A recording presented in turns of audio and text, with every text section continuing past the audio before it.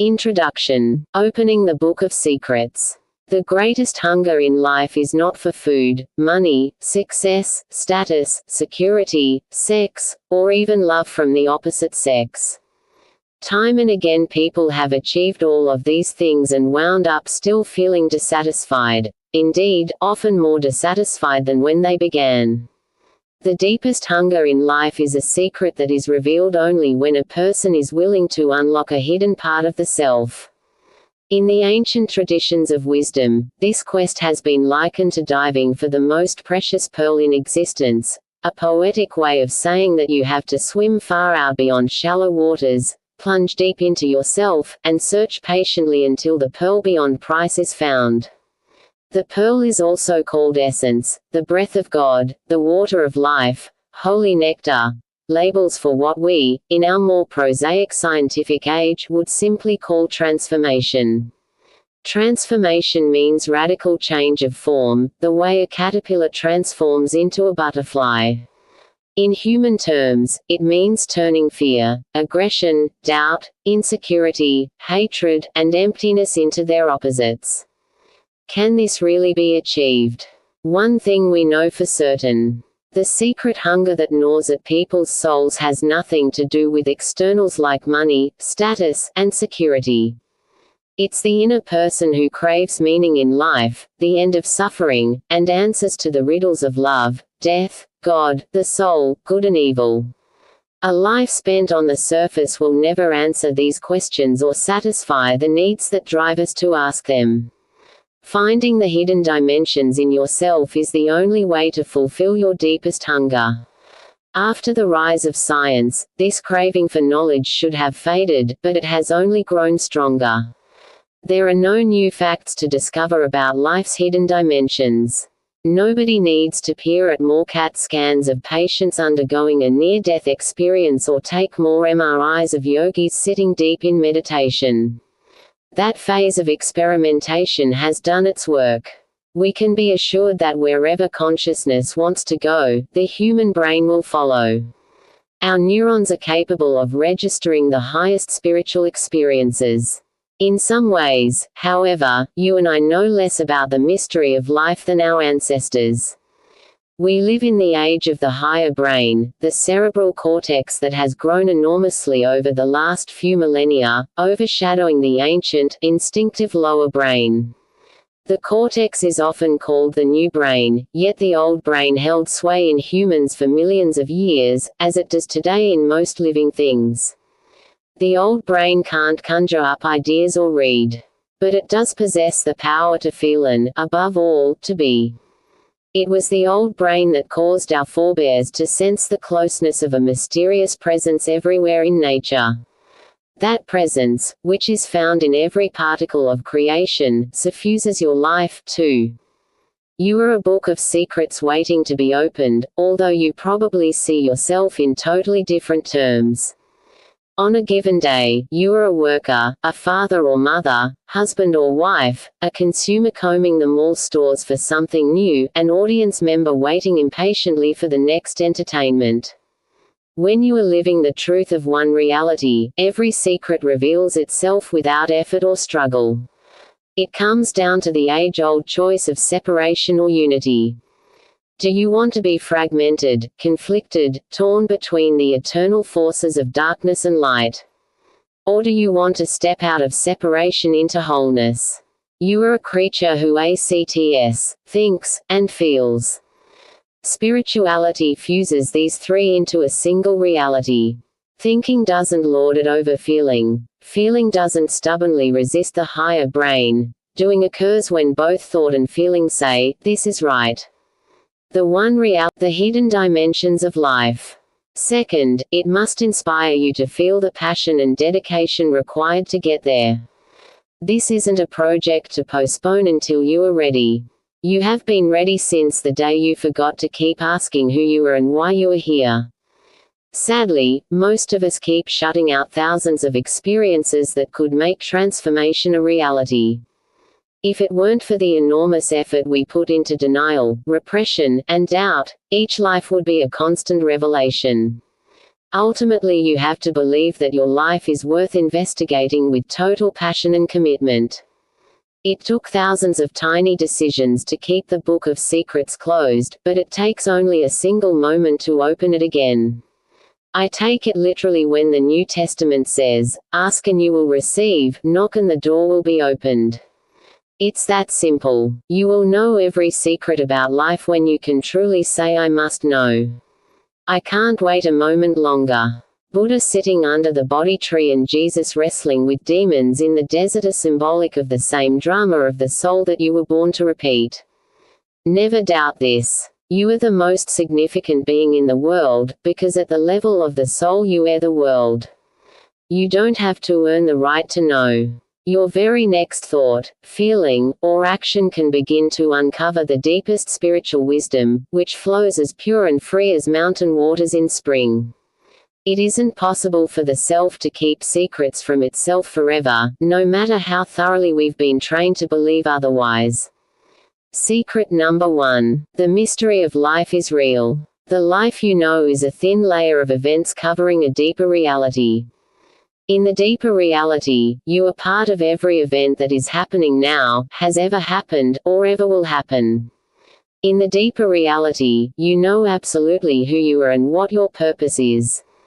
There is no confusion or conflict with any other person on earth. Your purpose in life is to help creation to expand and grow. When you look at yourself, you see only love. The mystery of life isn't any of these things, however. It's how to bring them to the surface. If someone asked me how to prove that there really is a mystery of life, the simplest proof would be just this enormous separation between deep reality and everyday existence. Ever since you and I were born, we've had a constant stream of clues hinting at another world inside ourselves. Haven't you ever fallen into a moment of wonder? Such moments may come in the presence of beautiful music, or at the sight of natural beauty that sends a shiver up your spine. Or you may have looked out of the corner of your eye at something familiar: morning sunlight, a tree swaying in the wind, the face of someone you love as he or she sleeps, knowing in that moment that life was more than it appears to be. Countless clues have come your way, only to be overlooked because they didn't form a clear message. I have met an astonishing number of people whose spiritual beginnings were nothing short of amazing. As children, they may have seen a grandmother's soul leave at the moment of her death, witnessed beings of light surrounding on a birthday, traveled beyond their physical bodies, or come home from school to see a beloved family member standing in the hallway, even though the person had just died in a terrible auto accident.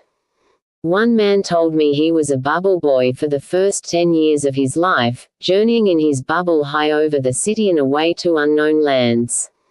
Millions of people, this is no exaggeration but testimony from public polls, have seen themselves bathed in a pearlescent white light at times. Or they heard a voice they knew came from God. Or they had invisible guardians in childhood, secret friends who protected them while they slept. Great sleuth like Sherlock Holmes would start his search from one elementary deduction. Something unknown wants to be known. A mystery that doesn't want to be known will just keep retreating the closer you come to it. The mystery of life doesn't behave that way. Its secrets are revealed immediately if you know where to look. But where is that? The body's wisdom is a good entry point into the hidden dimensions of life, because although completely invisible, the body's wisdom is undeniably real, a fact that medical researchers began to accept in the mid-1980s. The former view was that the brain's capacity for intelligence was unique. But then signs of intelligence began to be discovered in the immune system, and then in the digestive system. In both these systems, special messenger molecules could be observed circulating through every organ, bringing information to and from the brain, but also functioning on their own. A white cell that can distinguish between invading enemy bacteria and harmless pollen is making an intelligent decision, even though it floats in the bloodstream apart from the brain. 10 years ago, it would have seemed absurd to speak of intestines being intelligent. The lining of the digestive tract was known to possess thousands of nerve endings, but these were just remote outposts of the nervous system, a way for it to keep in touch with the lowly business of extracting nutrition from food. Now it turns out that the intestines are not so lowly after all. Their scattered nerve cells form a finely tuned system for reacting to outside events. An upsetting remark at work, the threat of danger, a death in the family. The stomach's reactions are just as reliable as the brain's thoughts, and just as intricate.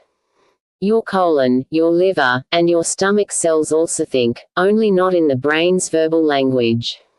What people had been calling a gut reaction turned out to be a mere hint of the complex intelligence at work in 100,000 billion cells. In a sweeping medical revolution, scientists have stepped into a hidden dimension that no one had ever suspected. Cells have been outthinking us for millions of years. In fact, their wisdom, more ancient than cortical wisdom, could be the best model for the only thing more ancient than they, which is the cosmos. Perhaps the universe has been outthinking us, too. No matter where I look, I sense what cosmic wisdom is trying to accomplish. It is much the same as what I myself want to accomplish: to grow, expand, and create. The main difference being that my body is cooperating with the universe better than I manage to. Cells have no problem fully participating in the mystery of life. Theirs is a wisdom of total passion and commitment. So let's see if we can link the qualities of bodily wisdom with the hidden dimensions we want to uncover. The wisdom you are already living. Identifying with the body's intelligence. 1. You have a higher purpose. 2. You are in communion with the whole of life.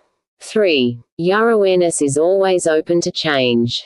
From moment to moment, it senses everything in your environment. 4. You feel acceptance for all others as your equal, without judgment or prejudice. 5. You seize every moment with renewed creativity, not clinging to the old and outworn.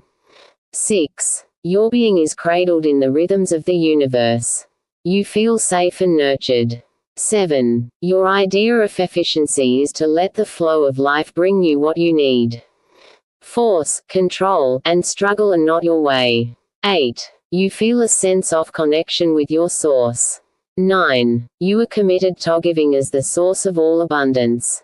10. You see all change, including birth and death, against the higher purpose. Every cell in your body agrees to work for the welfare of the whole, its individual welfare comes second.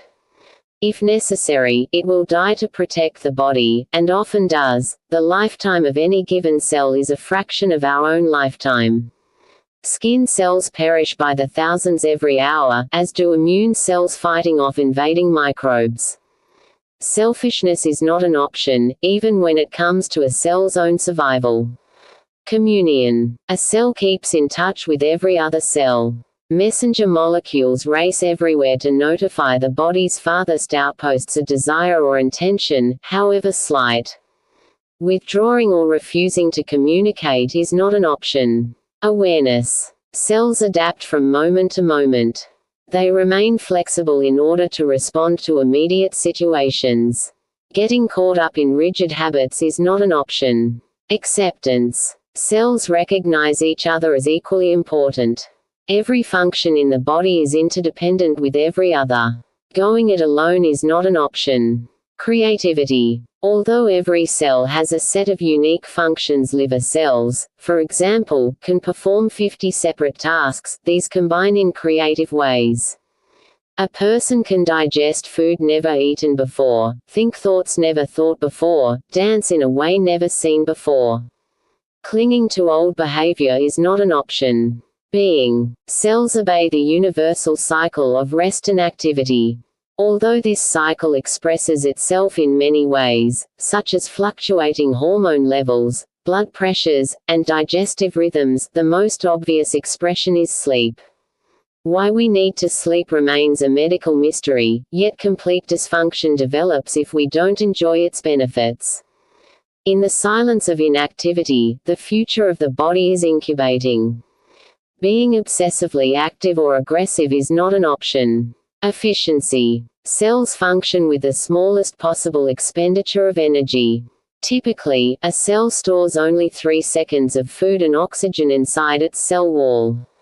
It trusts totally on being provided for. Excessive consumption of food, air, or water is not an option. Bonding. Due to their common genetic inheritance, cells know that they are fundamentally the same. The fact that liver cells are different from heart cells, and muscle cells are different from brain cells, does not negate their common identity, which is unchanging. In the laboratory, a muscle cell can be genetically transformed into a heart cell by going back to their common source. Healthy cells remain tied to their source no matter how many times they divide. For them, being an outcast is not an option. Giving. The primary activity of cells is giving, which maintains the integrity of all other cells. Total commitment to giving makes receiving automatic. It is the other half of a natural cycle. Hoarding is not an option. Immortality. Cells reproduce in order to pass on their knowledge, experience, and talents, withholding nothing from their offspring. This is a kind of practical immortality, submitting to death on the physical plane but defeating it on the non-physical. The generation gap is not an option. When I look at what my cells have agreed to, isn't it a spiritual pact in every sense of the word? The first quality, following a higher purpose, is the same as the spiritual qualities of surrender and selflessness. Giving is the same as returning to God what is God's. Immortality is the same as a belief in life after death. The labels adopted by the mind are not my body's concern, however. To my body, these qualities are simply the way life works. They are the result of cosmic intelligence expressing itself over billions of years as biology. The mystery of life was patient and careful in allowing its full potential to emerge. Scan the list of qualities again and take note of everything marked not an option: selfishness, refusing to communicate, living like an outcast, overconsumption, obsessive activity, and aggression. If our cells know not to behave in these ways, why do we? Why is greed good for us and yet spells destruction at the level of our cells, where greed is the basic mistake made by cancer cells? Why do we allow overconsumption to lead to an epidemic of obesity when our cells measure to the molecule how much fuel to consume? The very behavior that would kill our bodies in a day hasn't been renounced by us as people.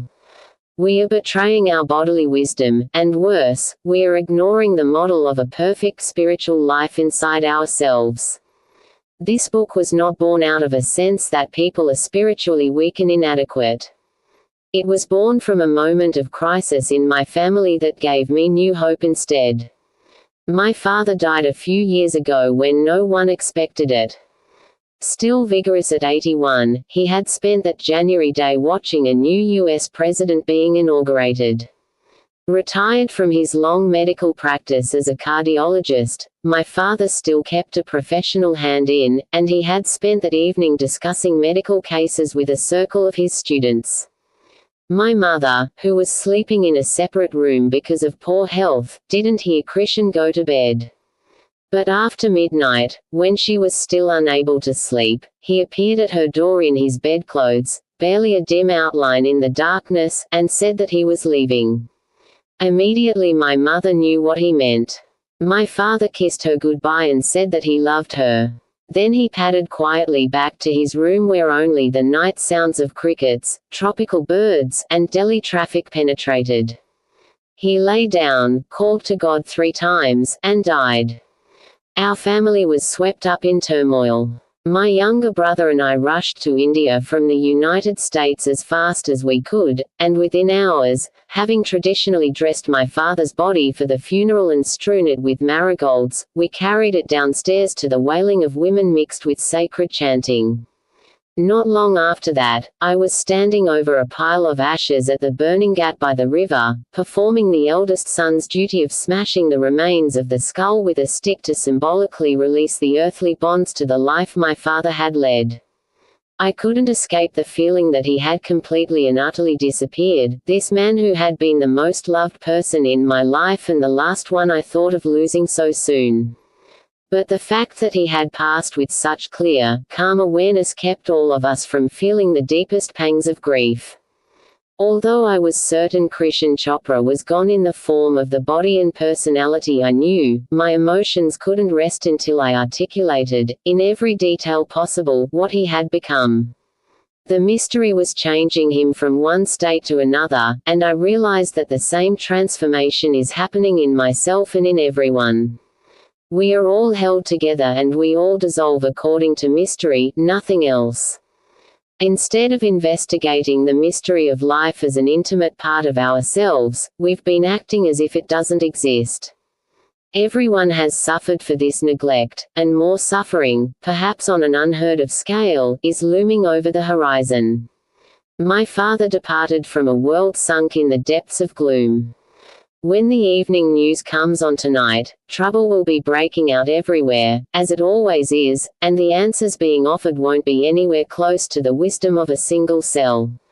Many people lose heart and withdraw from the challenge of so much suffering.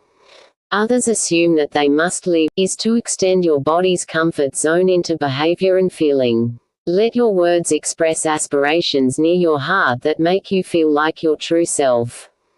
For example, higher purpose. I am here to serve. I am here to inspire. I am here to love. I am here to live my truth. Communion. I will appreciate someone who doesn't know that I feel that way. I will overlook the tension and be friendly to someone who has ignored me. I will express at least one feeling that has made me feel guilty or embarrassed. Awareness. I will spend 10 minutes observing instead of speaking. I will sit quietly by myself just to sense how my body feels. If someone irritates me, I will ask myself what I really feel beneath the anger, and I won't stop paying attention until the anger is gone. Acceptance. I will spend 5 minutes thinking about the best qualities of someone I really dislike. I will read about a group that I consider totally intolerant and try to see the world as they do. I will look in the mirror and describe myself exactly as if I were the perfect mother or father I wish I had had, beginning with the sentence, "How beautiful you are in my eyes." Creativity. I will imagine 5 things I could do that my family would never expect, and then I will do at least one of them. I will outline a novel based on my life. Every incident will be true, but no one would ever guess that I am the hero. I will invent something in my mind that the world desperately needs. Being. I will spend half an hour in a peaceful place doing nothing except feeling what it is like to exist. I will lie outstretched on the grass and feel the earth languidly revolving under me. I will take in 3 breaths and let them out as gently as possible. Efficiency. I will let at least 2 things out of my control and see what happens. I will gaze at a rose and reflect on whether I could make it open faster or more beautifully than it already does. Then I will ask if my life has blossomed this efficiently. I will lie in a quiet place by the ocean, or with a tape of the sea, and breathe in its rhythms. Bonding. When I catch myself looking away from someone, I will remember to look into the person's eyes. I will bestow a loving gaze on someone I have taken for granted. I will express sympathy to someone who needs it, preferably a stranger. Giving. I will buy lunch and give it to someone in need on the street, or I will go to a cafe and eat lunch with the person. I will compliment someone for a quality that I know the individual values in him or herself. I will give my children as much of my undivided time today as they want. Immortality. I will read a scripture about the soul and the promise of life after death. I will write down 5 things I want my life to be remembered for. I will sit and silently experience the gap between breathing in and breathing out, feeling the eternal in the present moment. Exercise number 2. Accident or intelligence. Every secret in this book goes back to the existence of an invisible intelligence that operates beneath the visible surface of life.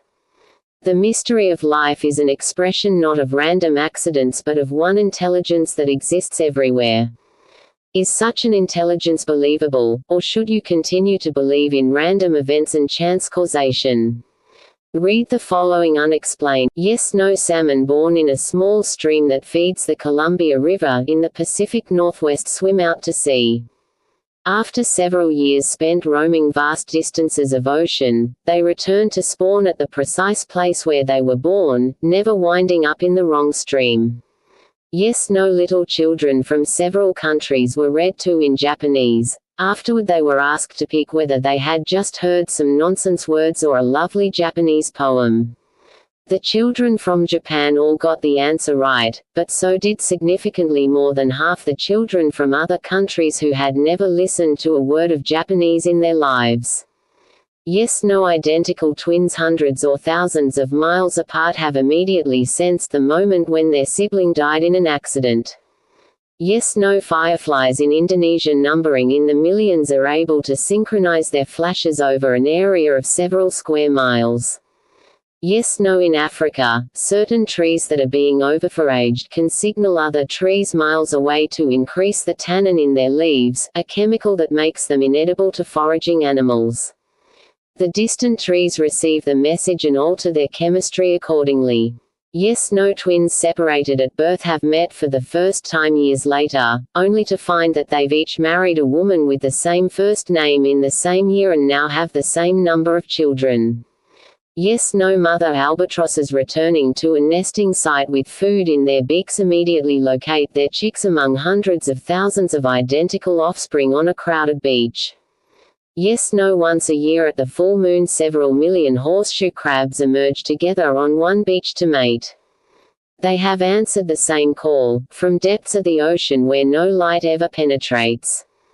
Yes/no when air molecules cause your eardrum to quiver no differently from a cymbal being hit with a stick, you hear a voice that you recognize speaking words you understand.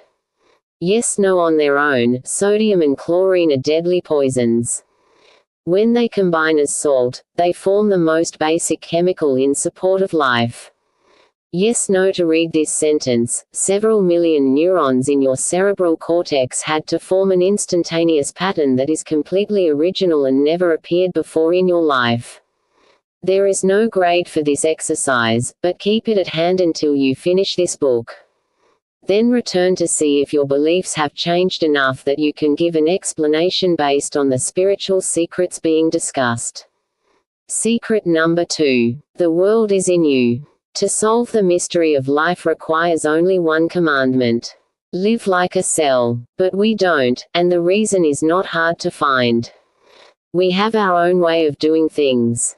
Our cells are fueled by the same oxygen and glucose that fueled amoebas 2 billion years ago, but we are attracted by high-fat, sugary, more or less frivolous fad foods.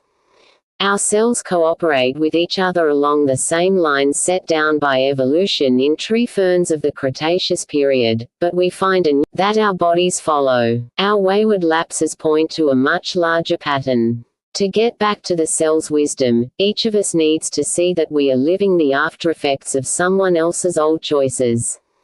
We were taught to follow a set of habits and beliefs that totally disregard the mystery of life. These beliefs are contained one inside the other like nested boxes. There is a material world. The material world is full of things, events, and people.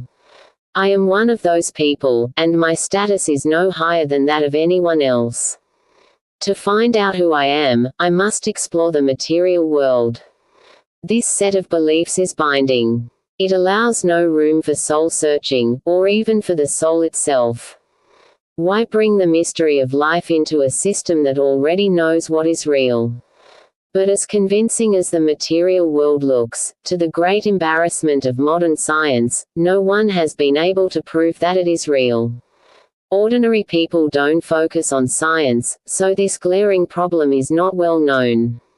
Yet any neurologist will assure you that the brain offers no proof that the outside world really exists and many hints that it doesn't.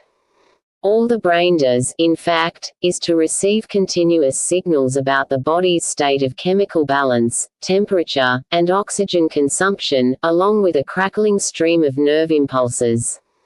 This mass of raw data starts out as chemical bursts with attached electrical charges.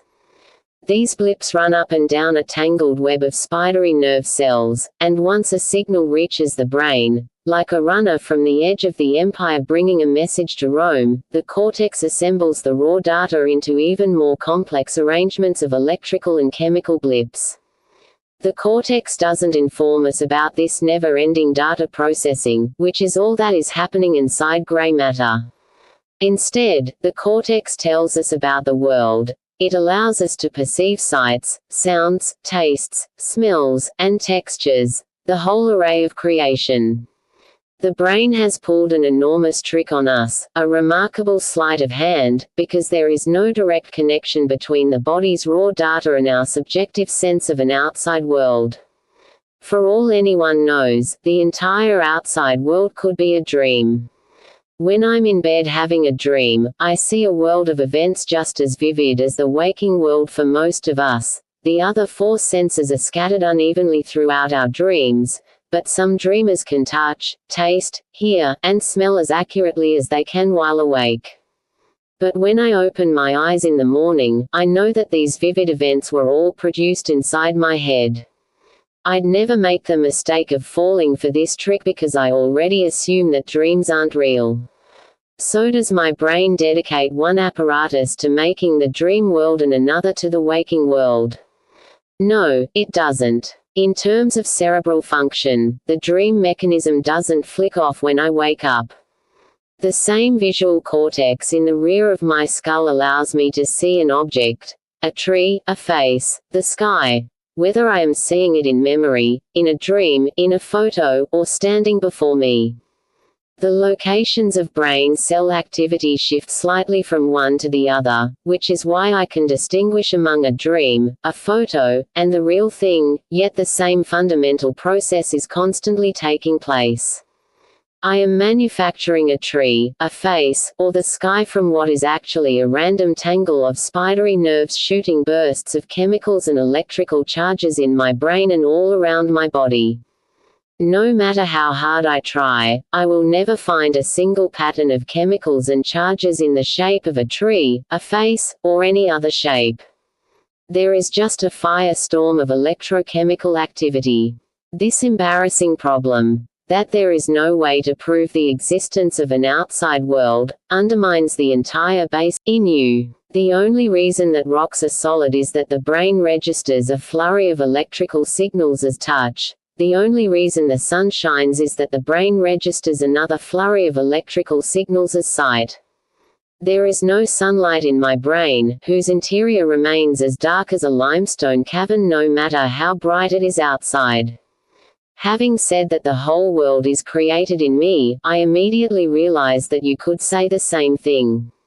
Are you in my dream or am I in yours? Or are we all trapped in some bizarre combination of each other's personal version of events?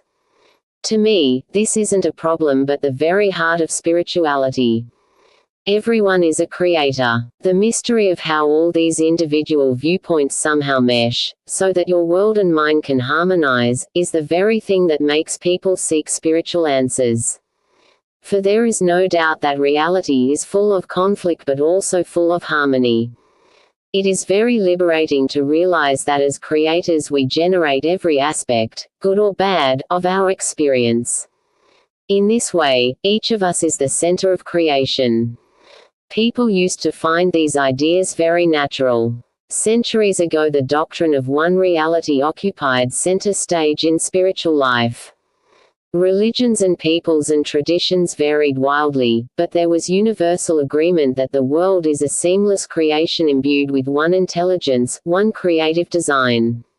Monotheism called the one reality God. India called it Brahman. China called it the Tao. By any name, every person existed within this infinite intelligence, and whatever we did on our own was part of creation's grand design. A person didn't have to become a spiritual seeker to find the one reality. Everybody's life already fit into it. The Creator permeated each particle of creation equally, and the same divine spark animated life in all its forms. Today we'd call this view mystical because it deals in invisible things. But if our ancestors had had access to microscopes, wouldn't they have seen concrete proof of their mysticism in the way cells behave? To believe in an all-embracing reality places everyone at the center of existence. The mystical symbol for this was a circle with a dot in the center, signifying that each individual the dot was secretly infinite the circle. This is like the tiny cell whose central dot of DNA connects it to billions of years of evolution. But is the concept of one reality mystical at all? Outside my window in winter I can usually spy at least one chrysalis dangling from a branch. Inside it a caterpillar has turned into a pupa that will emerge in spring as a butterfly. We are all familiar with this metamorphosis, having witnessed it as children or by reading Eric Carle's The Very Hungry Caterpillar. But what goes on invisibly inside the chrysalis remains deeply mysterious. The caterpillar's organs and tissues dissolve into an amorphous, soup-like state, only to reconstitute into the structure of a butterfly's body that bears no resemblance to a caterpillar at all. Science has no idea why metamorphosis evolved.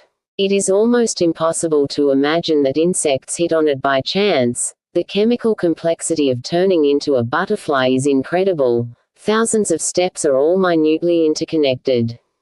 It's as if you dropped off a bicycle at the shop to be repaired, and when you came back the parts had become a Gulfstream jet. But we do have some idea about how this delicate chain of events is linked. Two hormones, one calijuvenile hormone, the other ecdysone, regulate the process, which looks to the naked eye like a caterpillar dissolving into soup. These two hormones make sure that the cells moving from larva to butterfly know where they are going and how they are to change. Some cells are told to die, others digest themselves, while still others turn into eyes, antennae, and wings. This implies a fragile and miraculous rhythm that must remain in precise character limit is exceeded. Cause the ball to fly through the air. The whole dream or painting fits together seamlessly. Here is another example. Two chemicals caldactin and myosin evolved eons ago to allow the muscles in insect wings to contract and relax. Thus, insects learn to fly. When one of these paired molecules is absent, wings will grow but they cannot flap and are therefore useless. Today, the same two proteins are responsible for the beating of the human heart, and when one is absent, the person's heartbeat is inefficient and weak, ultimately leading to heart failure. Again, science marvels at the way molecules adapt over millions of years, but isn't there a deeper intent?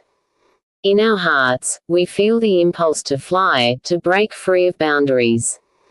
Isn't that the same impulse nature expressed when insects began to take flight? The prolactin that generates milk in a mother's breast is unchanged from the prolactin that sends salmon upstream to breed, enabling them to cross from saltwater to fresh. The insulin in a cow is exactly the same as the insulin in an amoeba. Both serve to metabolize carbohydrates, even though a cow is millions of times more complex than an amoeba. To believe in one reality that is totally interconnected isn't mystical at all, it turns out. How, then, did the belief in one reality fall apart? There was another alternative, which also put each person at the center of his or her own world. But instead of being included, one feels alone and isolated, driven by personal desire rather than a shared life force or communion through the soul.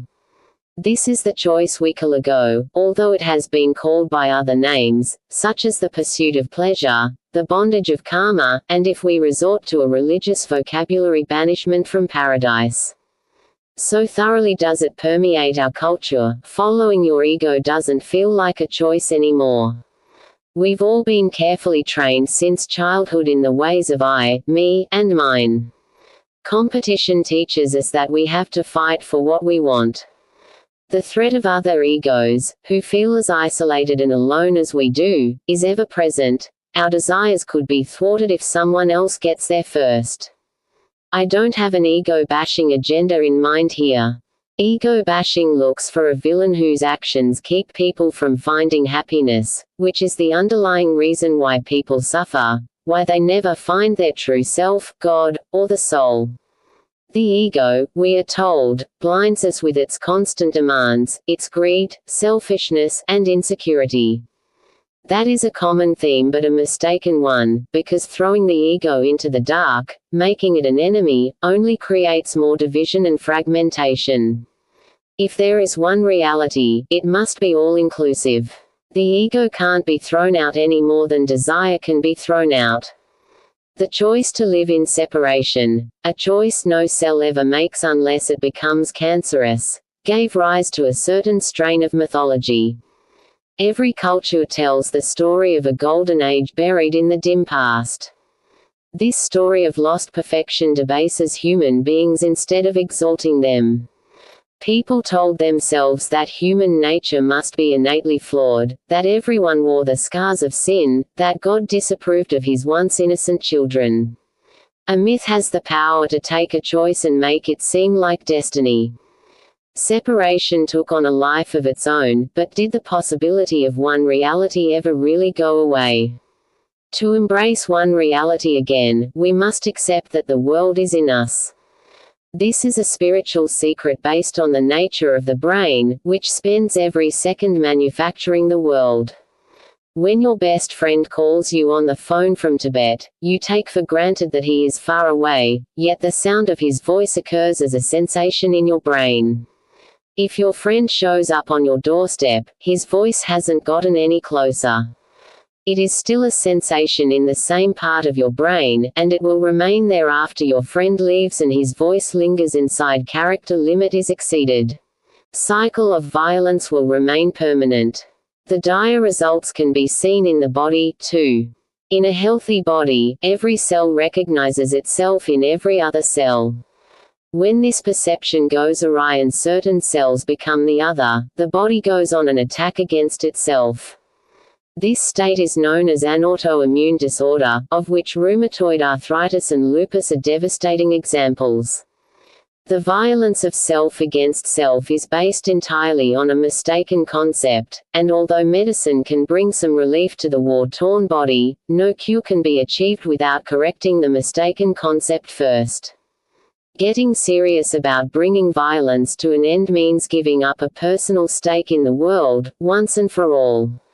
That alone will pluck violence out by the roots. This may sound like a shocking conclusion. One's immediate reaction is to say, "But I am my personal stake in the world." Fortunately, such isn't the case. The world is in you, not the other way around.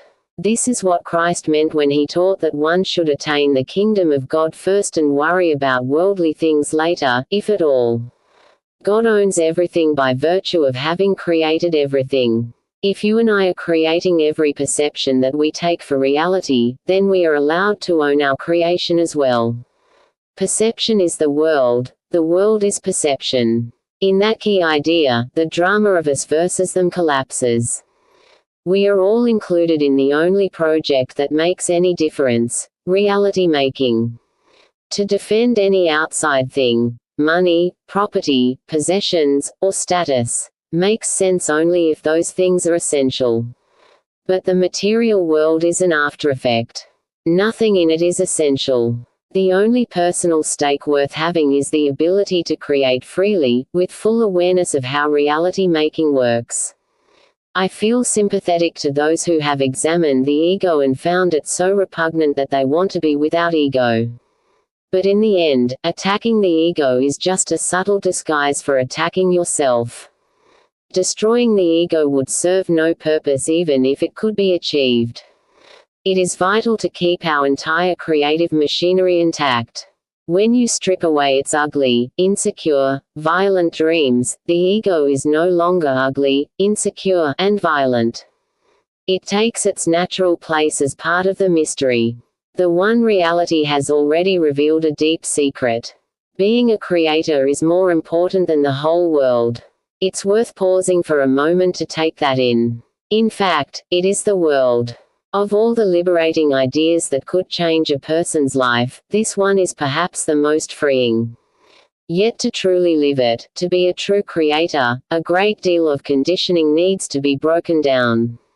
No one remembers being told to believe in the material world. Yet somehow we've learned to accept ourselves as limited beings. The outside world must be far more powerful. It dictates the storyline, not you. The world comes first. You come a distant second. The outside world will never produce any spiritual answers until you take on a new role as the manufacturer of reality. That feels strange at first, yet we can already see how a new set of beliefs is falling into place. Everything I am experiencing reflects myself. Therefore I don't have to try and escape. There is nowhere to escape to, and as long as I see myself as the creator of my reality, I wouldn't want to escape even if I could. My life is part of every other life. My connection to all living things makes it impossible that I have enemies. I feel no need to oppose, resist, conquer, or destroy. I have no need to control anyone or anything. I can effect change by transforming the only thing that I ever had control of in the first place, which is myself. Changing your reality to accommodate the second secret. To truly possess the second secret, begin to see yourself as a co-creator in everything that happens to you. One simple exercise is to sit wherever you are and look around. As your gaze falls on a chair, do I see order or disorder? Do I see my uniqueness? Do I see how I really feel? Do I see what I really want? Some things in your environment will speak instantly to these questions while others won't. A bright, cheerfully painted apartment open to the light stands for a very different state of mind than a dark basement efficiency. Yet a cluttered desk piled high with papers could stand for quite a few things. In a disorder, fear of meeting one's obligations, accepting too much responsibility, ignoring mundane details, and so on. This inconsistency is valid because we each express and at the same time hide who we are. Some of the time you express who you are, while at other times you detach from your real feelings, deny them, or find outlets that feel socially acceptable. If that sofa was bought just because it was cheap and you decided to make do, if the wall color is white because you didn't care what color you looked at, if you're afraid to throw out a picture because your in-laws gave it to you as a present, you are still seeing symbols of how you feel. Without dwelling on details, it is possible to scan someone's personal space and fairly accurately discern if that person is satisfied or dissatisfied with life, has a strong or weak sense of personal identity, is a conformist or nonconformist, values order over chaos, feels optimistic or hopeless. Now step into your social world. When you are with your family or friends, listen with your inner ear to what is going on. Ask yourself, do I hear happiness? Does being with these people make me feel alive, alert? Is there an undertone of fatigue? Is this just a familiar routine, or are these people really responding to each other? However you answer these questions, you are assessing your world and what is going on inside you. Other people, like the objects in your surroundings, are a mirror. Now turn on the evening news, and instead of watching it as if events are happening out there, tune in personally. Ask yourself, does this world I see feel safe or unsafe? Do I feel the fear and dismay of a disaster, or am I just being titillated and entertained? When the news is bad, am I still watching basically to be entertained? Which part of me does this program stand for? The part that dwells on one problem after another, or the part that wants to find answers? This exercise develops a new kind of awareness. You begin to break the habit of seeing yourself as an isolated, separate entity. The realization dawns that the whole world is actually no. Exercise number 2. Bringing home the world. To say that you are a creator isn't the same as to say that your ego is. The ego will always remain attached to your personality, and certainly your personality doesn't create everything around you. Creation doesn't happen on that level. Let's see, then, if we can get closer to the real creator inside you. We'll do this by meditating on a rose. Get a beautiful red rose and hold it in front of you. Inhale the fragrance and say to yourself, without me, this flower would have no fragrance. Take in the glowing crimson color and say to yourself, without me, this flower would have no color. Stroke the velvety petals and say to yourself, without me, this flower would have no texture. Realize that if you subtract yourself from any sensation, sight, sound, touch, taste, smell, the rose would be nothing but atoms vibrating in a void. Now consider the DNA that is inside each cell of the rose. Visualize the billions of atoms strung along a double helix and say to yourself, my DNA is looking at the DNA in this flower. The experience is not an observer looking at an object. DNA in one form is looking at DNA in another form. Now see the DNA begin to shimmer and turn into invisible vibrations of energy. Say to yourself, the rose has vanished into its primal energy. I have vanished into my primal energy. Now only one energy field is looking at another energy field. Finally, see the boundary between your energy and the rose's energy fade as one set of waves merges into another, like ocean waves rising and falling on the vast surface of an endless sea. Say to yourself, all energy comes from one source and returns to it. When I look at a rose, a tiny flicker of infinity is rising from the source to experience itself. Having followed this trail, you have arrived at what is truly real.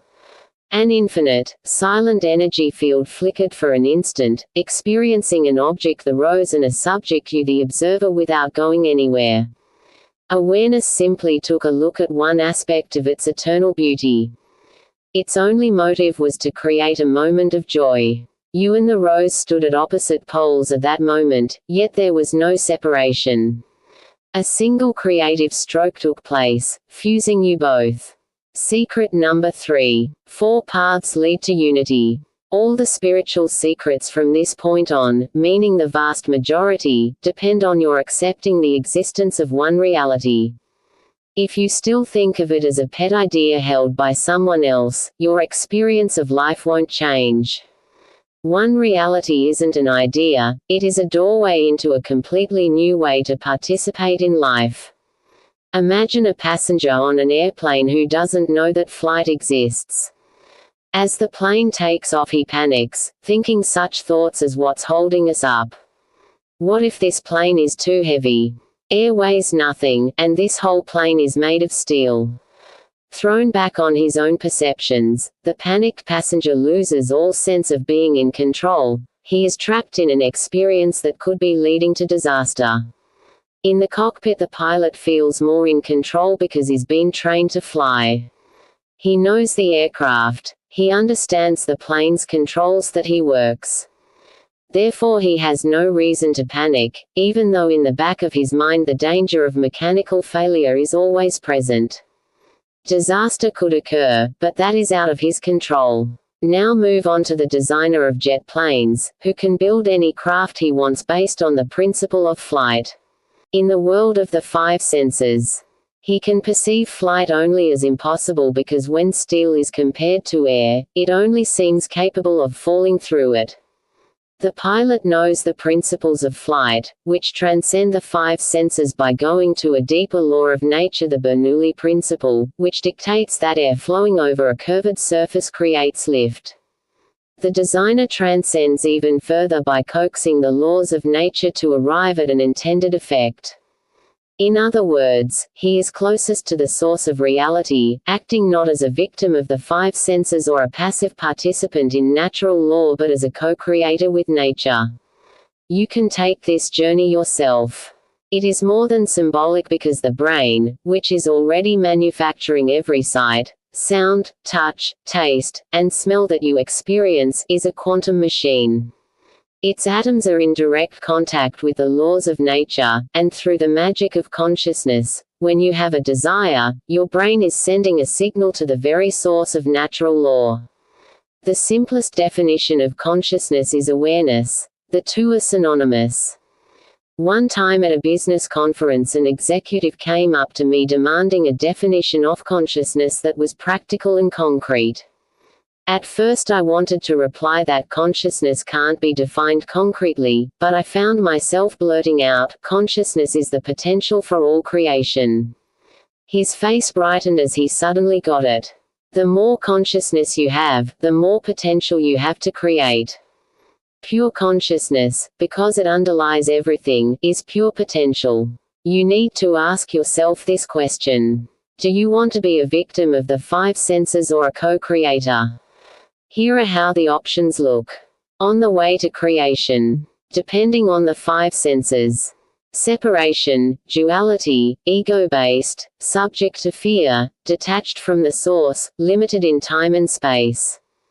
Depending on natural law. In control, less subject to fear, taps into natural resources, inventive, understanding, explores the reaches of time and space. Depending on consciousness. Creative, intimate with natural law, close to the source, boundaries dissolve, intentions turn into results, beyond time and space. Awareness is all that changes in the journey from separation to the one reality. When you depend on your five senses, you are aware of the physical world as primary reality. In such a world you must come second because you see yourself as a solid object made up of atoms and molecules. The only role your awareness has is to look upon the world out there. The five senses are extremely deceptive. They tell us that the sun rises in the east and sets in the west, that the earth is flat, that an object made of steel couldn't possibly be held up by air. The next stage of awareness depends upon laws of nature that are arrived at by thinking and experimenting. The observer is no longer a victim of deception. He can figure out the law of gravity using mathematics and thought experiments. Newton didn't have to sit under a tree and have an actual apple fall on his head. He could perform a thought experiment using images and the numbers that match those images. This was the process he followed, as did Einstein, by imagining how relativity worked. When the human brain considers the laws of nature, the material world is still out there to be explored. More power is gained over nature, but if this level of awareness was the ultimate one, as many scientists think it is, utopia would be a technological triumph. However, the brain can't set itself aside forever. The laws of nature that keep airplanes in the air also apply to every electron in the brain. Eventually someone has to ask, who am I? Who is doing all this thinking? That's the question that leads to pure awareness. For if you empty the brain of all thoughts as in a state of meditation, awareness turns out not to be empty, void, and passive. Beyond the limits of time and space, one process, and only one, is taking place. Creation is creating itself, using consciousness as its modeling clay. Consciousness turns into things in the objective world, into experiences in the subjective world. Break any experience down to its most basic element, and what you get are invisible ripples in the quantum field. Break down any object into its most basic element, and what you get is also a ripple in the quantum field. There is no difference, and by a stroke of supreme magic, the human brain doesn't have to stand outside the creative process. Just by paying attention and having a desire, you flip on the switch of creation. You flip it on, that is, if you know what you're doing. The victim of the five senses pre-scientific man and the explorer of the laws of nature scientists and philosophers are just as creative as someone experiencing pure awareness. Sages, saints, shamans, siddhis, sorcerers, pick any label you want. But they believe in limitations that are self-imposed. And because they do, those limitations turn into reality. The glory of the spiritual journey is the same as its irony. You acquire full power only by realizing that you have been using that power all along to thwart yourself. You are potentially the prisoner, the jailer, and the hero who opens the prison, all rolled into one. Instinctively we knew this all along. In fairy tales there is a magical connection between victims and heroes. The frog knows he is a prince, needing only the magic touch to regain his true status. Most fairy tales put the victim in peril, unable to break the spell until the magic is delivered from outside. The frog needs a kiss. The sleeping princess needs someone to break through the wall of thorns. Cinderella needs a fairy godmother with a magic wand. Fairy tales symbolize a belief in magic that wells up from the most ancient parts of our brain, but they also lament that we are not masters of this magic. This dilemma has frustrated everyone who has tried to embrace the one reality. Even when wisdom is gained and you realize that your own brain is producing everything around you, finding the control switch to creation is elusive. But there is a way. Behind any experience is an experiencer who knows what is happening. When I find a way to stand where the experiencer is standing, I will be at the still point around which the whole world turns. Getting there is a process that starts here and now. Every experience comes to us in one of four ways: as a feeling, a thought, an action, or simply a sense of being. At unexpected moments the experiencer is more present in these four things than usual. When that happens, we feel a change, a slight difference from our ordinary reality. Here is a list of such subtle changes taken from a notepad I kept by my side for several weeks. Feelings. A lightness in my body. A streaming or flowing sensation in my body. A sense that all is well, that I am at home in the world. A feeling of complete peacefulness. A sensation of coming to rest, as if a speeding car has glided to a halt. I need to find out what's real. I need to find out who I really am. My mind is becoming less restless. It wants to calm down.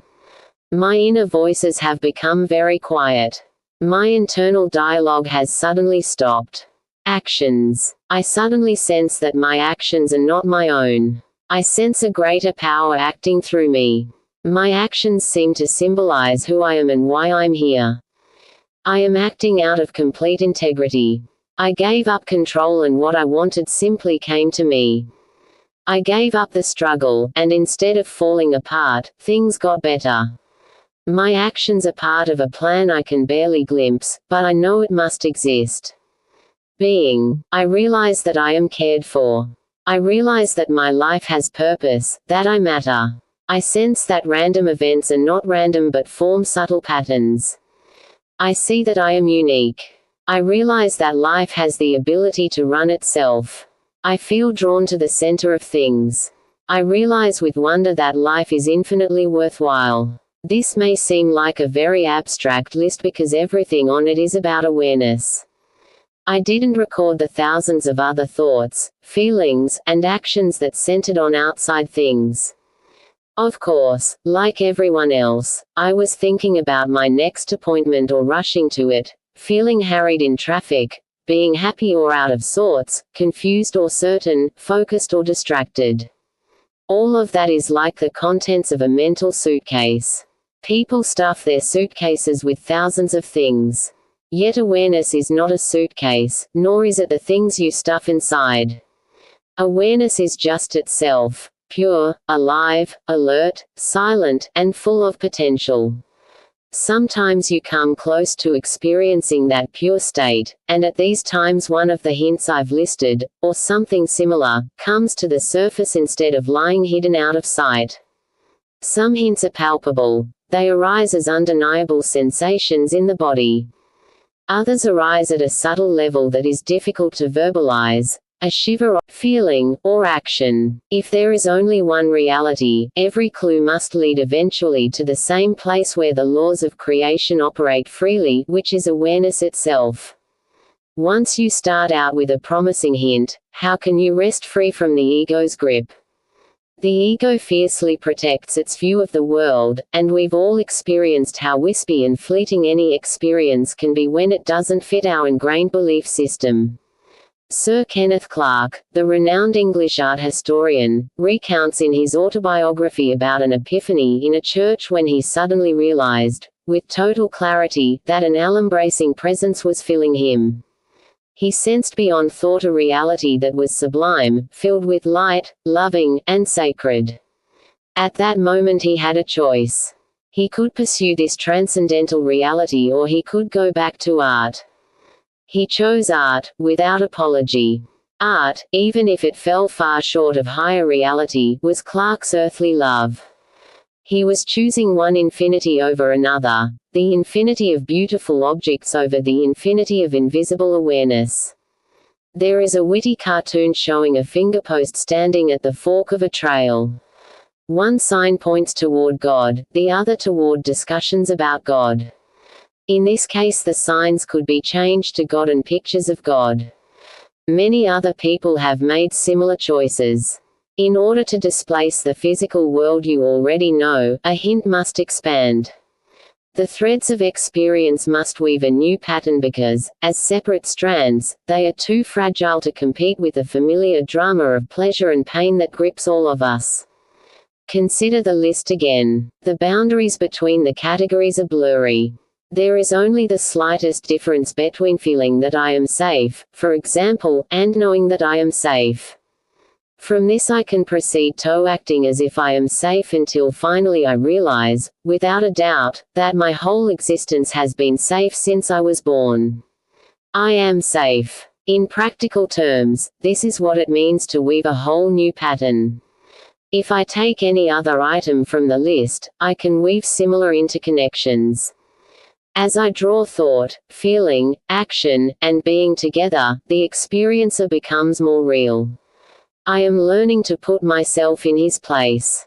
Then I can test this new reality to see if it has enough strength to replace an older, outworn picture of myself. You might want to pause for a moment and do just that. Choose any item that speaks to you, a sensation or thought you can remember having, and connect it to the other three categories. Let's say you pick I see that I am unique. Uniqueness means that there is no one else who is exactly like you. What feeling would go with that realization? Perhaps a feeling of strength and self-esteem, or a sensation of being like a flower with its own unique scent, form, and color. There is also the sensation of standing out from the crowd and being proud that you do. The thought might then come, I don't have to imitate anybody else. With this thought you might begin to feel free of other people's opinions about you. From this, a desire arises to act with integrity, to show the world that you know who you are. Thus, from one tiny sensation a whole new pattern emerges. You have found the path of expanded awareness. If you pursue a momentary glimpse of awareness, you will see how quickly it expands. A single thread leads to a complex tapestry. Yet this metaphor cannot explain how to change reality itself. To master pure awareness, you must learn how to live it. When an experience is so powerful that it motivates people to change the whole pattern of their lives, we call that a breakthrough, or an epiphany. The value of an epiphany doesn't lie just in some new or exciting insight. You might be walking down the street and pass a stranger. Your eyes meet, and for some reason there is a connection. It isn't sexual or romantic or even a suspicion that this person could mean something in your character limit is exceeded. Sudden glimpse of freedom in which the underlying experiencer is directly confronted, without interference. One looks at a beautiful woman and suddenly one sees beauty itself. Or one looks at the sky and suddenly one sees an infinity beyond. No one else, however much you love and adore the person, sees the true significance of your private epiphanies. The secret belongs to you, with you, in you. In the title Shiva Sutra, the word Shiva means God and the word Sutra means thread, so quite deliberately the reader is being shown tiny threads that lead back to the eternal source. There is a wider context for the Shiva Sutras, which requires following the path that is opened up by an epiphany. In the Vedic tradition, each person can choose 4 paths that arise from feeling, thinking, acting, and being. Each path is called Yoga, the Sanskrit word for union, because unity, merging with one reality, was the goal. Over the ages, the four yogas have come to define specific paths that suit the kind of temperament a seeker has, although in truth you can follow several or all at once. Bhakti Yoga leads to unity by loving God. Karma Yoga leads to unity through selfless action. Jnana Yoga leads to unity through knowledge. Raj Yoga leads to unity through meditation and renunciation. Literally translated, the fourth path, Raj Yoga, means the royal way to union. What makes it royal is a belief that meditation transcends the other three paths. But the fourth path is also inclusive. By following it you are actually following all four at once. Your meditations go directly to the essence of your being. That essence is what love of God, selfless action, and knowledge are trying to reach. It's not necessary to think of the four paths as being Eastern. These yogas were the original seeds, the means that brought unity within reach. Everyone has feelings, so everyone can be on the path of feeling. The same is true for thinking, acting, and being. So the vision of yoga is simply that unity is possible for anyone, starting from wherever you happen to be.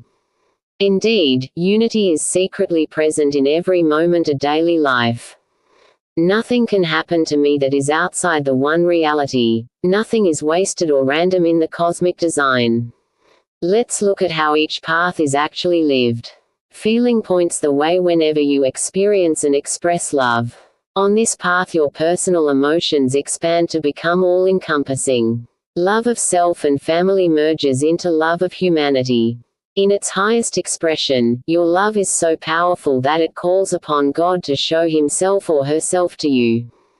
The yearning heart finds ultimate peace by uniting with the heart of creation. Thinking points the way whenever your mind stops being restless and speculative. On this path, you silence your internal dialogue in order to find clarity and stillness. It takes clarity for your mind to see that it doesn't have to be so driven. Thinking can turn into knowing, which is to say wisdom. With greater clarity your intellect looks into any problem and sees the solution. As your knowingness expands, personal questions fade. What your mind really wants to know is the mystery of existence. Questions knock on the door of eternity, at which point only the Creator can answer them for you. The fulfillment of this path comes when your mind merges with the mind of God. Action points the way whenever you surrender. On this path your ego's control over action is loosened. Your actions stop being motivated by selfish wants and wishes. At the beginning, it is inescapable that you will be acting for yourself because, even if you try to be completely selfless, you will be earning personal satisfaction. In time, however, action detaches from the ego. Doing becomes motivated by a force outside yourself. This universe dharma. In other words, personal attachment to your own actions is turned into non-attachment through performing God's actions. This path reaches its fulfillment when your surrender is so complete that God runs everything you do. Being points the way whenever you cultivate a self beyond ego. At the outset the sense of I is attached to fragments of your real identity. I is an accumulation of everything that has happened to you since you were born. This shallow identity gets exposed as an illusion, a mask that hides a much greater I existing in everyone. Your real identity is a sense of existence pure and simple, which we'll call I am. All creatures share the same I am, and fulfillment occurs when your being embraces so much that God is also included in your sense of being alive. Unity is a state in which nothing is left out of I am. Yoga is seen in the West as a renunciant's path, a way of life that demands giving up family and possessions. Wandering yogis with their begging bowls, of the kind that used to be seen in every village in India, symbolize such a life. But outer trappings don't signify renunciation, which happens on the inside no matter how much or how little you possess materially. Internally, a crucial decision is made. I am starting over. In other words, you renounce your old perceptions, not your possessions. When your heart grows sick of the violence and divisiveness in the world, starting over is the only choice. You stop looking at the reflections and turn instead to the source. The universe, like any mirror, is neutral. It reflects back whatever is in front of it, without judgment or distortion. If you can trust that, then you have taken the crucial step of renunciation. You've renounced the belief that the outer world has power over you. As with everything else on the path to unity, living this truth is what will make it true. Changing your reality to accommodate the third secret. Finding a path back to your source is a matter of letting life settle down to where it wants to be. There are gross and subtle levels of every experience, and the subtler levels are more sensitive, awake, and meaningful than the gross. As an exercise, begin to observe when you touch upon subtle levels in your own awareness. Notice how these feel compared to the grosser levels.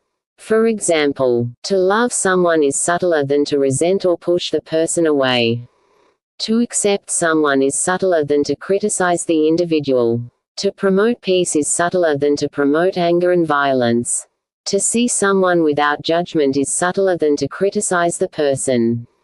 If you let yourself feel it, the subtler side of each experience puts the mind at ease, decreases stress, and results in less restless thinking and less pressure at the emotional level.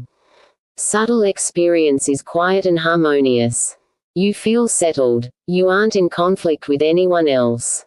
There is no overblown drama or even any need for it. Once you have identified it, begin to favor the subtle side of your life. Value this level of awareness. Only if you value it will it grow. If you favor the grosser levels instead, the world will reflect your perception back to you. It will always remain divisive, disturbing, stressful, and threatening. The choice is yours to make at the level of consciousness because, in the infinite diversity of creation, every perception gives rise to a world that mirrors it.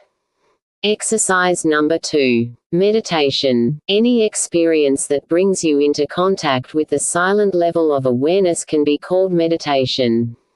You may have spontaneously, haven't yet, then you might adopt one of the more formal meditation practices that appear in every spiritual tradition. The simplest, perhaps, is breathing meditation, as follows. Sit quietly with your eyes closed in a room with the lights low and no distractions from the telephone or knocks at the door. Shut your eyes for a few minutes, then become aware of your breathing. Let your attention follow your breath as it gently, naturally draws inward. Do the same as the breath flows outward. Don't make any attempt to breathe with a certain rhythm and don't try to make your breath deep or shallow. By following your breath you are aligning yourself with the mind-body connection, the subtle coordination of thought and prana, the subtle energy contained in the breath. Some people find it easier to stay with their breathing if they repeat a sound, one syllable for the out-breath, one for the inner. Aham is a traditional sound useful for this purpose. You can also adopt the seed mantras or ritual sounds as described in any text on Eastern spiritual teachings. Perform this meditation for 10 to 20 minutes twice a day. You will become aware of your body relaxing. Since most people are storing massive amounts of fatigue and stress, you may even fall asleep. Don't worry about this, or about any sensation or thought that crops up as your mind grows quieter. Rely on the body's natural tendency to release stress. This is a gentle meditation that has no negative side effects or dangers as long as you are healthy. If you feel pain anywhere or a repeated sense of discomfort, these may be symptoms of undiagnosed illness. In that case, should such feelings persist, you need to ask for medical help. The relaxing effect will continue, yet you will also begin to notice that you are more self-aware. You may gain a sudden insight or inspiration. You may start to feel more centered. Sudden spurts of energy or alertness may occur. These effects vary from person to person, so be open to whatever comes. The overall purpose of meditation is the same for everyone, however. You are learning to relate to awareness itself, the purest level of experience. Secret number 4. What you seek, you already are. When I turned 21 as a medical student in New Delhi, I had my choice of two kinds of friends. The materialistic kind got out of bed at noon and went to all-night parties where everyone drank Coca-Cola and danced to Beatles records. They had discovered cigarettes and women, perhaps even bootleg liquor, which was much cheaper than imported scotch. The spiritual kind got up at dawn to go to temple, about the time the materialists were staggering home with hangovers, and they ate rice out of a bowl and drank water or tea, usually out of the same bowl. It didn't seem strange at the time that all the materialists were Indians and all the spiritual types were Westerners. The Indians couldn't wait to leave home and go someplace where Coca-Cola, good tobacco, and legal whiskey were cheap and plentiful. The Westerners kept asking where the real holy men were in India, the kind who could levitate and heal lepers by touching them. As it happened, I ran with the materialists, who were all around me in class.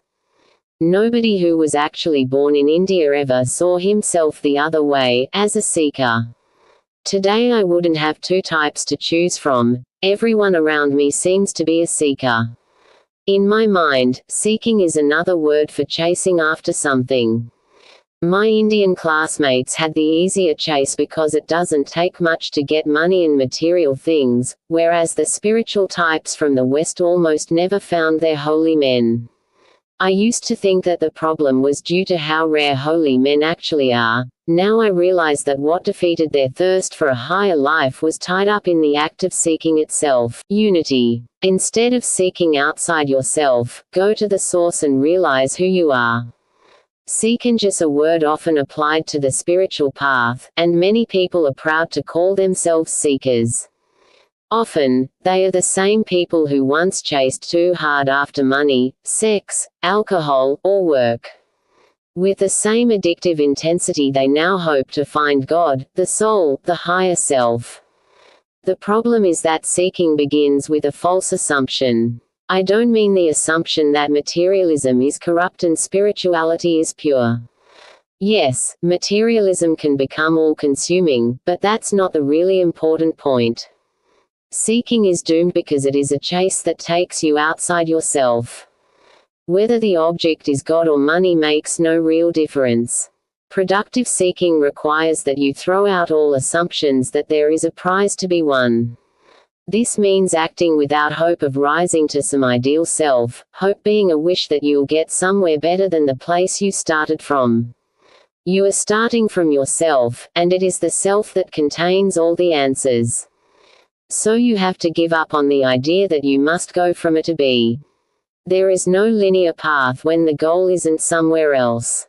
You must also discard fixed judgments about high and low, good and evil, holy and profane. The one reality includes everything in its tangle of experiences, and what we are trying to find is the experiencer who is present no matter what experience you are having. Looking at the people who race around trying to be models of goodness, someone coined the apt phrase spiritual materialism, the transfer of values that work in the material world over to the spiritual world. Spiritual materialism. Pitfalls of the seeker. Knowing where you're going. Struggling to get there. Using someone else's map. Working to improve yourself. Setting a timetable. Waiting for a miracle. There's no better way to be a genuine seeker than to avoid these pitfalls. Don't know where you're going. Spiritual growth is spontaneous. The big events come along unexpectedly, and so do the small ones. A single word can open your heart, a single glance can tell you who you really are. Awakening doesn't happen according to the plan. It's much more like putting together a jigsaw puzzle without knowing the finished picture in advance. The Buddhists have a saying, if you meet the Buddha on the path, kill him, which means if you're following a spiritual script written in advance, bury it. All you can imagine in advance are images, and images are never the same as the goal.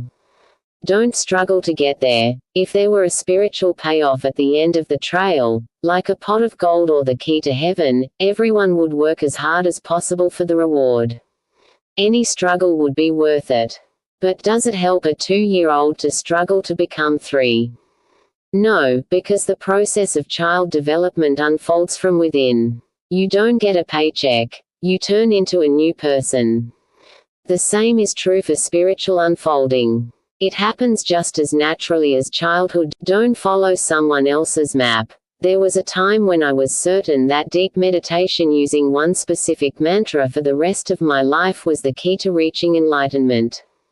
I was following a map laid down thousands of years ago by venerable sages who belonged to India's greatest spiritual tradition. But caution is always required. If you follow someone else's map, you could be training yourself in a fixed way of thinking. Fixed ways, even those devoted to spirit, are not the same as being free. You should glean teachings from all directions, keeping true to those that bring progress yet remaining open to changes in yourself. Don't make this a self-improvement project. Self-improvement is real. People get stuck in bad places that they can learn to get out of. Depression, loneliness, and insecurity are tangible experiences that can be improved. But if you seek to reach God or enlightenment because you want to stop being depressed or anxious, if you want greater self-esteem or less loneliness, your search may never end. This area of understanding isn't cut and dried. Some people feel tremendously self-improved as their awareness expands, but it takes a strong sense of self to confront the many obstacles and challenges that lie on the path. If you feel weak or fragile, you may feel weaker and more fragile when you confront the shadow energies within. Expanded awareness comes at a price. You have to give up your limitations. And for anyone who feels victimized, that limitation is often so stubborn that spiritual progress becomes very slow. To the extent that you feel any deep conflict inside yourself, a large hurdle stands before you on the path. The wise thing is to seek help at the level where the problem exists.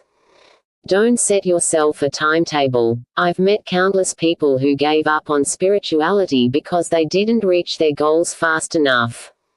I gave it 10 years.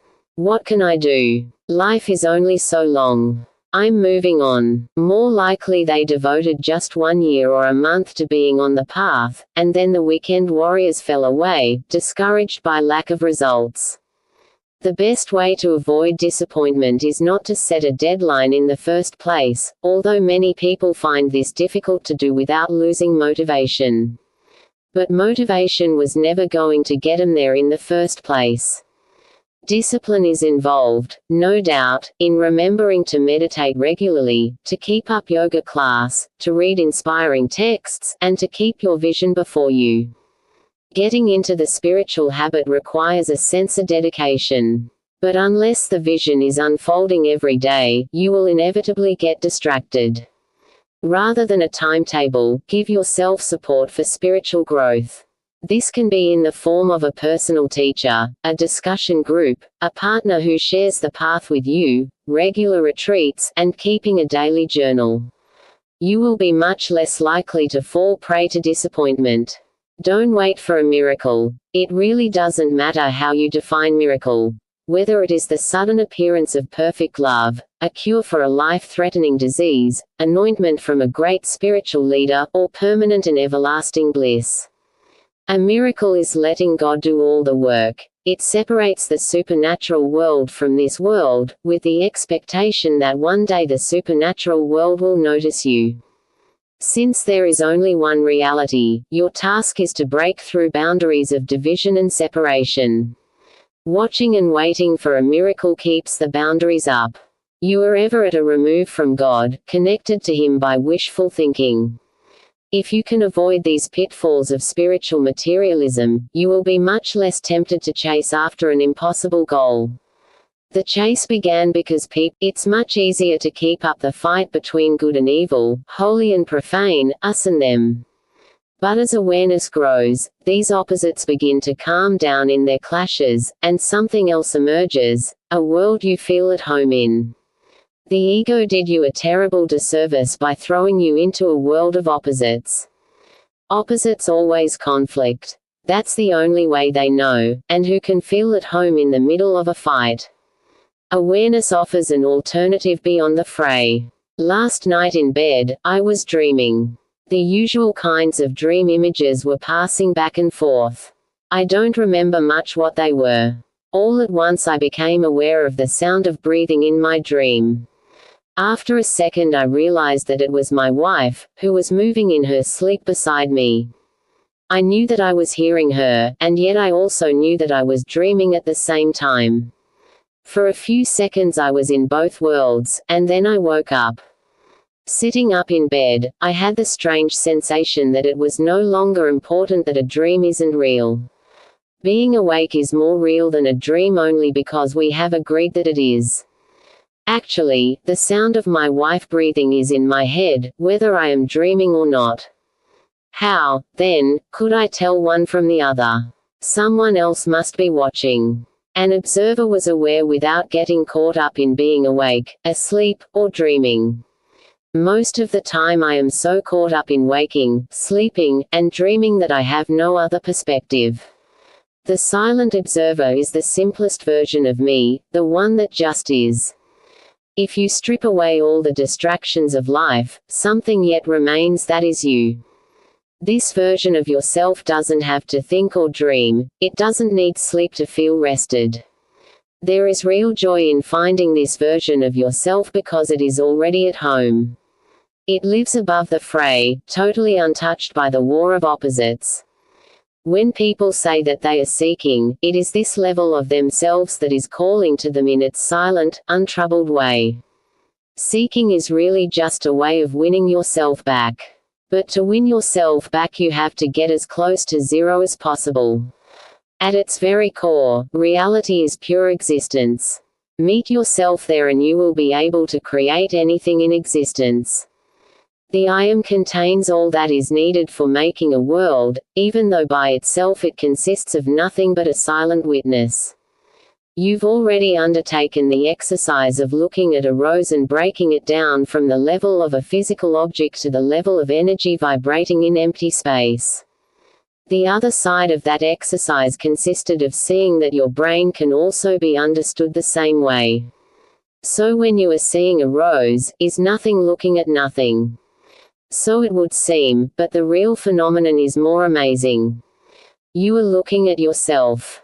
One part of your awareness, which you call yourself, is gazing upon itself in the form of a rose. There is no solid core to either the object or the observer. There is no person inside your head, only a swirl of water, salt, sugar, and a handful of other chemicals like potassium and sodium. This whirlpool of a brain is always flowing, and thus every experience is swept along in currents and eddies as swiftly as a mountain stream. So, where is the silent observer located if not in my brain? Neurologists have found locations for all kinds of mental states. No matter what a person is experiencing, depression, elation, creativity, hallucination, amnesia, paralysis, sexual longing, or anything else, the brain displays a signature pattern of activity, exactly the same tangled experience of anyone caught at a spiritual crossroads. In both cases, everything is on the move in a new way. The brain is motivating the body is bringing new information to the brain, unexpected actions begin to emerge from nowhere, and even though the whole mixture feels scary, a certain exhilaration drives us forward. I don't know where I'm going, but I have to get there. All experience takes place within the bubbling cauldron of creation. Every moment of life sweeps the body along in an uncertain balance of mind, emotions, perceptions, behavior, and outside events. Your attention gets pulled here and there. In a moment of awakening, the brain is just as confused, joyful, insecure, uneasy, and astonished as a baby finding his legs. But at the level of the witness, this confused mix is utterly clear. It's all one thing. Look at the baby again. As he lurches across the floor, the whole world totters with him. There's no steady place to stand, no way of saying, I am in control. This is going to turn out the way I want it to. The baby has no choice but to plunge his whole being into a world that is bursting into new dimensions. Can anyone live this way, plunging into new dimensions, all the time? No, stability must be found. Since childhood, all of us have found a stable point through the ego. We imagine a fixed I who is in control, at least as much as possible. But there is another, far more stable point of stability, the witness. Meeting the silent witness. How to seek within. 1. Follow the flow of awareness. 2. Don't resist what's happening inside. 3. Open yourself to the unknown. 4. Don't censor or deny what you feel. 5. Reach beyond yourself. 6. Be genuine, speak your truth. 7. Let the center be your home. Follow the flow. The phrase follow your bliss has become a maxim for many people. The principle behind the maxim is that whatever brings a person deepest joy is a reliable guide to follow into the future. An even more reliable guide is to follow your awareness as it grows. Sometimes awareness doesn't equate with joy or bliss. You may be aware of a hidden need to feel grief or a nagging sense of unease or discontent with the limitations of your present life. Most people don't follow these signs. They search for outside sources of happiness, and they think their bliss comes from them. If you follow your awareness, however, you will find that it cuts a path through time and space. Awareness cannot unfold without also unfolding outside events that mirror it. Thus, desire and purpose are linked. If you follow your desire, the purpose reveals itself. There is a flow that links disconnected events, and you are this flow. When you were a child, the flow took you from one stage of development to the next. As an adult, it can do the same. No one can predict your next step of unfoldment, including yourself.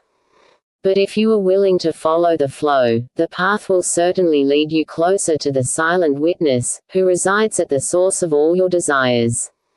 Don't resist what's happening. It's impossible to be new and old at the same time, yet we all wish we could stay the way we are while changing in ways we desire. This is a perfect formula for getting stuck. To seek who you are, you have to let go of old images about yourself. Whether you like yourself or not is irrelevant. Someone with high self-esteem and proud accomplishments is still caught up in the battle of opposites. In fact, such people usually think they are winning the battle for the good side. The part of yourself that has found peace from all concoction has a life of its own. It motors forward through time and space, experiencing only those things that it knows. A new experience isn't really new, it is just a slight twist on very familiar sensations. To open yourself to the unknown means cutting the ground out from under your familiar reactions and habits. Notice how often the same words come out of your mouth, the same likes and dislikes dictate what you do with your time, the same people fill your life with routine. All of this familiarity is like a shell. The unknown is outside the shell, and to encounter it, you have to be willing to welcome it in. Don't censor or deny what you feel. On the surface, everyday life has become much more comfortable than ever before. Yet people still lead lives of quiet desperation. The source of this desperation is repression, a sense that you cannot be what you want to be, cannot feel what you want to feel, cannot do what you want to do. A creator should never be trapped in this way. No authority looms over you to enforce repression, it is entirely self-enforced. Any part of yourself that you cannot face puts a barrier between you and reality. Yet emotions are entirely private. Only you know how you feel, and when you stop censoring your emotions, the effect goes far beyond feeling better. Your aim is not to experience only positive emotions. The road to freedom is not through feeling good, it is through feeling true to yourself. We all owe emotional debts to the past, in the form of feelings we couldn't allow ourselves to express. The past isn't over as long as these debts go unpaid. You don't have to return to the person who made you angry or afraid, with the intention of revising how the past turned out. For that person, the impact can never be the same as it is for you. The purpose of getting rid of emotional debt is to find your place in the present. The ego has a repertoire of rationalizations for not being emotionally free. I'm not the kind of person who feels like that. I should be over it. No one wants to hear about these feelings. I don't have a right to feel hurt. It isn't fair to everyone else. I'll only open old wounds. The past is the past. If you find yourself saying such things as a deflection from facing painful feelings, you may succeed in keeping them repressed. But every hidden, blocked feeling is like a chunk of frozen consciousness. Until it thaws, you are saying I am this hurt even as you refuse to look at it, it has you in its grip. This is another obstacle between you and the silent witness that must be dissolved. Time and attention have to be paid, sitting with your feelings and letting them say what they have to say. Reach beyond yourself. When you are inhabiting a self that is fixed and set in place, you may think that you have attained something positive. As people say, now I know who I am. What they really know is an imitation of a real self, a collection of habits, labels, and preferences that is entirely historical. You have to reach beyond this self-created identity to find the source of new energy. The silent witness is not a second self. It doesn't resemble a new suit hanging in the closet that you can reach for and put on to replace the shabby suit you've worn out. The witness is a sense of self that lies beyond boundaries. There's a haunting poem by the great Bengali poet Rabindranath Tagore in which, because I can't remain close to you forever. I can't escape without being conquered. From the blue sky and I will gaze down. To summon me in silence. I will receive death utterly at your feet. To me, this is a perfect description of reaching beyond yourself. Having lived with a hard place in the heart, you still can't avoid your real self. It is the silent I looking down. Instead of saying, I will receive death, the poet could have said, I will receive freedom or I will receive joy.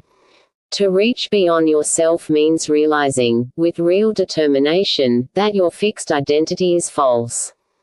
Then, when the ego demands that you see the world from the perspective of what's in it for me, you can free yourself by saying in return, that me isn't in charge anymore.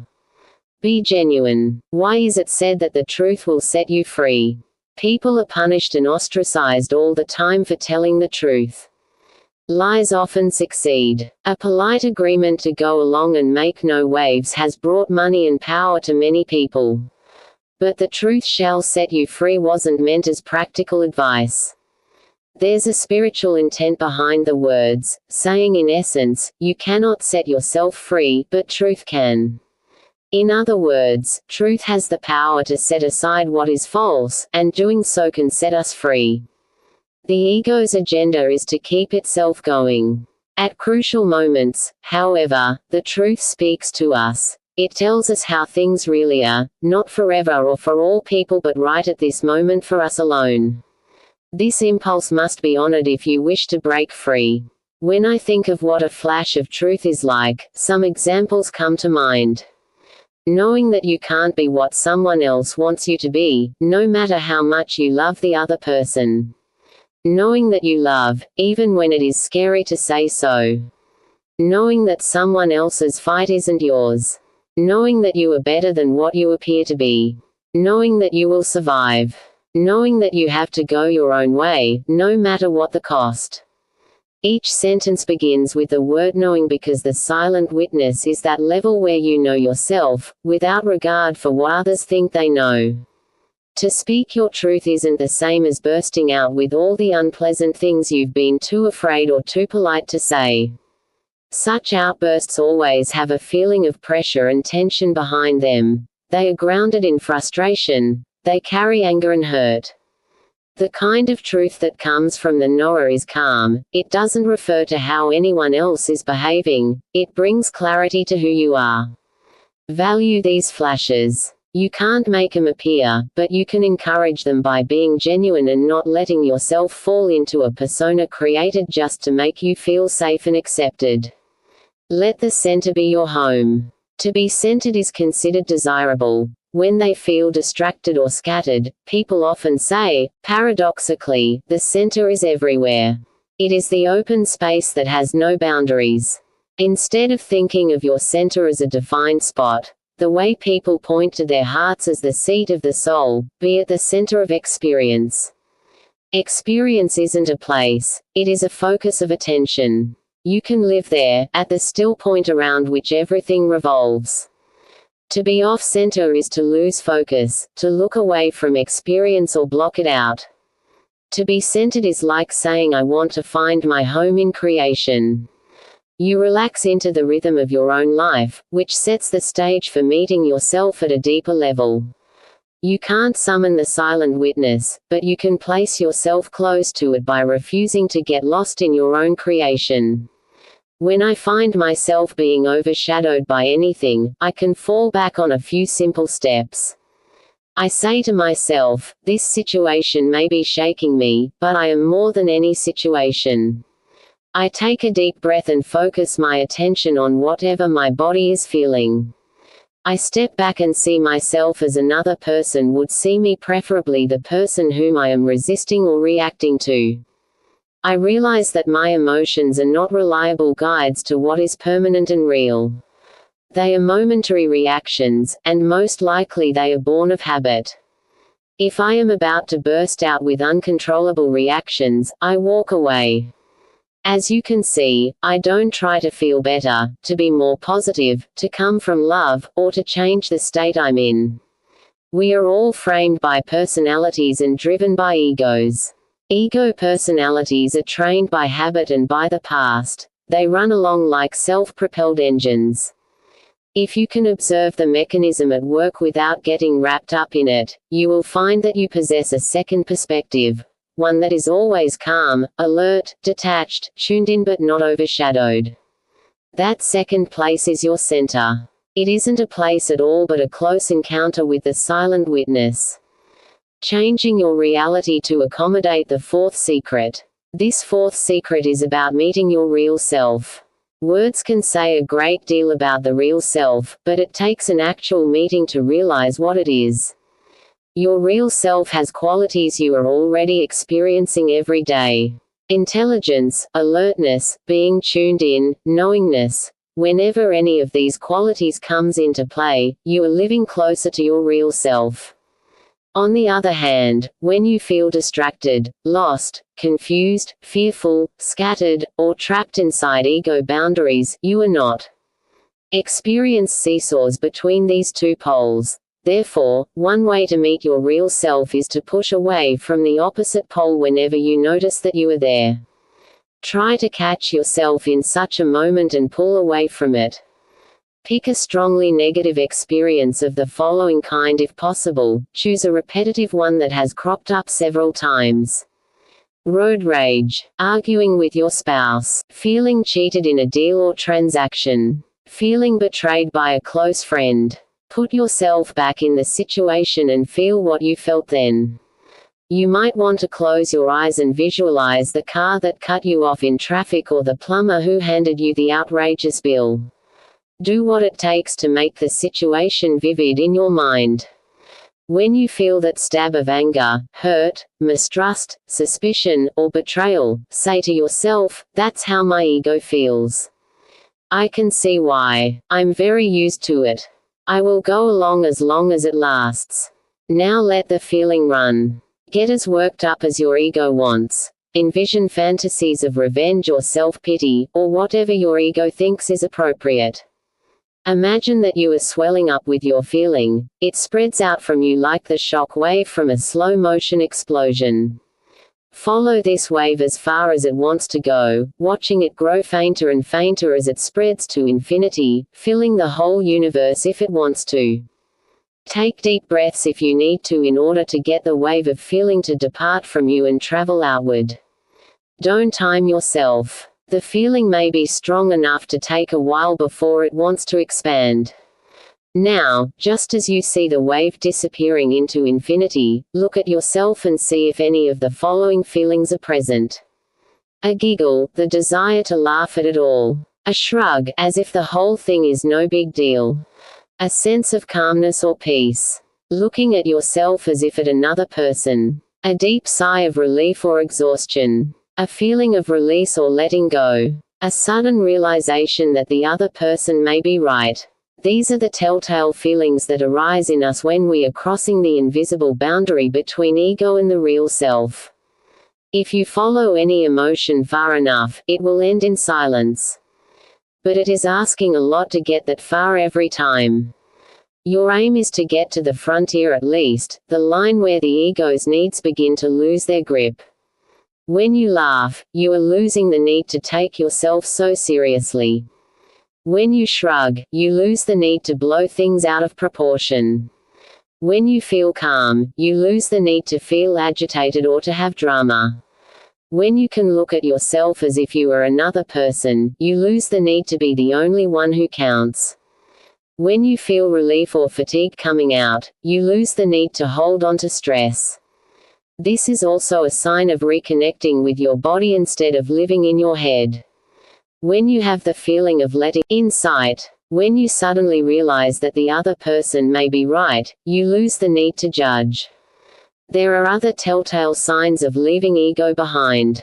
If you fall into the pattern of being easily offended, feeling either superior or inferior, wanting what is coming to you and begrudging what others get, or imagining that people are talking behind your back, each of these can be dealt with just as you did in the above instances. Relive the feeling, let your ego take it as far as it wants, and watch the feeling expand until it fades away at the edge of infinity. This exercise won't miraculously dispel every negative feeling. Its purpose is to give you a close encounter with your real self. If you try it in that spirit, you will be surprised how much easier it becomes in the future to escape the grip of emotions that have been in control for years. Secret number 5. The cause of suffering is unreality. The most common reason that people turn to spirituality is to deal with suffering. They don't do this by accident, but because every religion promises that it can relieve pain, that faith transcends the sorrows of the flesh, that the soul is a refuge for the suffering heart. Yet when they turn to God or faith or the soul, many people find no relief, or only the relief that otherwise might come from talking to a therapist. Is there a special power found only in spirituality? For those who turn to it, therapy works, and the most common forms of suffering, anxiety and depression, respond in the short run to drugs. When the depression lifts, is there any reason to turn to spirit?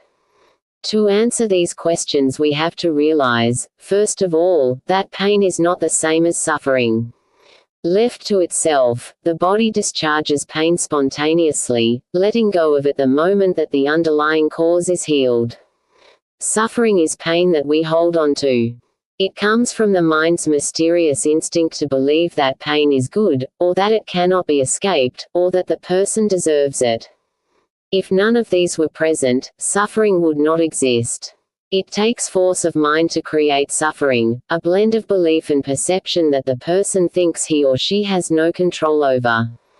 But as inescapable as suffering may appear to be, what brings escape is not attacking the suffering itself but getting at the unreality that makes us cling to pain.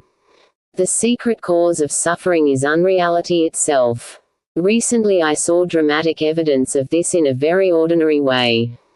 I chanced on one of those television programs where people who were born with physical deformities are given a free makeover using the full powers of plastic surgery, dentistry, and the beautician's art. On this particular episode, the people who desperately wanted makeovers were identical twins.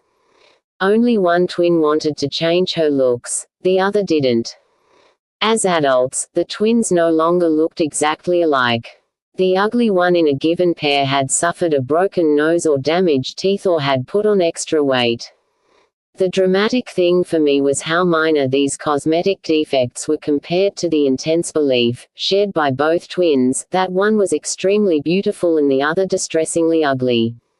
The ugly ones admitted that not a day went by without comparing themselves to their beautiful sisters.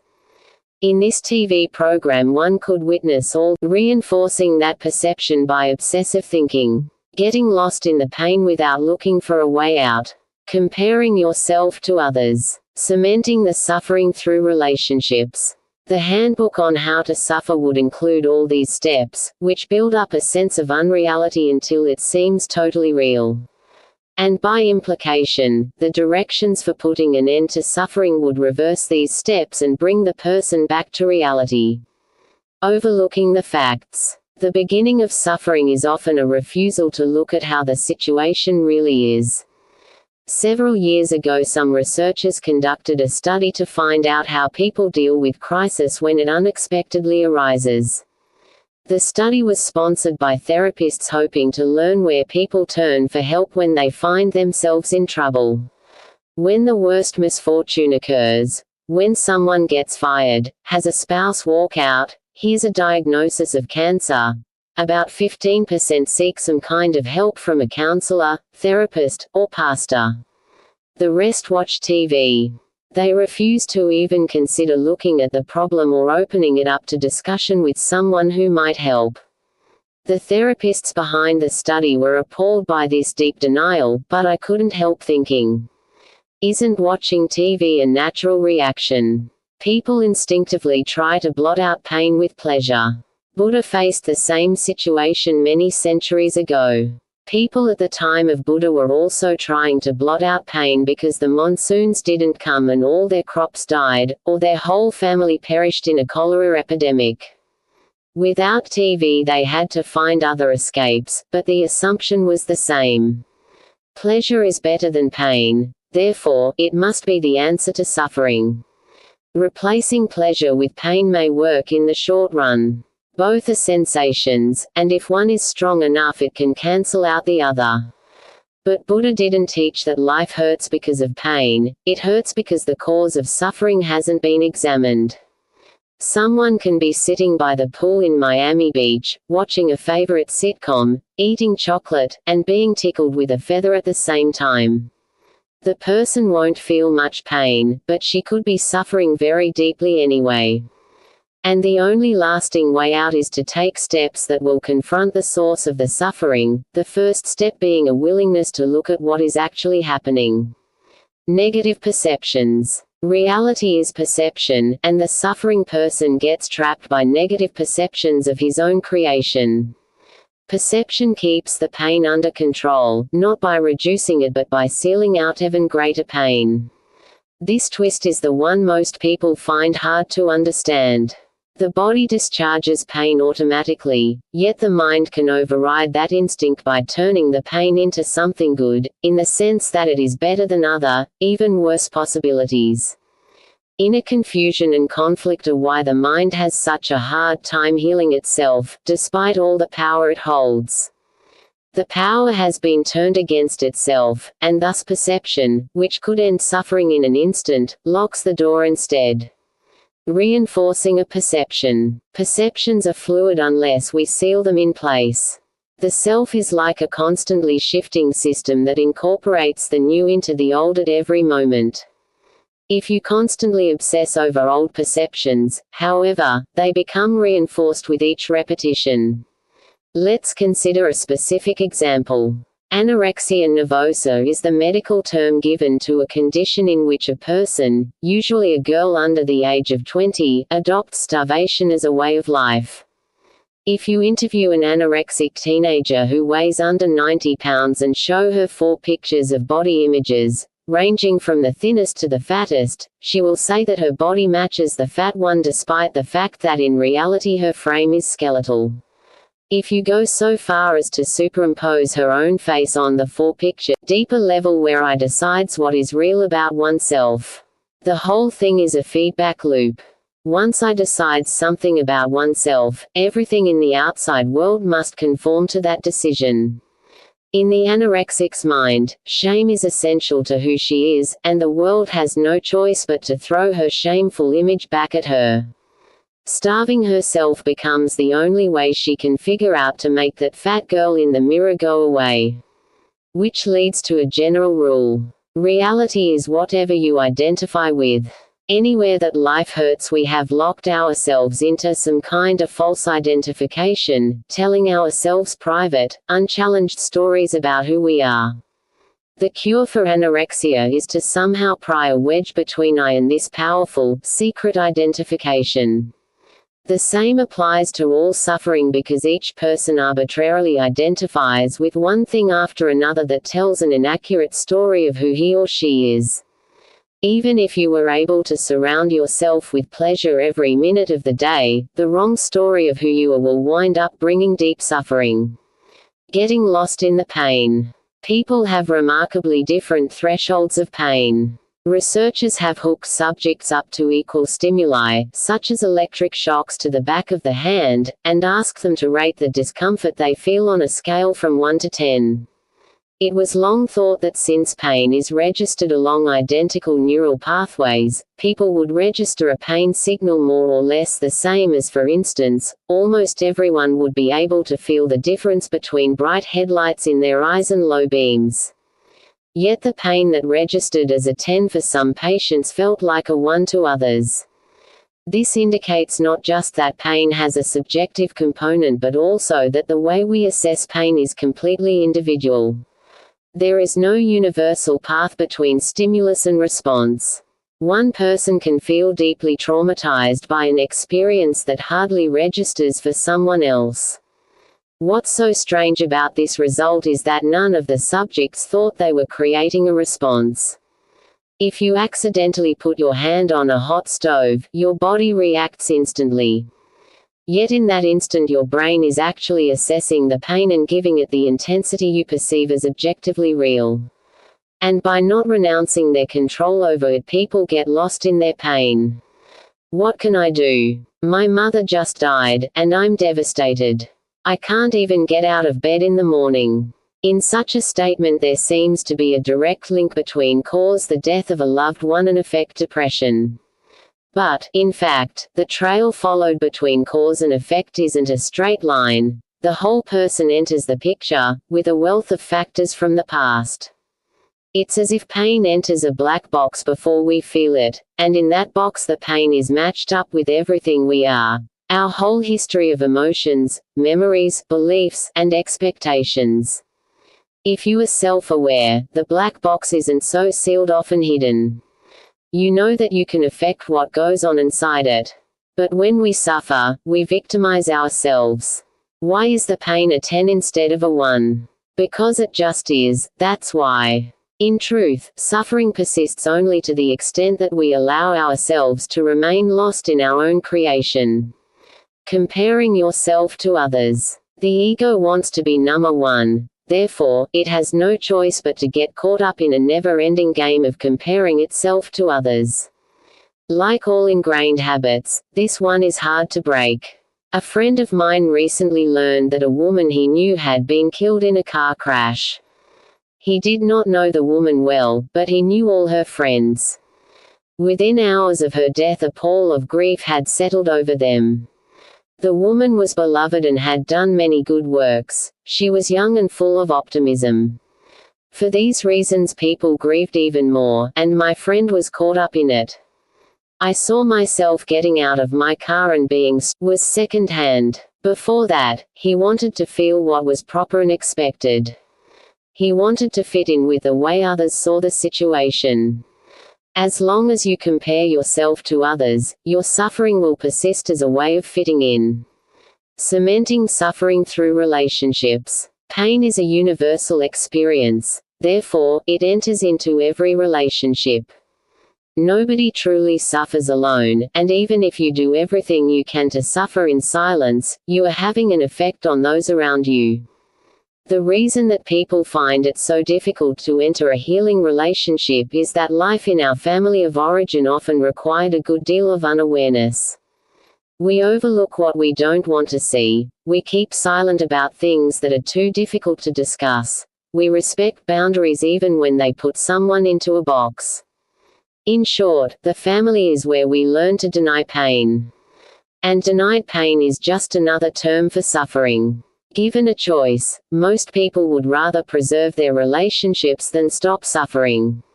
One sees this in abusive families where the victims don't speak up or walk out. Some states have passed laws forcing the police to arrest domestic abusers over the protest of the spouses they beat up and torment. Without such laws, the victim sides with the abuser more than half the time. A healing relationship is based on awareness. In it, both partners work to break old habits that promote suffering. They have to walk a fine line, just as my friend did, because compassion means that you appreciate the suffering someone else is experiencing, as well as your own. Yet at the same time there has to be detachment, making sure that suffering, no matter how real, isn't thetamine and reality. The attitudes that make for a healing relationship become part of a vision you hold for yourself and the other person.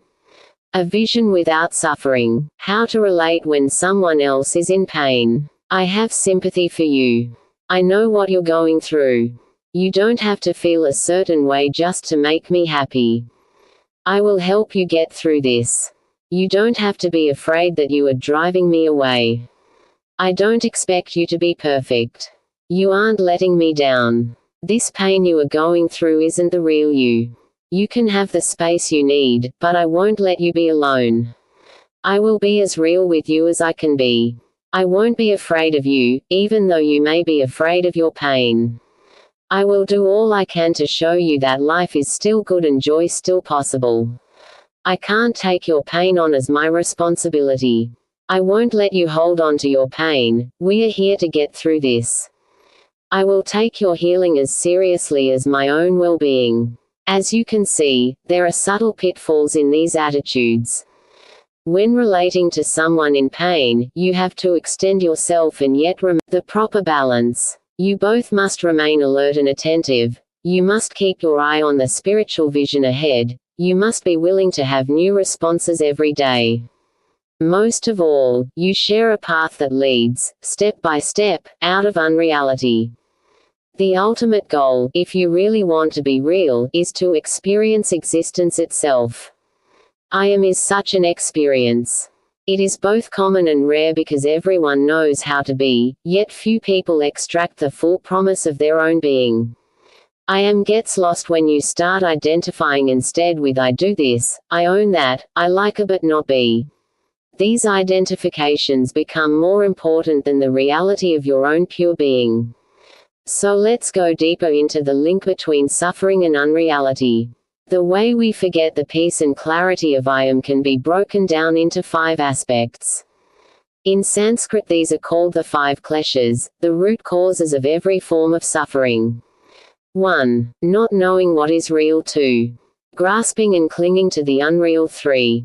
Being afraid of the unreal and recoiling from it. 4. Identifying with an imaginary self. 5.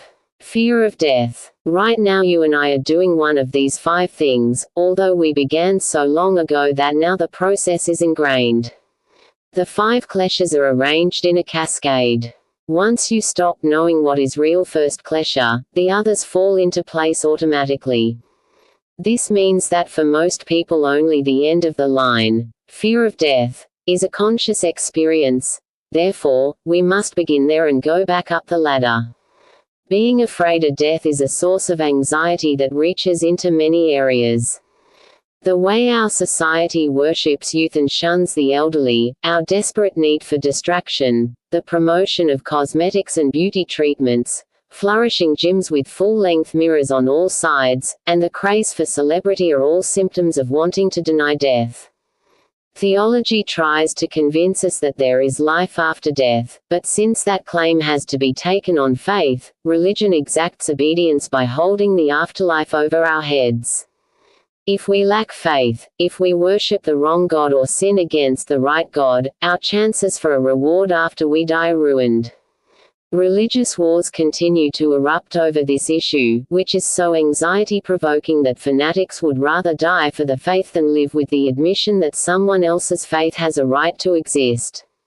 I die so that you may not believe in your God is the most twisted legacy of the 5th klesha. A person fears death not for itself but for a deeper reason, which is the need to defend an imaginary self. Identifying with an imaginary self is the fourth klesha, and it is something we all do. Even on a superficial level, people erect an image based on income and status. When Francis of Assisi, the son of a wealthy silk merchant, stripped off his rich garments and renounced his father's money, he was throwing away not just his worldly possessions but also his identity, the way people knew who he was. In his mind, God could not be approached through a false self-image.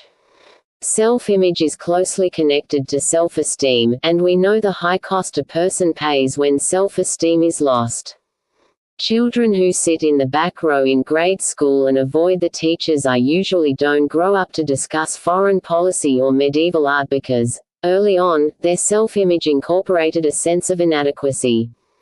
Conversely, studies have shown that if a teacher is told that a particular student is exceptionally bright, that student will perform much better in class even if the selection was random. Low IQ kids can achieve from the fourth klesha. The third klesha says that even with a healthy self-image we recoil from things that threaten our egos. These threats exist everywhere. I am afraid of being poor, of losing my spouse, of breaking the law. I am afraid to shame myself before anyone whose respect I want to keep. For some people, the thought of their children turning out badly is a deep threat to their own sense of self. We don't do that in this family is usually code for your behavior threatens who I am. But people don't recognize that they are speaking in code. Once I have identified with my self-image, the fear that it might break down is instinctive. The need to protect myself from what I fear is part of who I am. The second klesha says that a person suffers because of clinging, which means clinging to anything at all. Holding on to something is a way of showing that you are afraid it will be taken from you. People feel violated when a purse snatcher runs away with a purse, for example, or if they come home to find that the house has been broken into. These violations don't matter because of what has been taken. Purses and household goods can be replaced. Yet the sense of personal injury often persists for months and years. If the right trigger is pulled, having a purse snatched can make you lose entirely your sense of personal safety. Someone has stripped you of the illusion that you were untouchable. America's national paroxysm after the terrorist attacks on the World Trade Center continues to play out this drama of us versus them on a mass scale. The sense of American invulnerability was exposed as an illusion. Yet at bottom this wasn't a nation's problem. It was an individual problem felt on a huge scale. There are many twists and turns to suffering. The trail leads from fear of death to a false sense of self and the need to cling.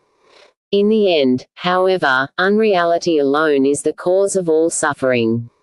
The problem never was pain, quite the opposite. Pain exists so that illusion won't keep getting away with its tricks.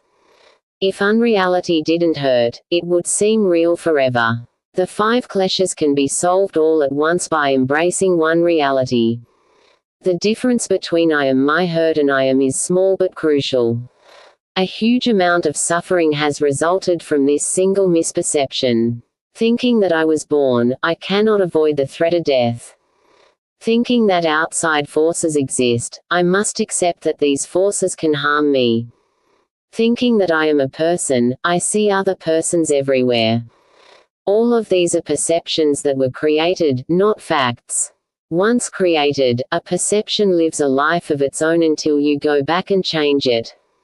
It takes only a flicker of awareness to lose touch with reality. In reality, nothing exists outside the self. As soon as you begin to accept this one bit of knowledge, the whole purpose of life changes. The only goal worth attaining is complete freedom to be yourself, without illusions and false beliefs. Changing your reality to accommodate the 5th secret. The 5th secret is about how to stop suffering. There is a state of non-suffering inside you. It is simple and open awareness. By contrast, the state of suffering is complicated because, in its attempts to wrestle with pain, the ego refuses to see that the answer could be as simple as simply learning to be. Any steps that get you to stop clinging to complications will bring you closer to the simple state of healing. Complications occur as thoughts, feelings, beliefs, and subtle energies, meaning hidden emotional debts and resistance. For this exercise, take anything in your life that is bringing you a sense of deep unease, discomfort, or suffering. You can choose something that has persisted for years or something that is uppermost in your life right now. Whether there is a physical component or not is unimportant, although if you pick a chronic physical disorder, don't approach character limit is exceeded. Have you hoarded so much junk that your environment is like an archaeological record of your past? Stress. Everyone feels stressed, but if you cannot completely clear your daily stress at night, returning to a calm, centered, enjoyable inner state, you are overstressed. Look closely at the things that make you tense. Is your commute stressful? Do you get up too early without enough sleep? Do you ignore signs of exhaustion? Is your body stressed by being overweight or by being totally out of shape? List the major stresses in your life and work to reduce them until you know for certain that you are not overstressed. Empathic suffering. Getting infected with the suffering of others causes you to suffer. You have crossed the line from empathy to suffering if you feel worse after offering sympathy to someone else. If you honestly cannot be in the presence of negative situations without taking on pain that isn't yours, get away. Losing sight of your boundaries doesn't make you a good person. Negativity. Well-being is a simple state to which body and mind return naturally. Negativity prevents this return by causing you to dwell on not being well. Do you casually gossip about others and relish their misfortunes? Do you spend time with people who carp and criticize? Do you watch every disaster and catastrophe dished out on the evening news? These sources of negativity don't have to be engaged in. Walk away and put your attention somewhere more positive. Inertia. Inertia means giving in to old habits and conditioning. Whatever the cause of depression, anxiety, trauma, insecurity, or grief, these states linger if you take a passive attitude.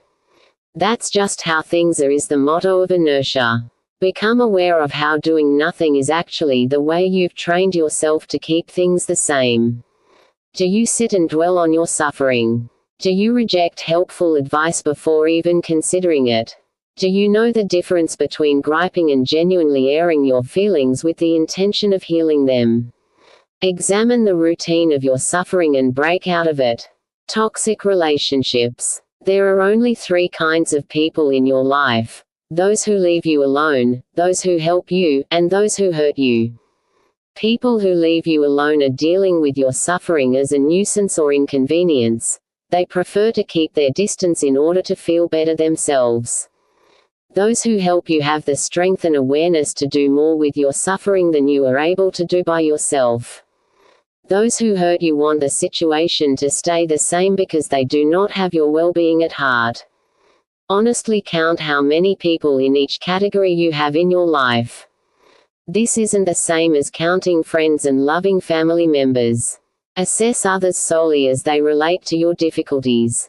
Having made a realistic count, take the following attitude: I will no longer bring my problems to anyone who wants to leave me alone. It's not good for them or me. They don't want to help, so I will not ask them to. I will share my problems with those who want to help me.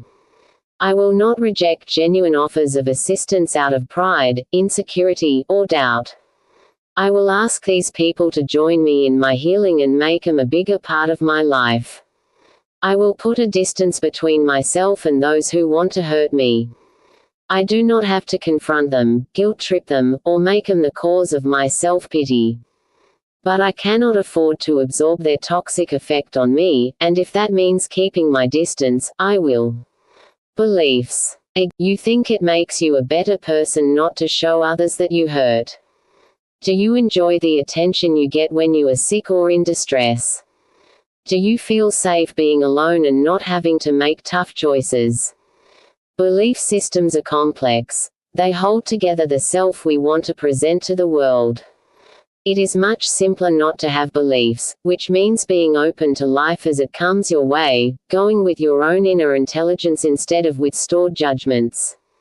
If you find yourself blocked by your suffering, returning to the same old thoughts again and again, a belief system has trapped you. You can escape the trap only by ending your need to cling to these beliefs. Energy and sensations. We rely on our bodies to tell us when we are in pain, and the body, like the mind, follows familiar patterns. Hypochondriacs, for example, grasp the first sign of discomfort as a clear message that they are seriously ill. In your own case, you are also taking familiar sensations and using them to confirm your suffering. Many depressed people, for example, will interpret fatigue as depression. Because they haven't gotten a good night's sleep or have been overworked on the job, they interpret feeling depleted as a symptom of depression. The way to deal with these sensations is to strip away the interpretation. Instead of being sad, look upon this as the energy of sadness. Like fatigue, sadness has a bodily component that can be discharged. Instead of being an anxious person, deal with the energy of anxiety. All energies are discharged in the same way. Take a deep breath, sit quietly, and feel the sensation in your body. Feel the sensation without judgment. Just be with it. Let any feelings, thoughts, or energies that want to come up do so. This often means listening to the voice of anxiety, anger, fear, or woundedness. Let the voices say what they want to say. Listen and understand what is going on. Watch the energy disperse as much as it can. Don't demand complete discharge. Take the attitude that your body will let go of as much stored energy as it is able to. After a few hours or the next day, repeat this whole process. This may seem like a stiff regimen, but you are being asked to spend only 5 minutes a day on any one of these areas. Tiny steps bring big results. The simple state of awareness is nature's default position. Suffering and the complications that keep it going are unnatural. It wastes energy to maintain all that complexity. By working toward a simpler state every day, you are doing the best anyone can do to bring suffering to an end by cutting out the roots of. Do you love your mind? I've never met anyone who did.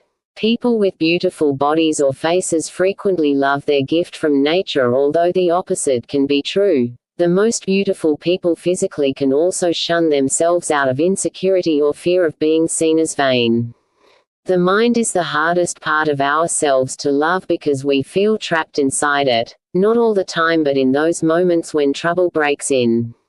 Fear has a way of roaming the mind at will. Depression darkens the mind, anger makes it erupt in uncontrollable turmoil.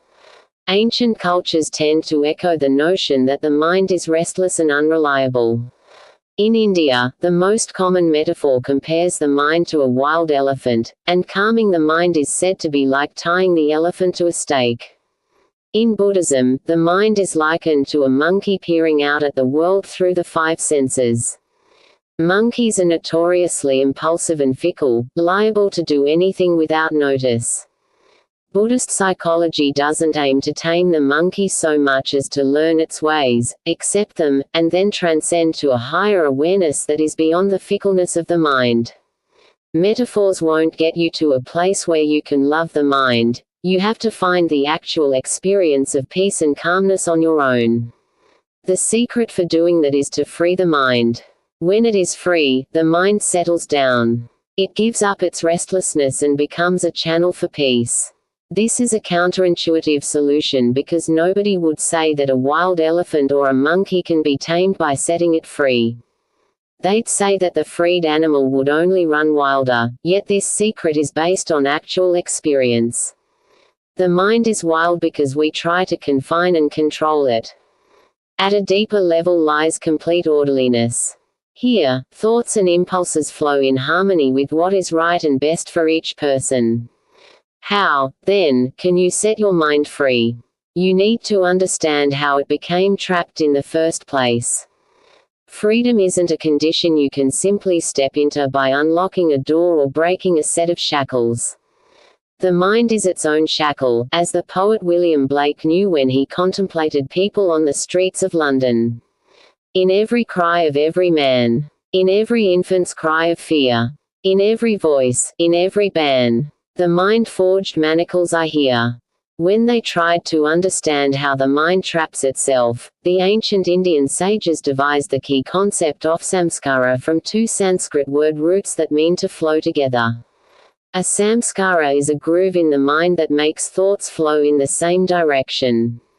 Buddhist psychology makes sophisticated use of the concept by speaking of samskaras as imprints in the mind that have a life of their own. Your personal samskaras, built up from memories of the past, force you to react in the same limited way over and over, robbing you of free choice, i.e., choosing as if for the first time.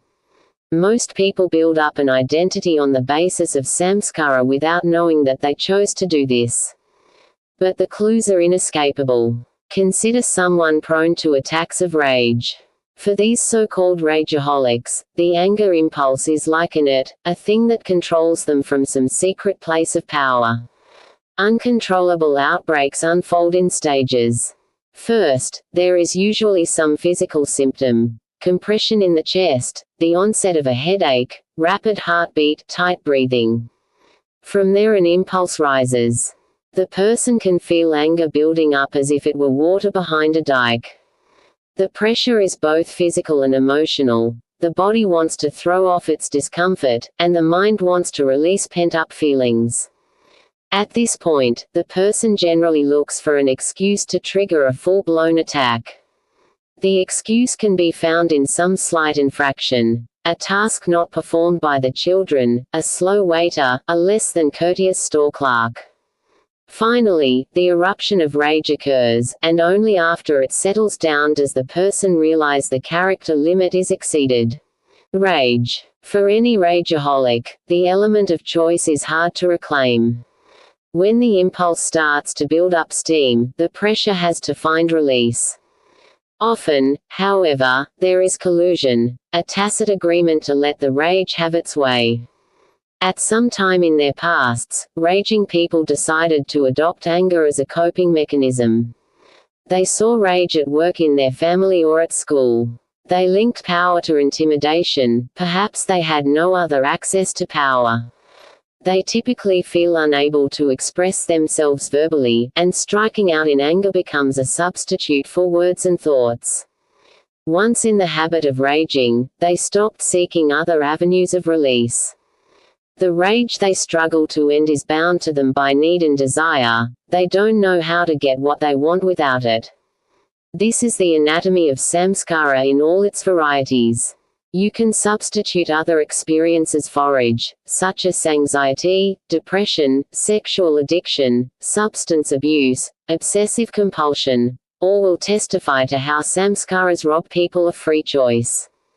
Unable to escape their toxic memories, people adapt to them, adding one layer after another of impressions. The bottom layers, laid down in childhood, keep sending out their messages, which is why adults often look in the mirror and feel like impulsive, frightened children. The past has not been worked through sufficiently. Samskaras rule the psyche through a jumble of old, outworn experiences. Stored memories are like microchips programmed to keep sending out the same message over and over. When you find yourself having a fixed reaction, the message has already been sent. It does no good to try to change the message. Yet this is exactly how the vast majority of people try to tame the mind. They receive a message they don't like, and their reaction is one of three things: manipulation, control, denial. If you look at them closely, it becomes clear that all three of these behaviors come after the fact. They deal with the mind's disorder as the cause of the distress rather than as a symptom. These supposed solutions have tremendous negative effects. Manipulation is getting what you want by ignoring or harming the desires of others. Manipulators use charm, persuasion, coaxing, trickery, and misdirection. The underlying idea is I have to fool people to make them give me what I want. When they are really caught up in their ploys, manipulators even imagine that they are doing their victims a favor. After all, who wouldn't feel good helping out a guy who's so entertaining? You can catch yourself falling into this behavior when you aren't listening to other people, when you ignore what they want, and when you pretend that your desires cost nobody else a price. There are also external signs. The presence of a manipulator brings tension, strain, complaints, and conflict to a situation. Some people use passive manipulations. They come up with poor me scenarios to coax sympathy and pity out of others. Or they lay subtle guilt trips with the aim of making others think that what they want is wrong. Manipulation comes to an end when you stop assuming that your desires are all important. Then you can reconnect with others and begin to trust that their desires might be aligned with yours. When there is no manipulation, people feel that what they want counts. They trust that you are on their side. You aren't seen as a performer or salesperson. No one feels that he or she is being fooled. Control is forcing events and people into your way of doing things. Control is the great mask of insecurity. People who use this behavior are deathly afraid of letting others be who they are, so the controller is constantly making demands that keep others off balance. The underlying idea is if they keep paying attention to me, they won't. Need for control by catching yourself complaining, blaming, or insisting that no one is right but you, and coming up with one excuse after another to prove that you are without blame yourself. Once you stop controlling them, the people around you begin to breathe easy. They relax and laugh. They feel free to be who they are without looking to you for approval. Denialist, looking past the problem instead of facing it. Psychologists consider denial the most childish of the three behaviors because it is so intimately linked to vulnerability. The person in denial feels helpless to solve problems, the way a young child feels. Fear is linked to denial, and so is a childlike need for love in the face of insecurity.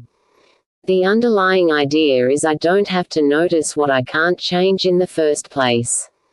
You can catch yourself going into denial when you experience lack of focus, forgetfulness, procrastination, refusing to confront those who hurt you, wishful thinking, false hope, and confusion. The main external sign is that others don't depend on you or turn to you when a solution is needed. By pulling your attention out of focus, denial defends with blindness. How can you be accused of failing at something you don't even see? You get past denial by facing up to painful truths. Honestly expressing how you feel is the first step. For someone in deep denial, any feeling that makes you think you are unsafe is generally one you have to face. Denial begins to end when you feel focused, alert, and ready to participate despite your fears. Each of these behaviors tries to prove an impossibility. Manipulation tries to prove that anyone can be made to do what you want. Control tries to prove that no one can reject you unless you say so. Denial tries to prove that bad things will go away if you don't look at them. The truth is that other people can refuse to do what you want, can walk out on you for no good reason, and can cause trouble whether you face it or not. There is no predicting how long any of us will stubbornly try to prove the opposite, but only when we admit the truth does the behavior completely end. The next thing to know about samskaras is that they are not silent. These deep impressions in the mind have a voice. We hear their repeated messages as words in our heads. Is it possible to figure out which voices are true and which are false? This is an important question because it isn't possible to think without hearing some words in your head. Early in the 19th century, an obscure pastor in Denmark known as Magister Adler was fired from his church. He was convicted of disobeying church authorities by claiming that he had received direct revelation from God. While preaching from the pulpit, he began claiming that when he spoke in a high, squeaky voice he was speaking from revelation, whereas when he spoke with his own normal, low voice he was speaking only as himself. This bizarre behavior led his congregation to think their pastor must be crazy, so they had no alternative but to fire him. As it happened, news of the case reached the great Danish philosopher Søren Kierkegaard, who asked the really crucial question: is it possible to prove that someone has heard the voice of God? What behavior or other outward sign would allow anyone to tell true revelation from false? The disgraced clergyman would probably be diagnosed as a paranoid schizophrenic if he showed up with the same symptoms today. Kierkegaard concluded that Adler wasn't speaking in God's voice, but he also observed that none of us knows where our inner voices come from. We simply accept them, as well as the stream of words that fill our heads. A deeply religious person might even claim that every inner voice is some version of the voice of God.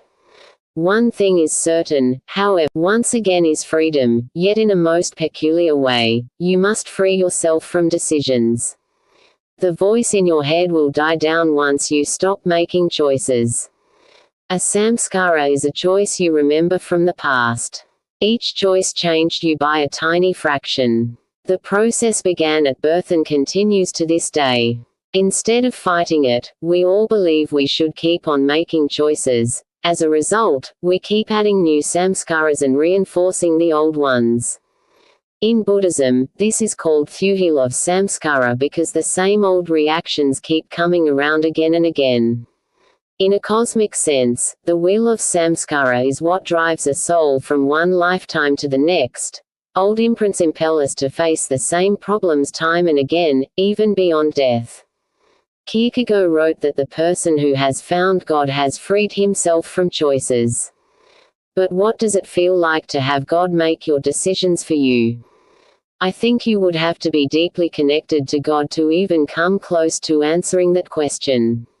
Yet in a state of simple awareness, the most evolutionary choices seem to come spontaneously.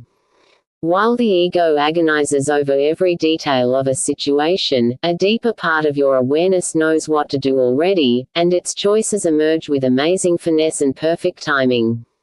Hasn't everyone experienced flashes of clarity in which they suddenly know just what to do? Choiceless awareness is another name for free awareness. By freeing up the choice maker inside, you reclaim your right to live without boundaries, acting on the will of God with complete trust. Have we become trapped simply by the act of choosing? This is a surprising idea because it runs counter to a lifelong behavior. For all of us, life has been lived one choice at a time. The external world is like a huge bazaar offering a dazzling array of possibilities, and everyone shops the bazaar, cannily seizing what is best for me and mine. Most people know themselves by what came home in their shopping bag: a house, job, spouse, car, children, money. But every time you choose A over B, you are forced to leave some part of the one reality behind. You are defining yourself by selective and completely arbitrary preferences. The alternative is to stop concentrating on the results and look to the cause. Who is this choice maker inside you? This voice is a relic of the past, the accumulation of old decisions carrying over beyond their time. Right now you are living under the burden of your past self, who is no longer alive. You must protect the thousands of choices that make up this dead self. Yet the choice maker could live a much freer life. If choices occurred in the present and were fully appreciated right now, there would be nothing left to hold on to, and then the past couldn't accumulate into a crushing burden. Choice should be a flow. Your body already suggests that this is the natural way to exist. As we saw earlier, each cell maintains only enough reserve of food and oxygen to survive for a few seconds. Cells don't store up energy because they never know what's coming next. Flexible responses are much more important to survival than hoarding. From one viewpoint, this makes your cells look entirely vulnerable and undefended, yet as fragile as a cell may appear, 2 billion years of evolution can't be denied. Everyone knows how to choose. Few know how to let go. But it is only by letting go of each experience that you make room for the next. See the possibilities in whatever happens. Find the stream of joy. Making the most of an experience. Living fully is extolled everywhere in popular culture. I have only to turn on the television at random to be assailed with the following messages. It's the best a man can get. It's like having an angel by your side. Every move is smooth, every word is cool. I never want to lose that feeling. You look, they smile. You win, they go home. What is being sold here? A fantasy of total sensory pleasure, social status, sexual attraction, and the self-image of a winner. As it happens, all these phrases come from the same commercial for razor blades, but living life fully is part of almost any ad campaign. What is left out, however, is the reality of what it actually means to fully experience something. Instead of looking for sensory overload that lasts forever, you'll find that the experiences need to be engaged at the level of meaning and emotion. Meaning is essential. If this moment truly matters to you, you will experience it fully. Emotion brings in the dimension of bonding or tuning in. An experience that touches your heart makes the meaning that much more personal. Pure physical sensation, social status, sexual attraction, and feeling like a winner are generally superficial, which is why people hunger for them repeatedly. If you spend time with athletes who have won hundreds of games or with sexually active singles who have slept with hundreds of partners, you'll find out two things very quickly. 1. Numbers don't count very much. The athlete usually doesn't feel like a winner deep down. The sexual conqueror doesn't usually feel deeply attractive or worthy. 2. Each experience brings diminishing returns. The thrill of winning or going to bed becomes less and less exciting and lasts a shorter time. To experience this moment, or any moment, fully means to engage fully. Meeting a stranger can be totally fleeting and meaningless, for example, unless you enter the individual's world by finding out at least one thing that is meaningful to his or her life and exchange at least one genuine feeling. Tuning into others is a circular flow. You send yourself out toward people, you receive them as they respond to you. Notice how often you don't do that. You stand back and insulate yourself, sending out only the most superficial signals and receive little or nothing back. The same circle must be present even when someone else isn't involved. Consider the way three people might observe the same sunset. The first person is obsessing over a business deal and doesn't even see the sunset, even though his eyes are registering the photons that fall on their retinas. The second person thinks, nice sunset. We haven't had one in a while. The third person is an artist who immediately begins a sketch of the scene.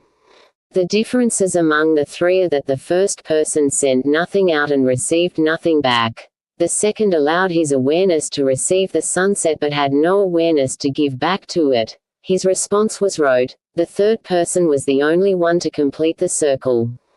He took in the sunset and turned it into a creative response that sent his awareness back out into the world with something to give. If you want to fully experience life, you must close the circle. Right and wrong decisions. If you obsess over whether you are making the right decision, you are basically assuming that the universe will reward you for one thing and punish you for another. This isn't a correct assumption because the universe is flexible, it adapts to every decision you make. Right and wrong are only mental constructs. Immediately I can hear strong emotional objections to this. What about Mr. Right? What about the perfect job? What about buying the best car? We are all in the habit of looking right or wrong, only a series of possibilities that shift with each thought, feeling, and action that you experience. If this sounds too mystical, refer again to your body. Every significant vital sign, body temperature, heart rate, oxygen consumption, hormone level, brain activity, and so on, alters the moment you decide to do anything. A runner's metabolism can't afford to be as low as the metabolism of someone reading a book because, without increased air intake and faster heart rate, the runner would suffocate and collapse with muscle spasms. Decisions are signals telling your body, mind, and environment to move in a certain direction.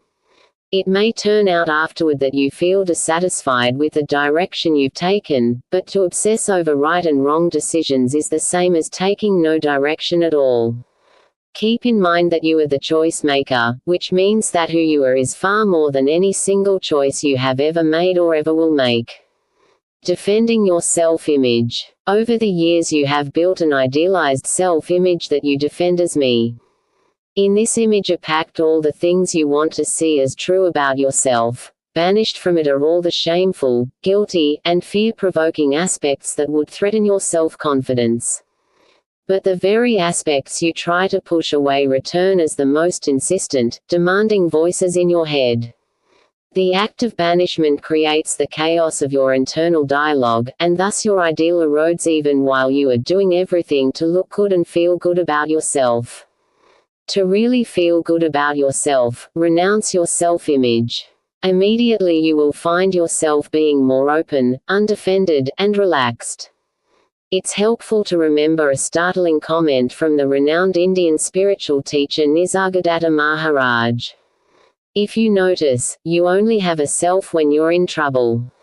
If that seems unbelievable, imagine yourself walking through a dangerous neighborhood in a bad part of town. All around you are people whose stares make you nervous. The sound of unfamiliar accents reminds you that you are different from these people, and in that difference you feel danger. The perception of threat causes you to withdraw by contracting inside. This builds up a wider gap between you and what you fear. Yet this retreat into the isolated, constricted self doesn't really defend you from anything.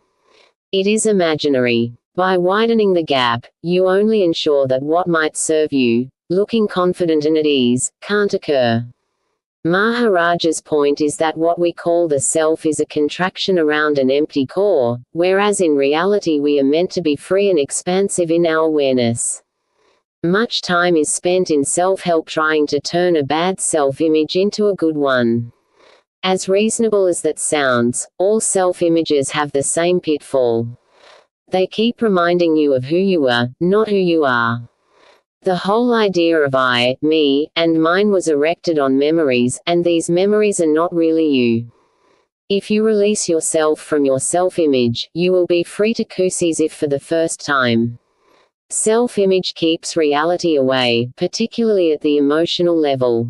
Many people don't want to admit what they are actually feeling. Their self-image dictates that being angry, for example, or showing anxiety is not permissible.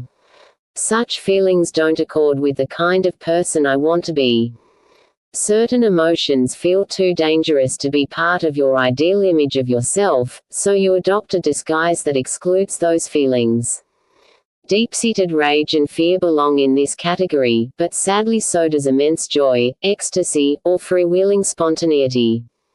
You stop being ruled by self-image when you feel what you feel. You are no longer offended by things. You stop appraising how a situation makes you look. You don't exclude people you feel superior or inferior to. You quit worrying about what others think about you. You no longer obsess character limit is exceeded. You no longer feel the urge to defend your opinions. Going beyond risks. As long as the future remains unpredictable, every decision involves some level of risk. That's the story that seems to be universally accepted, at least. We are told that certain foods put one at risk for heart attacks and cancer, for example, and therefore the rational thing is to quantify the risk and stay on the low side of the numbers. But life itself cannot be quantified.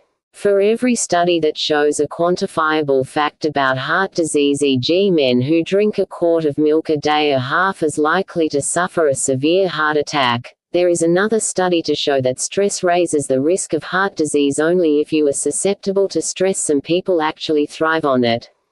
Risk is mechanical. It implies that there is no intelligence behind the scenes, only a certain number of factors that result in a given outcome. You can go beyond risks by knowing that there is infinite intelligence at work in the hidden dimension of your life. At the level of this intelligence, your choices are always supported. The point of looking at risks would be to see if your course of action is reasonable. You wouldn't rely on risk analysis to override far more important factors, the very factors that are being weighed at the level of deeper awareness. Does this choice feel right for me? Am I interested in where this choice is leading? Do I like the people involved? Is this choice good for my whole family? Does this choice make sense given my stage in life? Do I feel morally justified in making this choice? Will this choice help me to grow?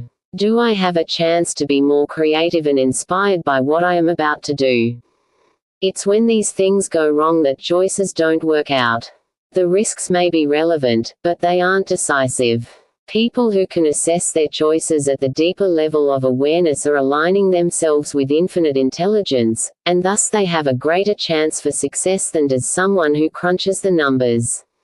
When in doubt, it's hard to let go when you don't know if you have made the right choice in the first place. Doubt lingers and ties us to the past. Many relationships end in divorce because of a lack of commitment, but that lack didn't grow over time, it was present from the very outset and was never resolved. It's important not to make critical decisions when you are in doubt. The universe supports actions once they are begun, which is the same as saying that once you take a direction, you are setting a mechanism in motion that is very hard to reverse.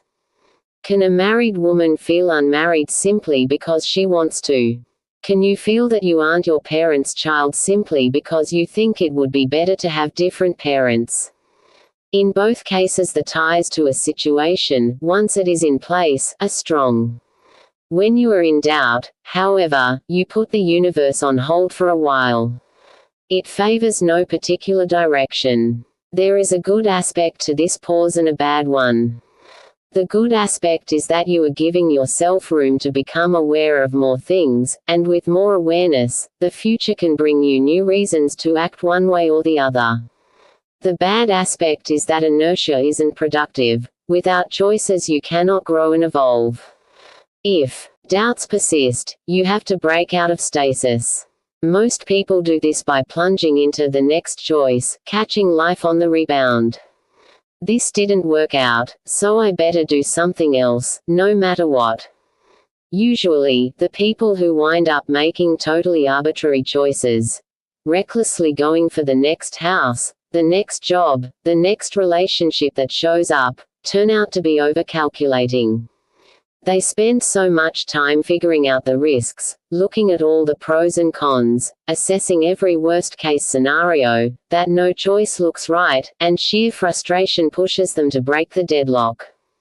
Ironically, such irrational leaps sometimes work out. The universe has more in store for us than we can ever predict, and bad choices frequently smooth out in the end because our hidden aspirations know where we are going. Even so, doubt is destructive to the one quality that awareness is trying to bring to you, knowingness. At a deep level, you are the knower of reality. Doubt is a symptom indicating that you aren't in contact with the knower inside. It usually means that you are looking outside yourself when you have to make a choice. Your decision is going to be based on externals.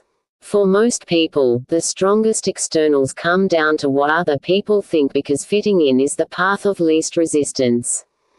But fitting in is like embracing inertia. Social acceptance is the lowest common denominator of the self. It is you as a social unit rather than you as a unique person.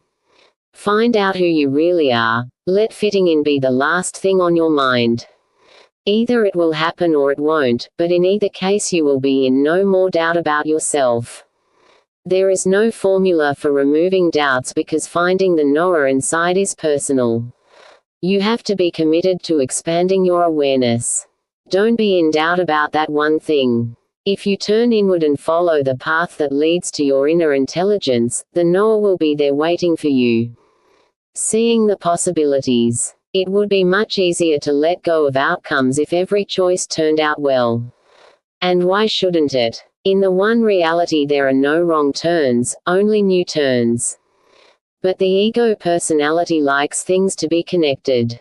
Coming in second today is better than coming in third yesterday, and tomorrow I want to come in first. This kind of linear thinking reflects a crude conception of progress. Real growth happens in many dimensions. What happens to you can affect how you think, feel, relate to others, behave in a given situation, fit into your surroundings, perceive the future, or perceive yourself.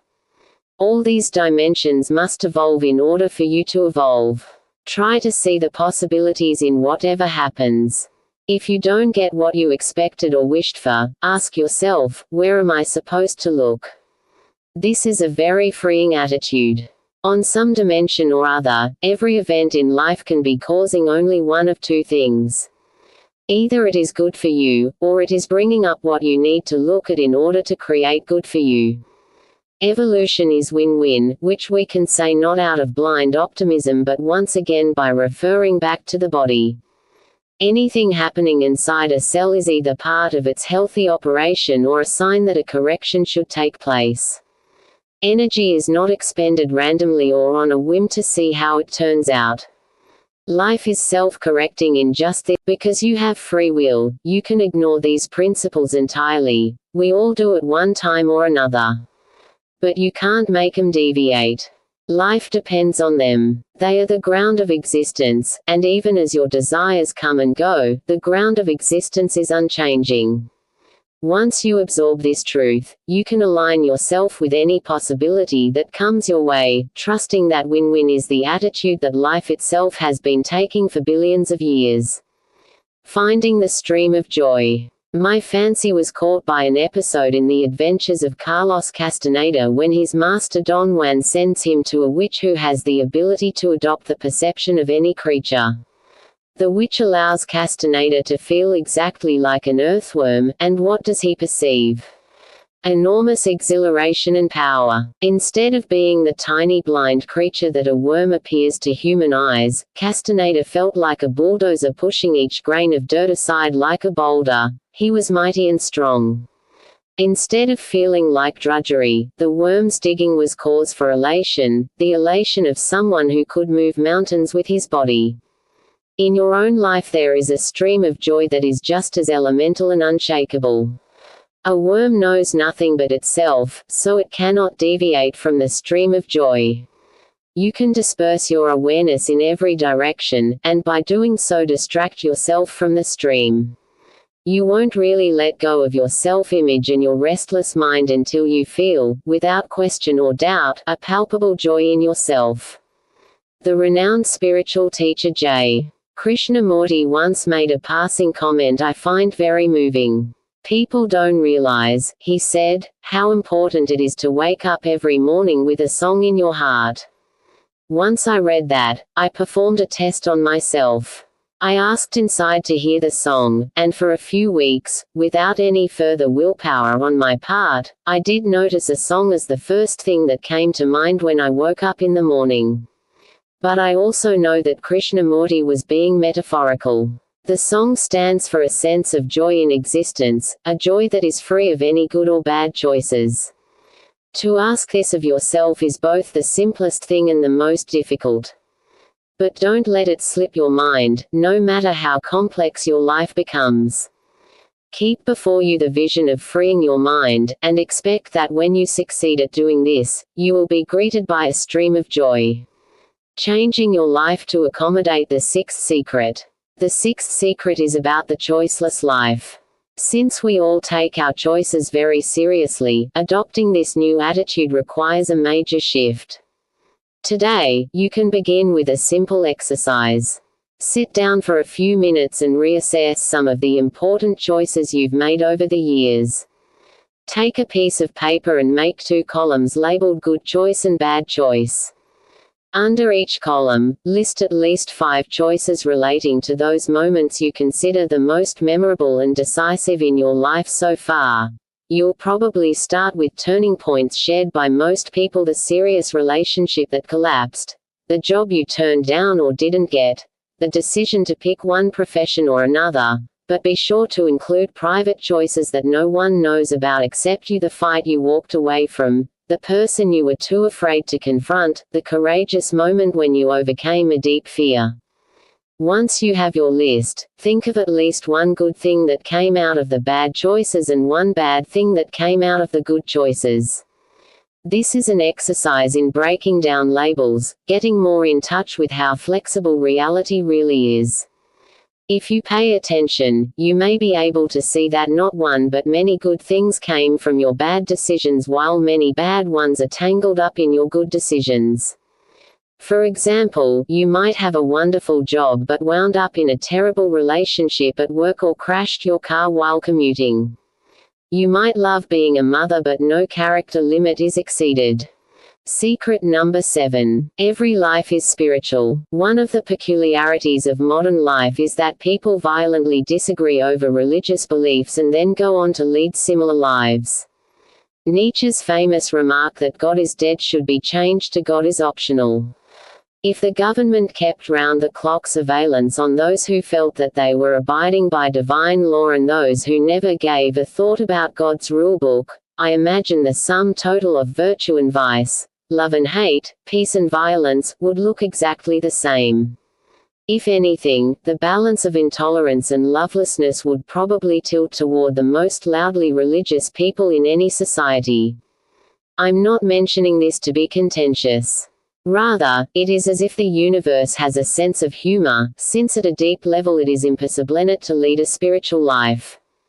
You and I are as deeply engaged in making a world as a saint. You can't be fired from the job of creating a world, which is the essence of spirituality.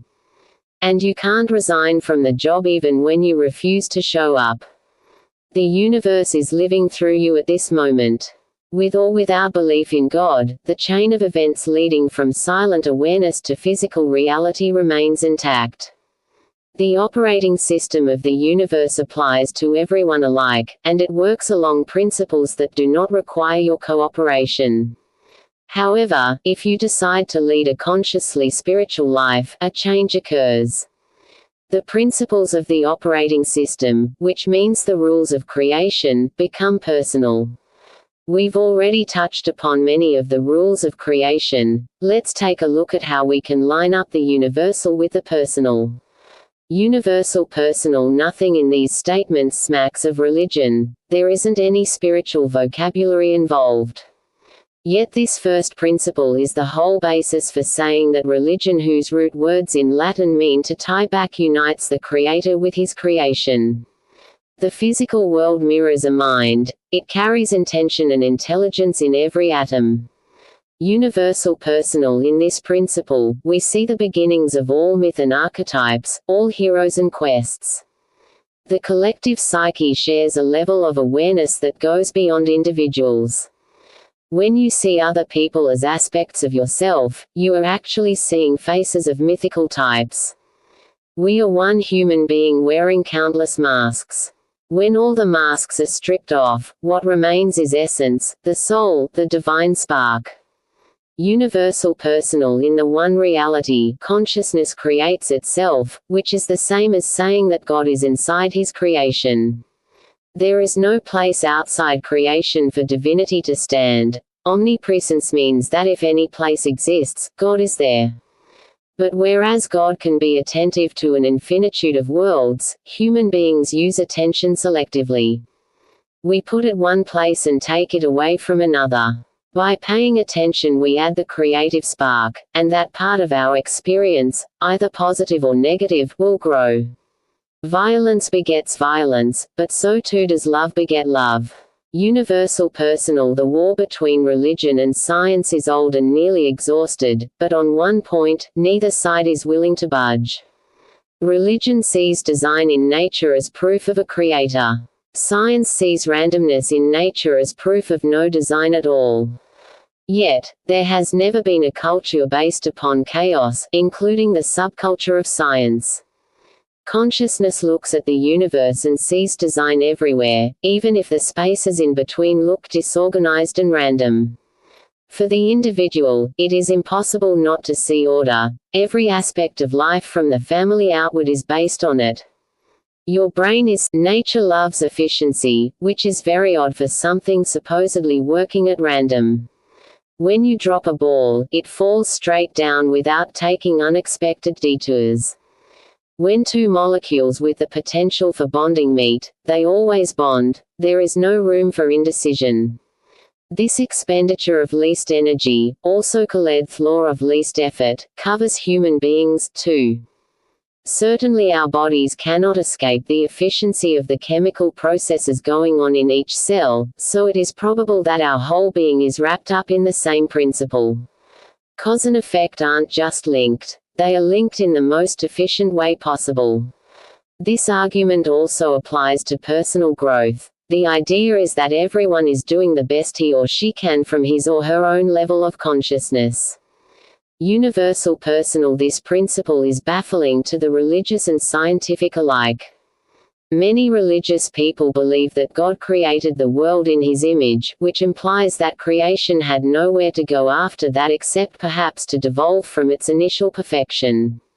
Scientists accept that entropy is inexorable, entropy being the tendency of energy to dissipate.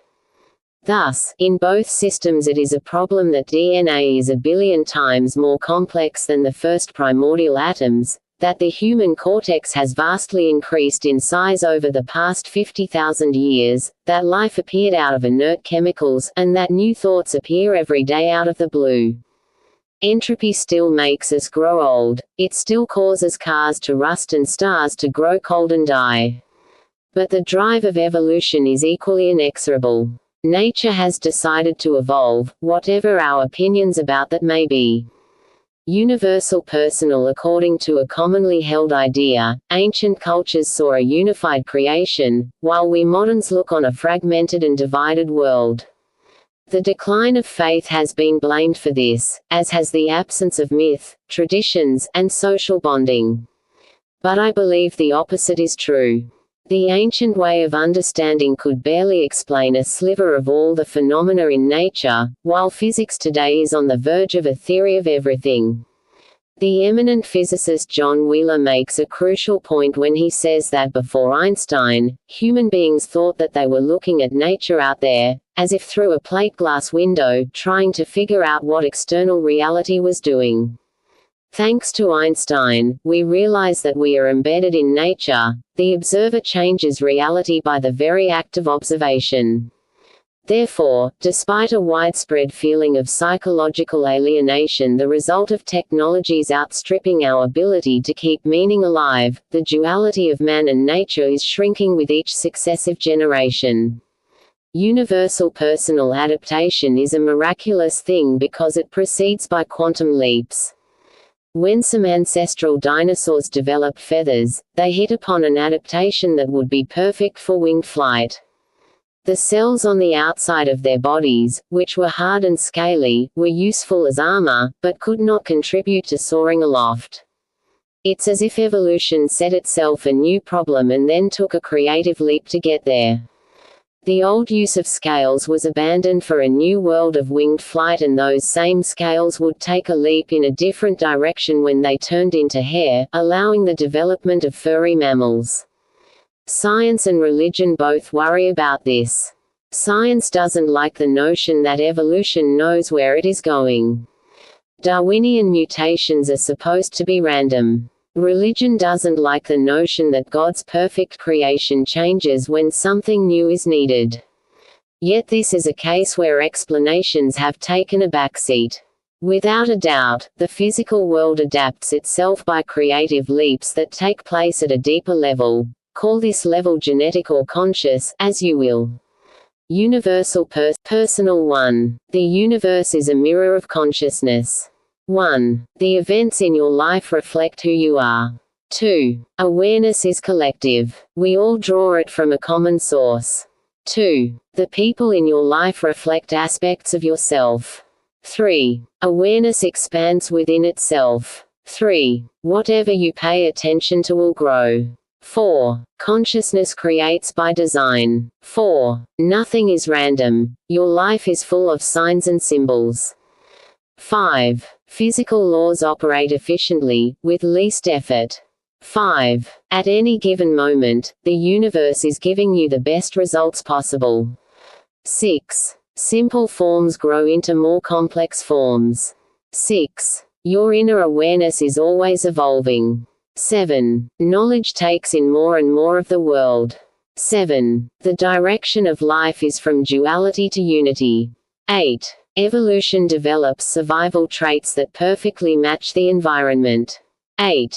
If you open yourself to the force of evolution, it will carry you where you want to go.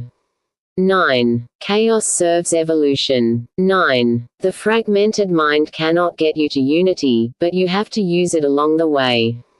10. Many invisible levels are enveloped in the physical world. 10. You are living in many dimensions at once. The appearance of being trapped in time and space is an illusion. With all their hearts, the early quantum pioneers, including Einstein, did not want to create new dimensions beyond time and space. They wanted to explain the universe as it appeared. Yet the current superstring theories that descended from Einstein use at least 11 dimensions to explain the visible world. Religion has always held that God inhabits a world beyond the five senses. Science needs the same transcendent realm to explain how particles separated by billions of light years could act like mirror twins, how light can behave as both particle and wave, and how black holes can transfer matter beyond the clutches of gravity and time. Ultimately, the existence of multidimensions is irrefutable. At the simplest level, there had to be somewhere that space and time came from during the Big Bang, and by definition that somewhere can't be in time and space. Accepting that you, as a citizen of a multidimensional universe, are a multidimensional being is far from mystical, then. It's the best hypothesis one can make given the facts. These 10 principles arguably represent ways to conceive of the operating system that keeps one reality going.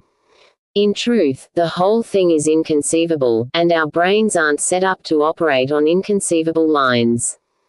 They can adapt, however, to living unconsciously. Every creature on Earth is subject to the laws of nature. Only humans think, "What does all this matter to me?" If you opt out and decide to live as if duality is real, you won't see that these 10 principles have any bearing on you. The cosmic joke is that the same laws will continue to uphold your life even though you don't recognize them. The choice is to be conscious or not, which brings us to the possibility for transformation. No one disputes the fact that life consists of change. But can a person, simply by altering his or her consciousness, actually bring about a deep transformation and not just another superficial change? Transformation and change are two different things, as can be seen in any fairy tale. The poor girl left by her wicked stepmother to scrub the fireplace while her stepsisters go to the ball doesn't improve herself by attending night school. Cinderella is touched by a magic wand and whisked off to the palace as a completed, transformed creature. In fairy tale logic, change is too slow, too gradual, too mundane to satisfy the yearning symbolized by the frog who knows he is a prince or the ugly duckling who becomes the beautiful swan. There's more than an element of fantasy in a magic touch that will instantaneously deliver a trouble-free life. More important, this fantasy disguises the way true transformation takes place. The key to true transformation is that nature doesn't move forward in step-by-step movements. It takes quantum leaps all the time, and when it does, old ingredients aren't simply recombined. Something new appears in creation for the first time, emergent property. For example, if you examine hydrogen and oxygen, they are light, gaseous, invisible, and dry. It took a transformation for those two elements to combine and create water, and when that happened, an entirely new set of possibilities emerged with it, the most important from our point of view being life itself. The wetness of water is a perfect example of an emergent property. In a universe without water, wetness can't be derived by shuffling around properties that already exist. Shuffling only produces change. It isn't sufficient for transformation. Wetness had to emerge as something completely new in creation. Once you look closely enough, it turns out that every chemical bond produces an emergent property. I gave the example in passing of sodium and chlorine, two poisons that when combined produce salt, another basic element of life. Your body, which is bonding millions of molecules every second, depends on transformation.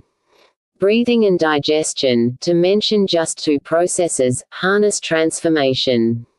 Food and air aren't just shuffled around but, rather, undergo the exact chemical bonding needed to keep you alive.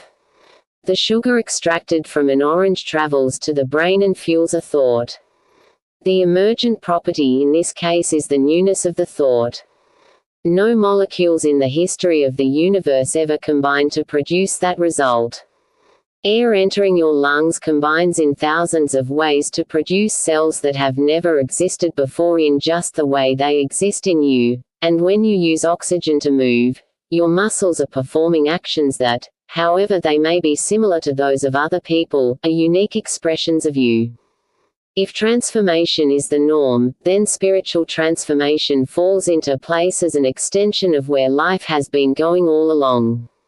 While still remaining who you are, you can bring about a quantum leap in your awareness, and the sign that the leap is real will be some emergent property you never experienced in the past. Emergent spiritual properties: clarity of awareness, knowingness, reverence for life, absence of violence, fearlessness, non-attachment, wholeness. These qualify as spiritual transformations because none can be achieved simply by recombining old ingredients of the self. Like the wetness of water, each appears as if by alchemy, the dross of everyday life turns to gold. Clarity means being awake to yourself around the clock, in waking, sleeping, and dreaming. Instead of being overshadowed by externals, your awareness is always open to itself. Clarity feels totally alert, and carefree. Knowingness means being in touch with the level of the mind where every question is answered. It is related to genius, although knowingness isn't focused on music, mathematics, or other specific subjects.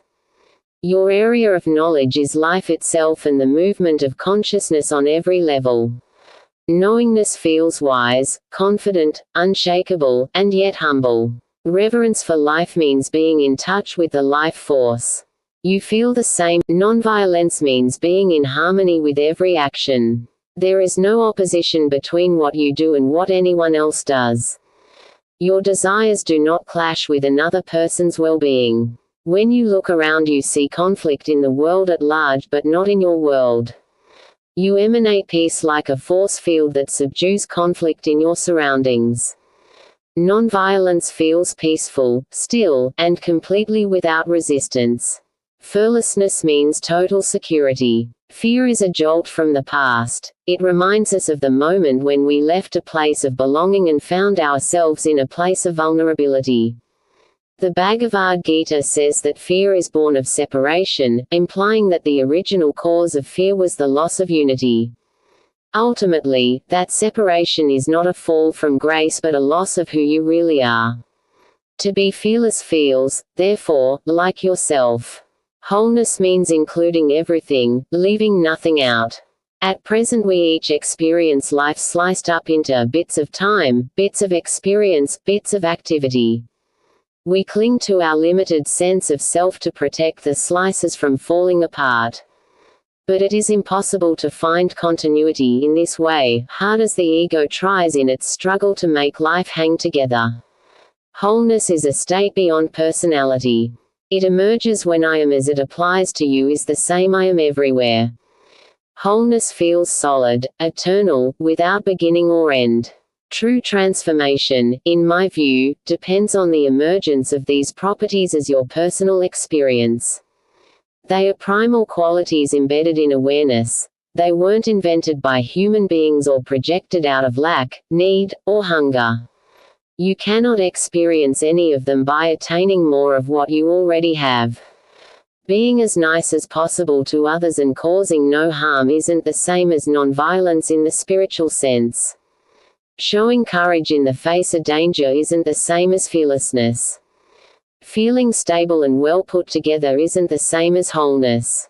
One must emphasize that however unreachable these things sound, they are completely natural. They are extensions of a process of transformation that has been with you all your life. Each of us is already an emergent property of the universe, a totally new creation from our parents' genes. And yet there is a deeper magic at work. At the chemical level, your parents' genes were only recombined. You got some from one person and some from another. The survival of a certain gene pool extended to include a new generation. It didn't suddenly break down into a new and unknown substance.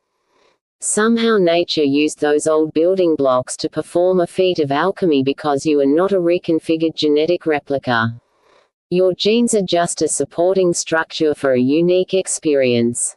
DNA is the universe's way of becoming conscious of itself. It took eyes for the universe to see what it looks like, ears to hear what it sounds like, and so on. To make sure that it didn't lose interest, the universe created you so that it could be conscious of itself in a way that had never appeared before. Thus, you are an expression of eternity and of this very second, both at once. Transforming yourself is like getting pregnant. Every woman who decides to get pregnant is making a personal decision and yet submitting to a tremendous force of nature. On the one hand, she exerts free will. On the other, she is caught up in inexorable events. Once she has a fertilized seed inside her womb, nature takes over. Producing a child is something you do, and at the same time it is something that is happening to you. The same can be said for any other true transformation. You have to align with it first.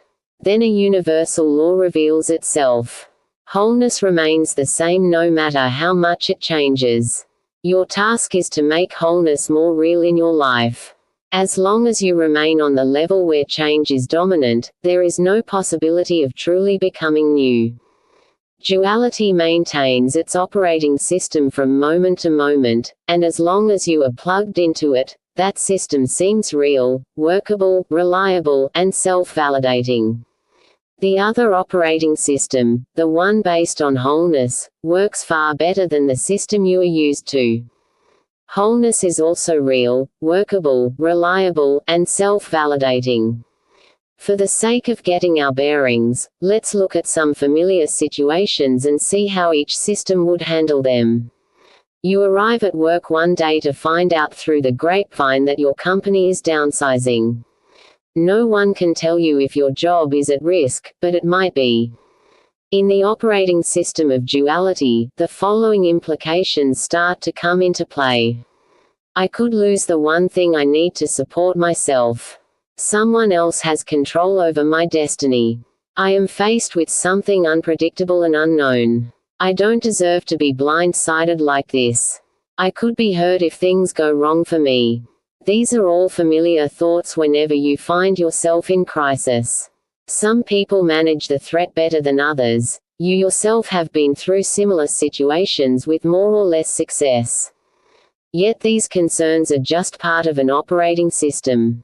They are programmed into the software of the ego with its total fixation on keeping everything under control.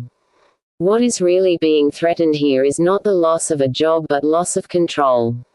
This reveals just how fragile the ego's grip actually is. Now let's reframe the situation in terms of the operating system programmed from wholeness, or one reality. You come to work to find that the company is downsizing, and the following implications begin to come into play. My deeper self created this situation. Whatever happens, there is a reason. I am surprised, but this change doesn't affect who I am. My life is unfolding according to what is best and most evolutionary for me.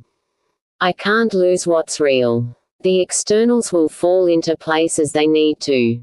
Whatever happens, I can't be hurt. You can see immediately that plugging into the second operating system brings a far greater sense of security. Wholeness is safe, duality isn't. Protection from external threats is permanent when there are no externals but only yourself unfolding in two worlds, inner and outer, that completely mesh. A skeptic will protest that this new operating system is only a matter of perception, and that just seeing yourself as the creator of your reality doesn't mean you are. But it does. Reality shifts as you do, and when you change your perception of being separate, the one reality responds by shifting with you. The reason everyone doesn't notice this is that the ego-based world with all its demands, pressures, drama, and excesses is highly addictive, and like any addiction it needs a daily fix as well as denial that there is any way out. By giving your allegiance to the one reality instead, you won't end the addiction immediately, but you will begin to starve it. Your ego and personality, which give you limited awareness of who you are, will be put on notice that clinging and grasping must come to an end. Your conditioning from the past that told you how to win out over the outside world will no longer help you survive. The support you counted on from external sources such as family, friends, status, possessions, and money will no longer make you feel secure. Rest assured that perception is flexible enough to let go of the addiction to duality. Any event can be seen as coming from the creative center in oneself. At this very moment I can look at any part of my life and say I made that. Then it is only one step away to ask why did I make that, and what do I want to make instead? Let's take another example. You stop at a red light on the way home, but the car behind you doesn't stop and rear-ends you. When you jump out to confront the other driver, he is not apologetic. Sullenly, he begins to give you his insurance information. In one operating system the following implications come into play. This stranger doesn't have my best interests in mind. If he is lying, I could be left with all the damages. I am the aggrieved party, and he should recognize that. I may have to force him to cooperate. As these ideas come into play, consider the possibility that the car accident didn't cause them. They were already imprinted in your mind waiting for the moment they'd be needed. You aren't seeing the situation as it really is but only through your programmed perception. In a different operating system the following implications are equally valid. This accident was no accident. It is a reflection of myself. This stranger is a messenger. When I find out why this event happened, I will uncover some aspect of myself. I need to pay more attention to some kind of hidden or stuck energy. When I deal with it, I will be glad this accident happened. Does the second viewpoint seem impossible, or a matter of wishful thinking? Actually, it is the natural way to perceive the situation from the viewpoint of one reality. The first viewpoint was imprinted by circumstances in your early life. You had to be trained to see others as strangers and to assume that accidents are random events. But instead of relying on such limited consciousness, you can open yourself to expanded possibilities. The larger viewpoint is more generous to you and to the other driver. You aren't antagonists but, rather, equal players in a scene that is trying to tell both of you something. The larger viewpoint holds no blame. It puts responsibility equally on every player and allows equally for growth. Your true self, you have grown, so even the ego's demand to win is satisfied by the experience of one reality. Although you may insist that the only thing at stake here is money, and that confrontation is the best way to get paid, that view is not reality but the reinforcement of a perception. Does the money neutralize what comes with it? Anger, blame, and being made a victim by others. Wholeness brings a seamless, unified world, but you will not know what that world feels like until you give your allegiance to a new operating system. Shifting from the old system to the new one is a process, one that each of us must commit ourselves to every day. Our shared addiction to duality is total, it leaves nothing out. The good news is that no aspect of life is immune to transformation. Every change you make, however small, will be communicated throughout existence. Quite literally the whole universe will be eavesdropping on you and lending you its support. From its point of view, the formation of a galaxy is no more momentous than the evolution of a single person.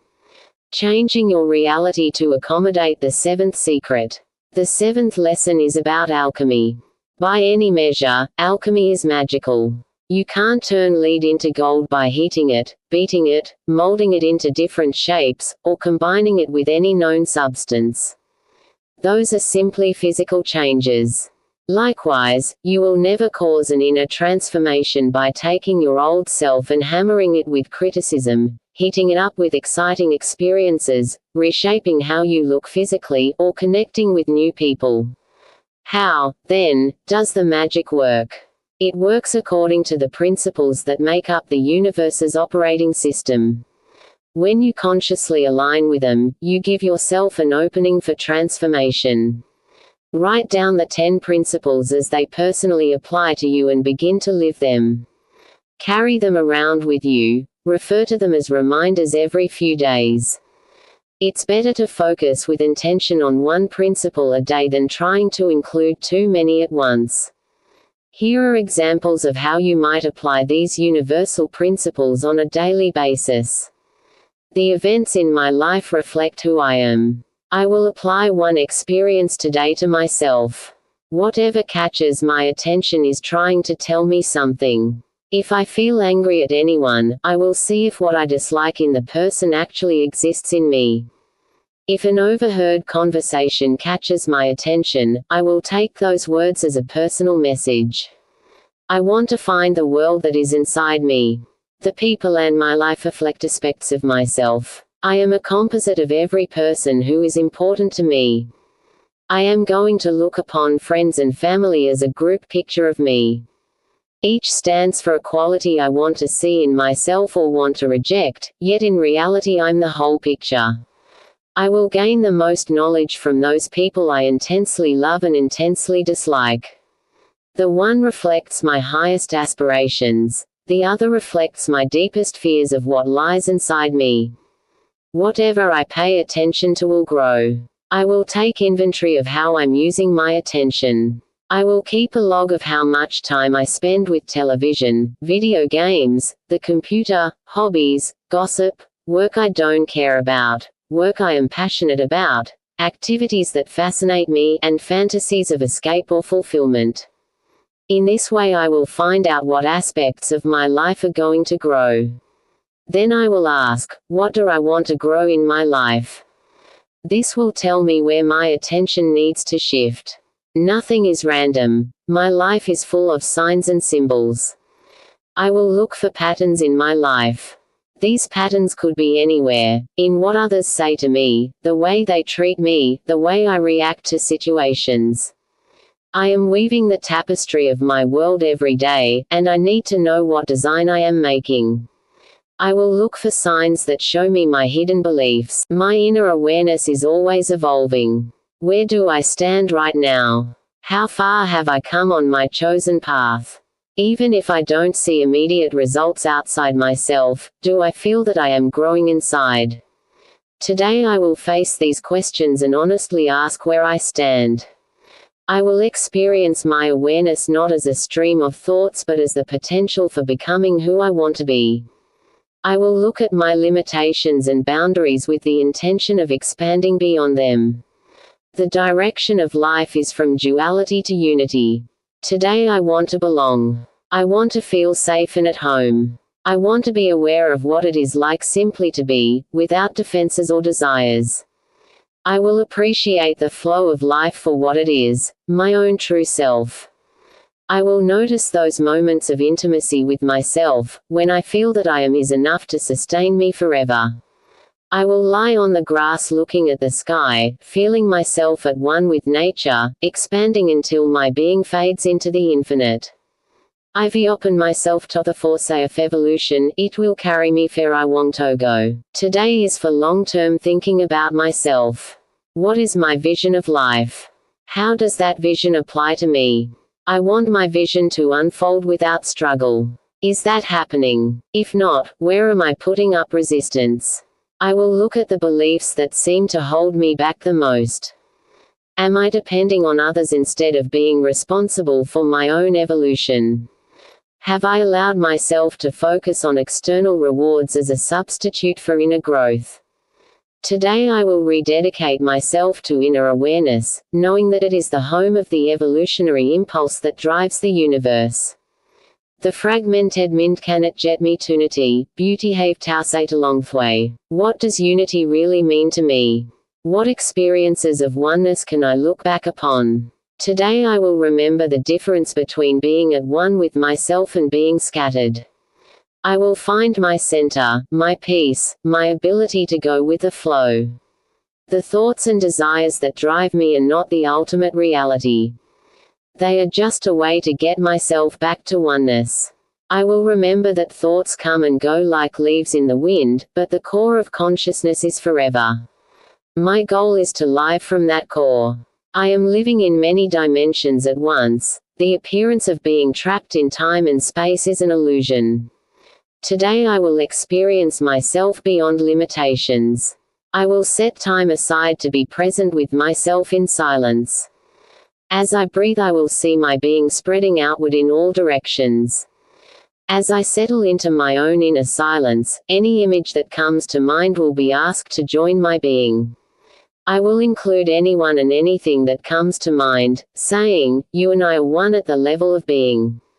Come, join me beyond the drama of space and time." In the same way I will experience love as a light that begins in my heart and spreads out as far as my awareness can reach. As images arise in my mind, I will send love and light in their direction. Secret number 8. Evil is not your enemy. The most grievous failure of spirituality occurs in the face of evil. Idealistic and loving people who would never harm another person find themselves drawn into the maelstrom of war. Faiths that preach the existence of one God mount campaigns to kill infidels. Religions of love devolve into partisan hatred of heretics and those who threaten the faith. Even if you think you hold the ultimate truth in your hands, there is no guarantee that you will escape from evil. More violence has occurred in the name of religion than for any other reason. Hence the bitter aphorism, "God handed down the truth, and the devil said, 'Let me organize it.'" There is also the more subtle failure of passivity, standing by and letting evil have its way. Perhaps this reflects a secret belief that evil is ultimately. I want you to fight Nazism without arms. I would like you to lay down the arms you have as being useless for saving you or humanity. You will invite Herr Hitler and Senior Mussolini to take what they want of the countries you call your possessions. Let them take possession of your beautiful island, with your many beautiful buildings. You will give all these but neither your souls, nor your minds. The author of this passage was Mahatma Gandhi, and needless to say his open letter to the British was greeted with shock and outrage. Yet Gandhi was being true to the principle of ahimsa, or nonviolence. He successfully used passive nonviolence to persuade the British to grant freedom to India, so by refusing to go to war against Hitler, a stand he took throughout World War II. Gandhi was consistent in his spiritual beliefs. Would ahimsa really have worked to persuade Hitler, a man who declared that war is the father of all things? We will never know. Certainly passivity itself has a dark aspect. The Catholic Church marks as one of its darkest eras the years when it permitted millions of Jews to be killed under Nazism, to the extent that Italian Jews were rounded up within sight of the Vatican windows. So let's acknowledge that spirituality has already failed on countless occasions to deal with evil. Turning away from teachings that have only allowed evil to propagate and spread, the one reality opens a new way, because if there is only one reality, evil has no special power and no separate existence. There is no cosmic Satan to rival God, and even the war between good and evil is only an illusion born of duality. Ultimately, both good and evil are forms that consciousness can choose to take. In that sense, evil is no different from good. Their similarity goes back to the source. Two babies born on the same day may grow up to commit evil on the one hand and good on the other, but as babies it cannot be true that one was created evil. The potential for right and wrong exists in their consciousness, and as the babies grow up, their consciousness will be shaped by many forces. These forces are so complex that labeling someone as purely evil makes no sense.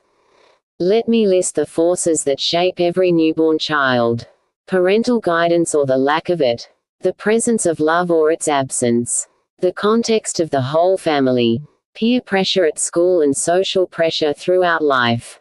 Personal tendencies and reactions. Indoctrinated beliefs and religious teaching. Karma. The tide of history. Role models. Collective consciousness. The appeal of myths, heroes, and ideals. Every force listed above is influencing your choices and invisibly pushing you into action. Because reality is tangled up in all these influences, so is evil. It takes all these forces for evil and good to emerge. If your childhood hero was Stalin, you won't perceive the world as you would if your hero was Joan of Arc.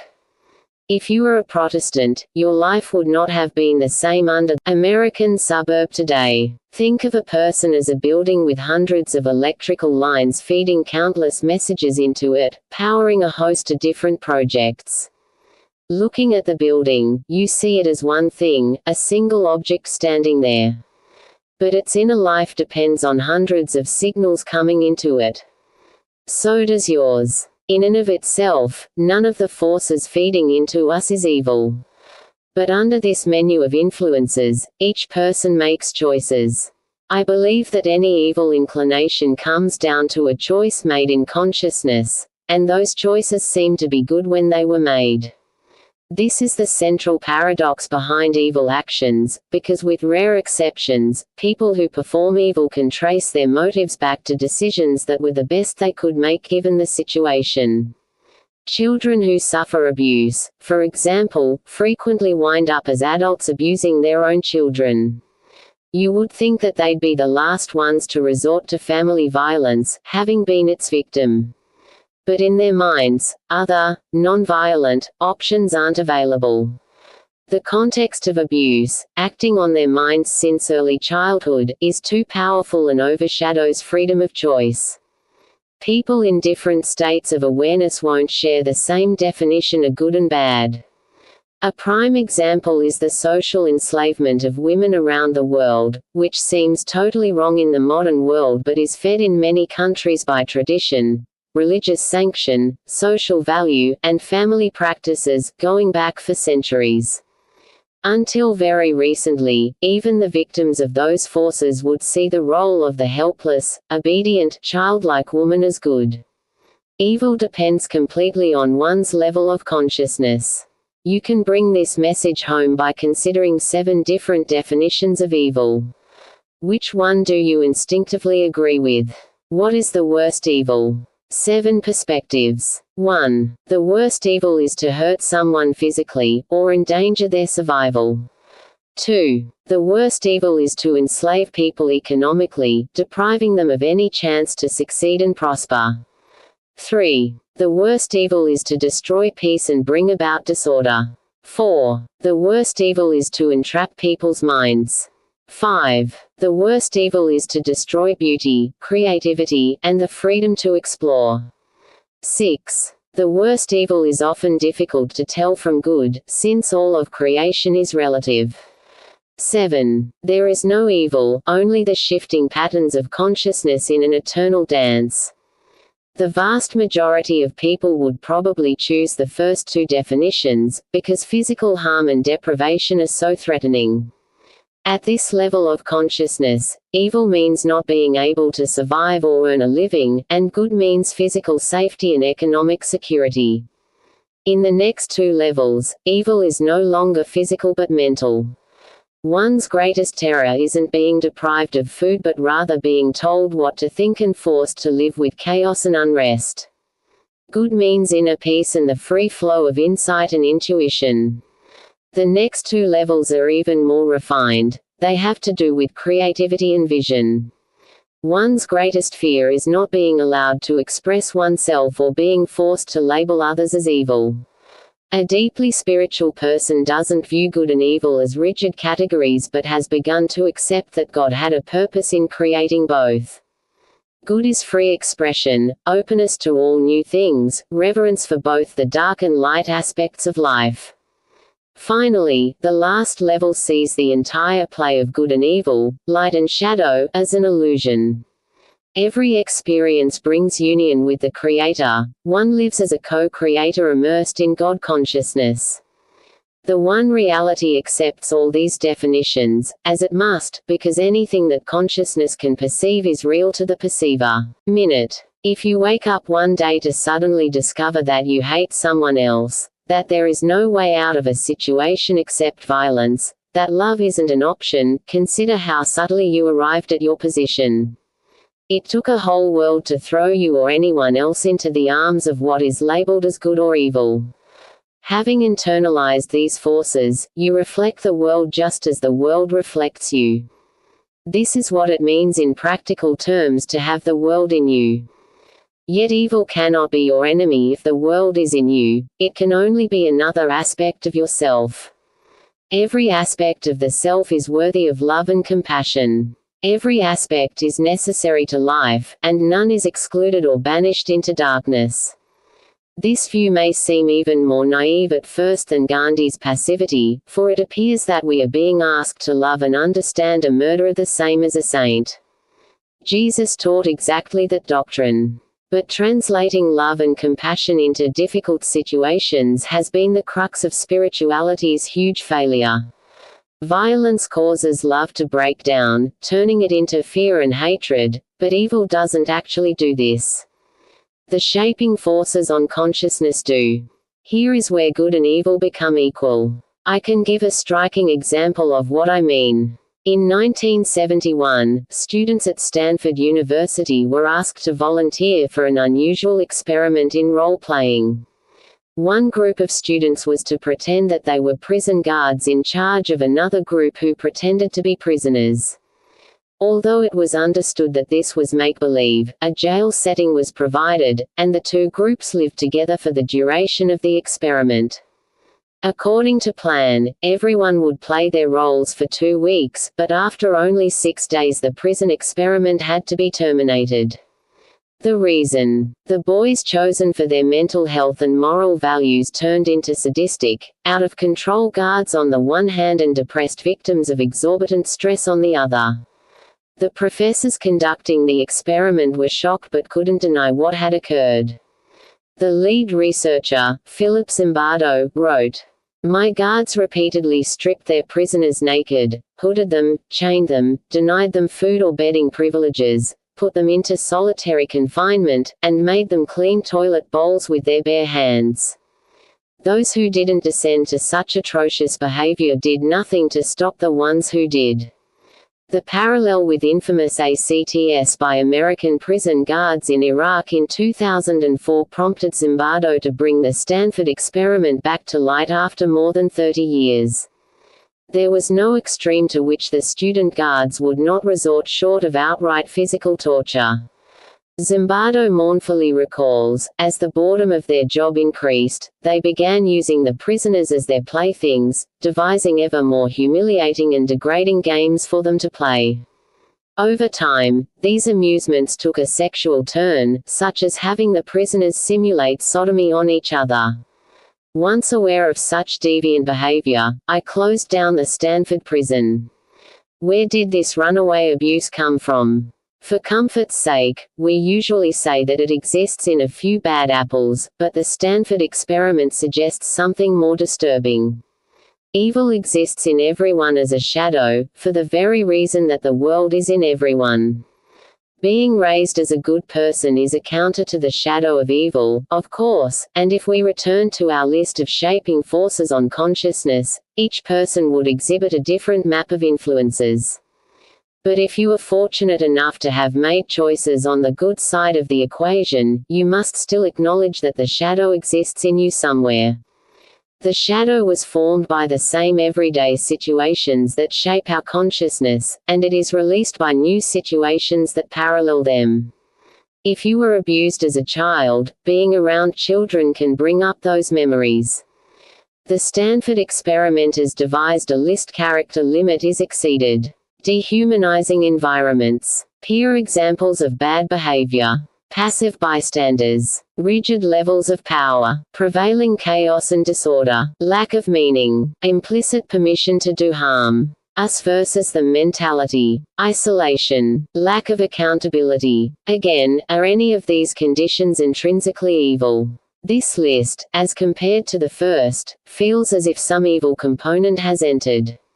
Leaving aside prisons, where one might expect the worst in human nature to emerge, as a physician I've seen similar abuse in hospital settings. Certainly, hospitals are not evil, they were established to do good in the first place. But the shadow isn't about who is good or bad. It's about sealed up energies looking for an outlet, and a hospital is rife with the very conditions listed above. Patients are helpless under the authority of doctors and nurses. They are dehumanized by the cold mechanistic routine, isolated from everyday society, made more or less anonymous as one case among thousands, and so forth. Given the right circumstances, everyone's shadow energy will emerge. Let's focus, then, on the shadow as the area where consciousness has become distorted to the point that evil choices might be made. Keep in mind the word might, since even under the most dehumanized conditions, there are good people who remain good, which is to say that they are able to resist or control the release of their shadow energies. The famed Swiss psychologist C.G. Jung was the first to use the shadow as a clinical term, but here I want to speak in general of the hidden places where we all repress things we feel guilty about or ashamed of. I will call this place the shadow, and I believe there are certain true things to be said about it. The shadow is personal and universal at the same time. Anything can be stored there. Whatever is stored in darkness becomes distorted. The intensity of shadow energies is a way of getting noticed. Bringing consciousness to any energy diffuses it. The shadow itself is not evil and therefore not your enemy.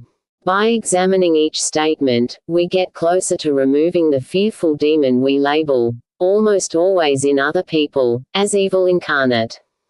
The shadow is personal and universal at the same time. Guilt. Simple things like nudity, sexual intercourse, anger, and anxiety give rise to enormously complex feelings. In one society, seeing your mother naked could be trivial, while in another it could be such a traumatic experience that it can only be dealt with by shoving it down into the shadow. There is no sharp distinction between personal feelings, family feelings, and social feelings. They blend and weave together. But even if you feel ashamed that you hit a bully on the playground when you were 7, and another person thinks doing the same thing was a valuable moment in developing personal courage, to have a shadow is universal as well as personal. The human psyche was set up with a hiding place, and for most people that place is totally necessary, given the enormous difficulty of facing one's darkest impulses and deepest humiliations. Anything can be stored there. A bank vault where you keep your most precious possessions is a hiding place as much as a prison dungeon. The same is true for the shadow. Although the term is used most of the time to describe a hiding place for negative energies, you have the power to turn positive to negative and vice versa. I once knew two sisters who were close as children but grew up as very different adults, the one a successful college professor, the other a twice-divorced worker at a temporary agency. The successful sister describes her childhood as wonderful, the other sister describes hers as traumatic. Remember when Daddy locked you in the bathroom for 6 hours after you did something wrong? I heard the unhappy sister say to her sibling. That was a turning point for me. I could only imagine how angry and hopeless you felt. The happy sister looked very surprised. Why didn't you ask me about that? I like being alone, so I just went inside and told myself imaginary stories. The incident was nothing. And so our stories go their separate, highly idiosyncratic ways. The same incident had no emotional charge for one sister, whereas it was a source of anger and shame for the other. Great art can be made out of scenes of violence, witness Picasso's Guernica, and horrors can be concocted from holy virtue, witness the crucifixion of Jesus. In the unconscious, there is a full population of unexamined impulses. The same Stanford student who might debase himself as a sadistic prison guard could also be harboring artistic talent that will never emerge unless the right situation allows the unconscious mind to release what it is holding. Whatever is stored in darkness becomes distorted. Awareness, like fresh water, is meant to flow, and when it can't, it turns stagnant. In your inner world, there are countless memories and repressed impulses. You do not allow these to flow, which is to say to be released, therefore, they have no choice but to stagnate. Good impulses die for lack of being acted on. Love grows timid and afraid when not expressed. Hatred and anxiety loom larger than life. It is the primary property of consciousness that it can organize itself into new patterns and designs. If you don't allow consciousness to go where it needs to, however, disorganized energy is the result. For example, if you ask people to describe how they feel about their parents, a subject that most adults set aside as a thing of the past, you find that their memories from childhood are a confusing jumble. Trivial events stand out as huge traumas. Other family members are simplified into cartoons. True feelings are hard or impossible to excavate. Thus, when a disturbed patient comes to a psychiatrist to be healed of a painful childhood wound, it often takes months if not years to separate fact from fantasy. The intensity of shadow energies is a way of getting noticed. Hiding something is not the same as killing it. Shadow energies remain alive. Even though you refuse to look at them, they aren't extinguished. In fact, their desire character limit is exceeded. There's no fixed answer to that. Depression, for example, is a complex response that can be healed by insight, compassion, patience, caring attention from others, willingness, and professional therapy. Or you can take a pill and not bother. The choice is personal and varies from person to person. Conditions as apparently hopeless as childhood autism have been cured by parents who spent enormous amounts of time and attention to bring a child back from darkness. The darkness was a distortion in consciousness that needed light to be cured. The shadow in all its forms requires consciousness in the form of light and love, and the only limit to healing is how much of ourselves we are willing to give to the project. The shadow itself is not evil and therefore not your enemy. If the preceding statements are true, then this one must be also.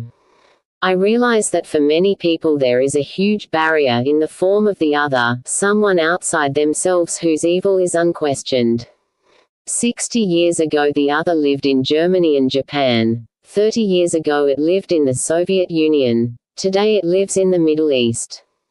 Such people find evil easier to explain by never losing sight of the other. Without an enemy, they would have to face the presence of evil inside themselves. How much more convenient it is to know in advance that you are on the side of the angels. Seeing the shadow in yourself diffuses the whole notion of the other and brings closer the statement of the Roman poet Terence. Nothing human is foreign to me. Can absolute evil be banished so quickly, however?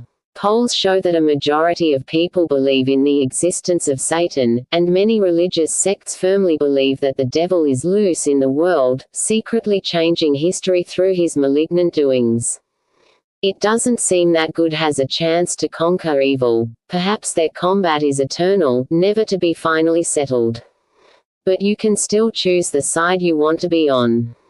That very fact removes the absolute from absolute evil, since by definition absolute evil would win every time, finding no obstacle in the frailty of human choice. Most people don't accept this conclusion, however. They watch the drama of good and evil as if it and not they have the power, sitting mesmerized by pictures of the latest epidemic of crime, war, and disaster.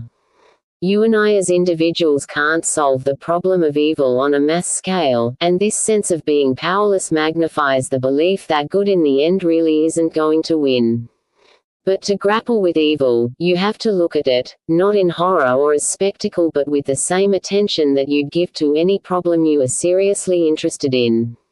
Many people find it taboo to look at evil. The theme of most horror movies is that if you come too close, you get what you deserve.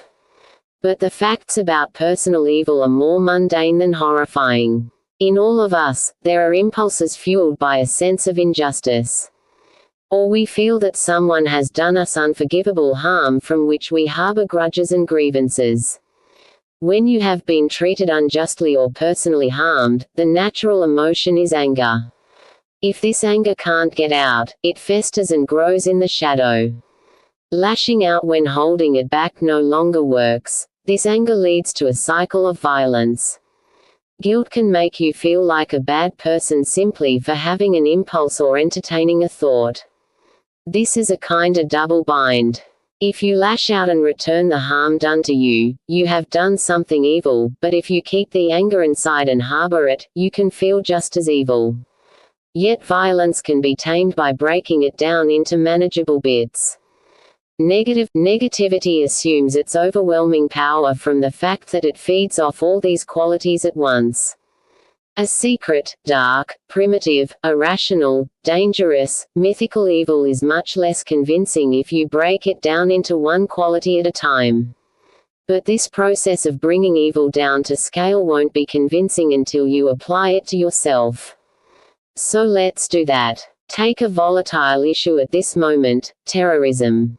By any measure, to inflict terror on innocent people is an act of cowardly, despicable evil. Now pull closer. Imagine yourself so inflamed by intolerance and religious hatred that you'd be willing to kill. If you find that terrorism isn't charged enough for you personally, examine instead a feeling you might have based on racism, vengeance, or domestic abuse, any issue that creates a murderous impulse in you. No matter how evil your impulse is, it can be broken down into steps to resolve it. Darkness. Ask yourself if it is really you having this impulse, the you whom you see in the mirror every morning. Darkness is dealt with by bringing in the light. Freud called this replacing ID with ego, meaning that the unnamed thing inside us needs to be gathered back into the realm of the person you know yourself to be. In simpler terms, awareness needs to go into the place where it has been shut out. Secrecy. Confide your evil impulse to someone you trust. Secrecy is dealt with by honestly facing things that seem shameful or guilty. You face any and every feeling head-on, without denial. Danger. Release your anger out loud, staying with it as it decreases. Have the intention that this release is not merely venting, but truly letting go of your rage. Danger is dealt with by diffusing the bomb. That is, you find the explosive anger that lurks inside and you dispel it. Anger is the primal drive of evil impulses. Like all impulses, it comes in varying degrees, and even a towering rage can be deflated until it diffuses into controlled rage, then justified anger, and on down to righteous indignation, and finally personal offense. Personal offense is not difficult to dispel, once you manage to release the built-up intensity that turns into uncontrollable rage. Myth. Name a hero who would deal with your feelings in a different way and still remain heroic. Violence is part of heroism, but so are many other positive qualities. Myth is imaginative and creative. Therefore you can take any myth and mold it along different lines. Satan himself becomes a comic figure in medieval miracle plays, a ploy that leads directly to the comic villains in James Bond films. Myth is nothing but metamorphosis. Therefore, this level gives us a powerful way to turn demons into helpers of the gods, or defeated enemies of the angels. Irrationality. Come up with the best argument for not acting on your rage. Don't do this emotionally. See yourself as an adult counselor of a wayward teenager about to ruin his life. What would you say to make him see reason? Irrationality is dealt with by persuasion and logic. Emotions are much more gripping and powerful than reason, but they will not be able to escape their world, where only feelings prevail, until the thinking process gives them a reason to feel differently. On their own, without mind, feelings remain the same and grow more intense over time. A common example. Imagine yourself enraged because a kid in a red baseball cap keyed your car. He runs away and escapes. The next day you see him and run up, but when he turns around, it is a different kid. Rage turns into apology because the mind was able to introduce a simple, primitive feelings are dealt with at their own level, as holdovers of the lower brain. You remove the disguise of being civilized. This level of awareness runs even deeper than emotion. The very most primitive area, known as the reptilian brain, interprets all stress as a life or death struggle for survival.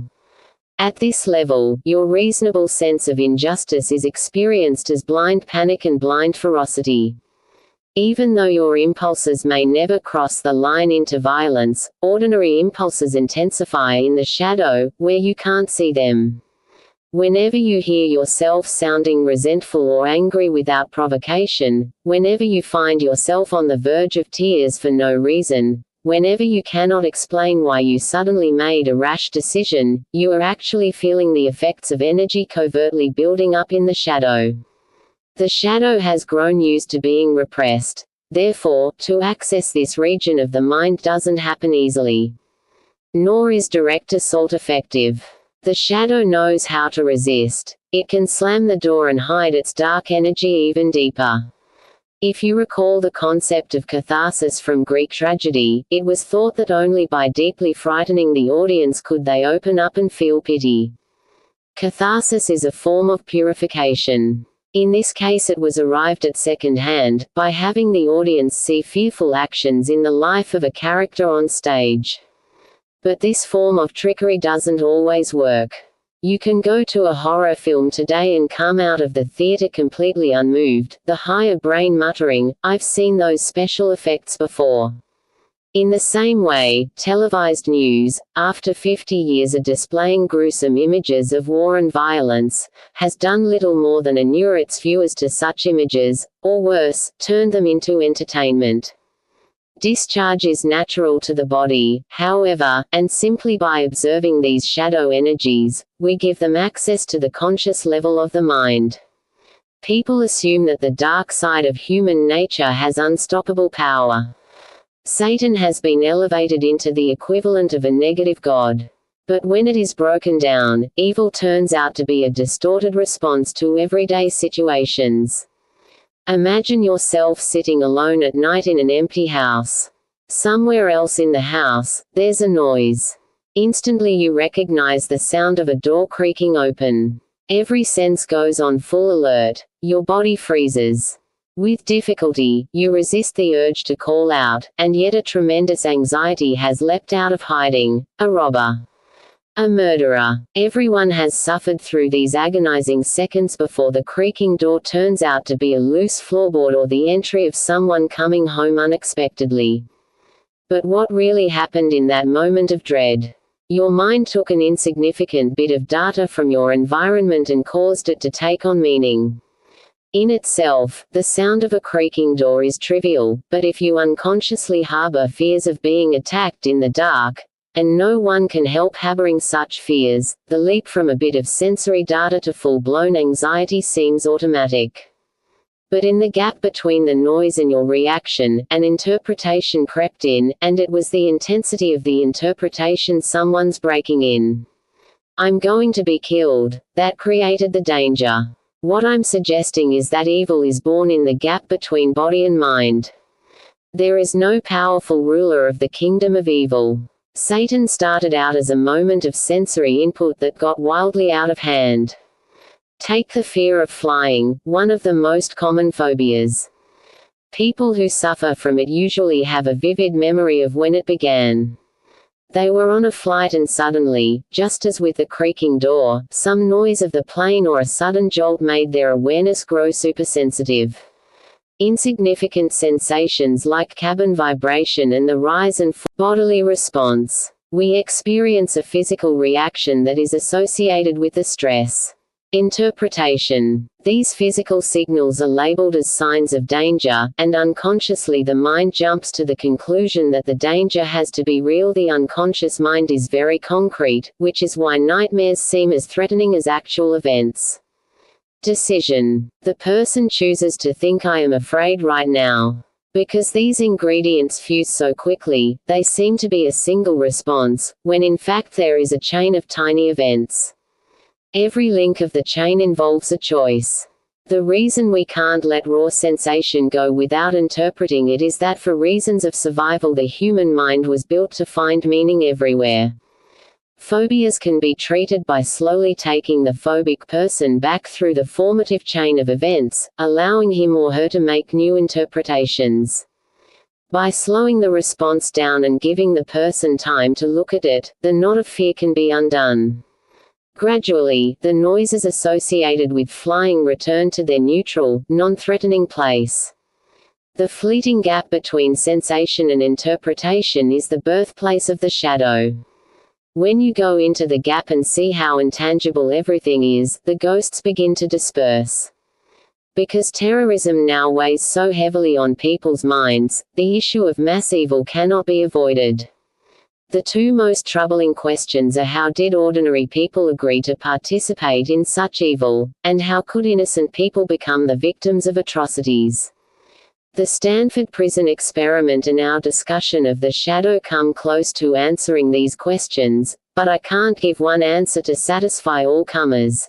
Anytime evil is brought up, we find ourselves visited by our own shadow. What could I have done about Auschwitz? A voice inside us says, usually in guilty, accusing tones. No answer will ever reverse the past, but it is important to realize that no answer should be expected to. The best approach to mass evil is not to keep remembering it but to renounce it so completely in yourself that the past is purified through you. My best answer to how did ordinary people agree to participate in such evil lies in the pages you've just read. Evil is born in the gap. The gap isn't anyone's private possession. The gap contains collective responses and collective themes. When an entire society accepts the theme of the outsiders who cause all the trouble, then evil has everyone for a father and mother. Yet in every case of mass evil, there were thousands of people who didn't identify with the collective impulse. They resisted, escaped, hid, and tried to save others. It's individual choice that determines whether you latch onto the collective theme and agree to play it out. The second question, how could innocent people become the victims of atrocities, is more difficult, because almost everyone's mind is already closed. The questioner doesn't want a new answer. There is too much righteous anger, too much certainty that God turned his back, that no one wanted to risk their own lives to stop the enormous evil being done to others. Are you certain of these things? Being certain is the opposite of being open. When I ask myself why 6 million Jews perished or why equally innocent masses perished in Rwanda, Cambodia, or Stalinist Russia, my motive is first to release my own sense of anguish. As long as I am overcome by anguish or righteous anger or horror, my ability to choose has been shut down. What I should be free to choose is purification, a return to innocence made possible by the shock of what happens when innocence isn't nurtured. You and I are responsible for our participation in the elements of evil even though we don't act out those elements on a mass scale. Some hidden karma, but because the storm is so overwhelming that it engulfs everyone. I don't view the relation of good and evil as a struggle of absolutes. The mechanism that I've been describing, in which shadow energies build up hidden power by depriving a person of free choice, is too convincing to me. I can see in myself that dark energies are at work, and being aware is the first step to illuminating the darkness. Awareness can remake any impulse. Therefore, I don't accept that evil people exist, only people who have not faced their shadows.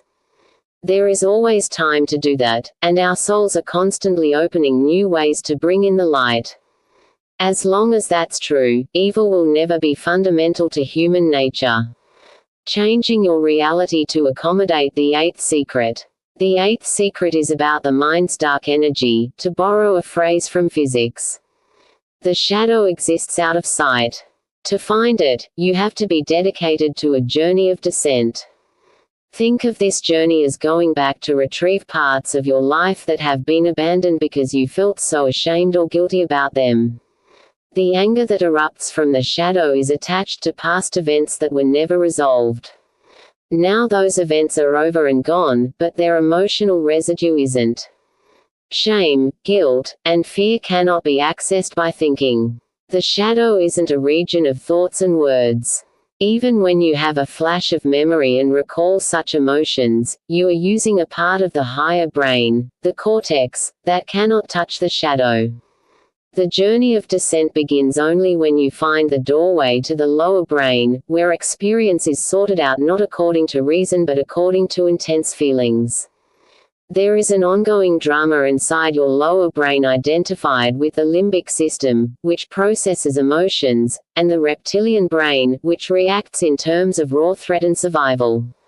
In this drama, many issues that would be interpreted reasonably by the higher brain, getting stuck in traffic, losing out on a business deal, being passed over at work, having a girl turn you down for a date, trigger irrational responses.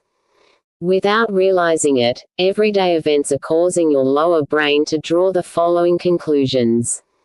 I am in danger. I might be killed. I must go on the attack. I am so hurt, I will never recover. These people deserve to die. They put me in agony. I don't deserve to exist.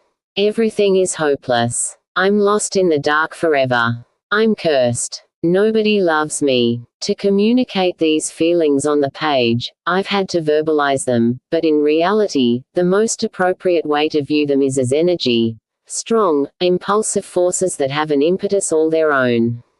Rest assured, no matter how free you feel from these shadow energies, they exist inside you. If they didn't, you would be in a state of total freedom, joy, and unboundedness. You would be in unity, the state of innocence regained. You can't talk about your feelings. You feel out of control. You feel a flash of panic or dread. You want to feel strongly, but your mind goes blank. You find yourself breaking down in tears for no reason. You have an irrational dislike for someone. A reasonable argument turns into warfare. You attack someone without provocation. There are countless other ways that the shadow gets entangled in everyday situations, but these are among the most common. What they have in common is that a boundary is crossed, a controlled situation turns unexpectedly anxious or causes unexpected anger or dread. The next time you experience this, watch and see if you feel guilty or ashamed of yourself afterward. If so, then you have touched, however briefly, on the shadow. An eruption of irrational feelings isn't the same as releasing them. Venting is not purification. So don't mistake an outburst for catharsis. Shadow energy is purified through the following steps. The negative feeling comes up: anger, grief, anxiety, hostility, resentment, self-pity, hopelessness. You ask to release it. You experience the feeling and follow where it wants to go.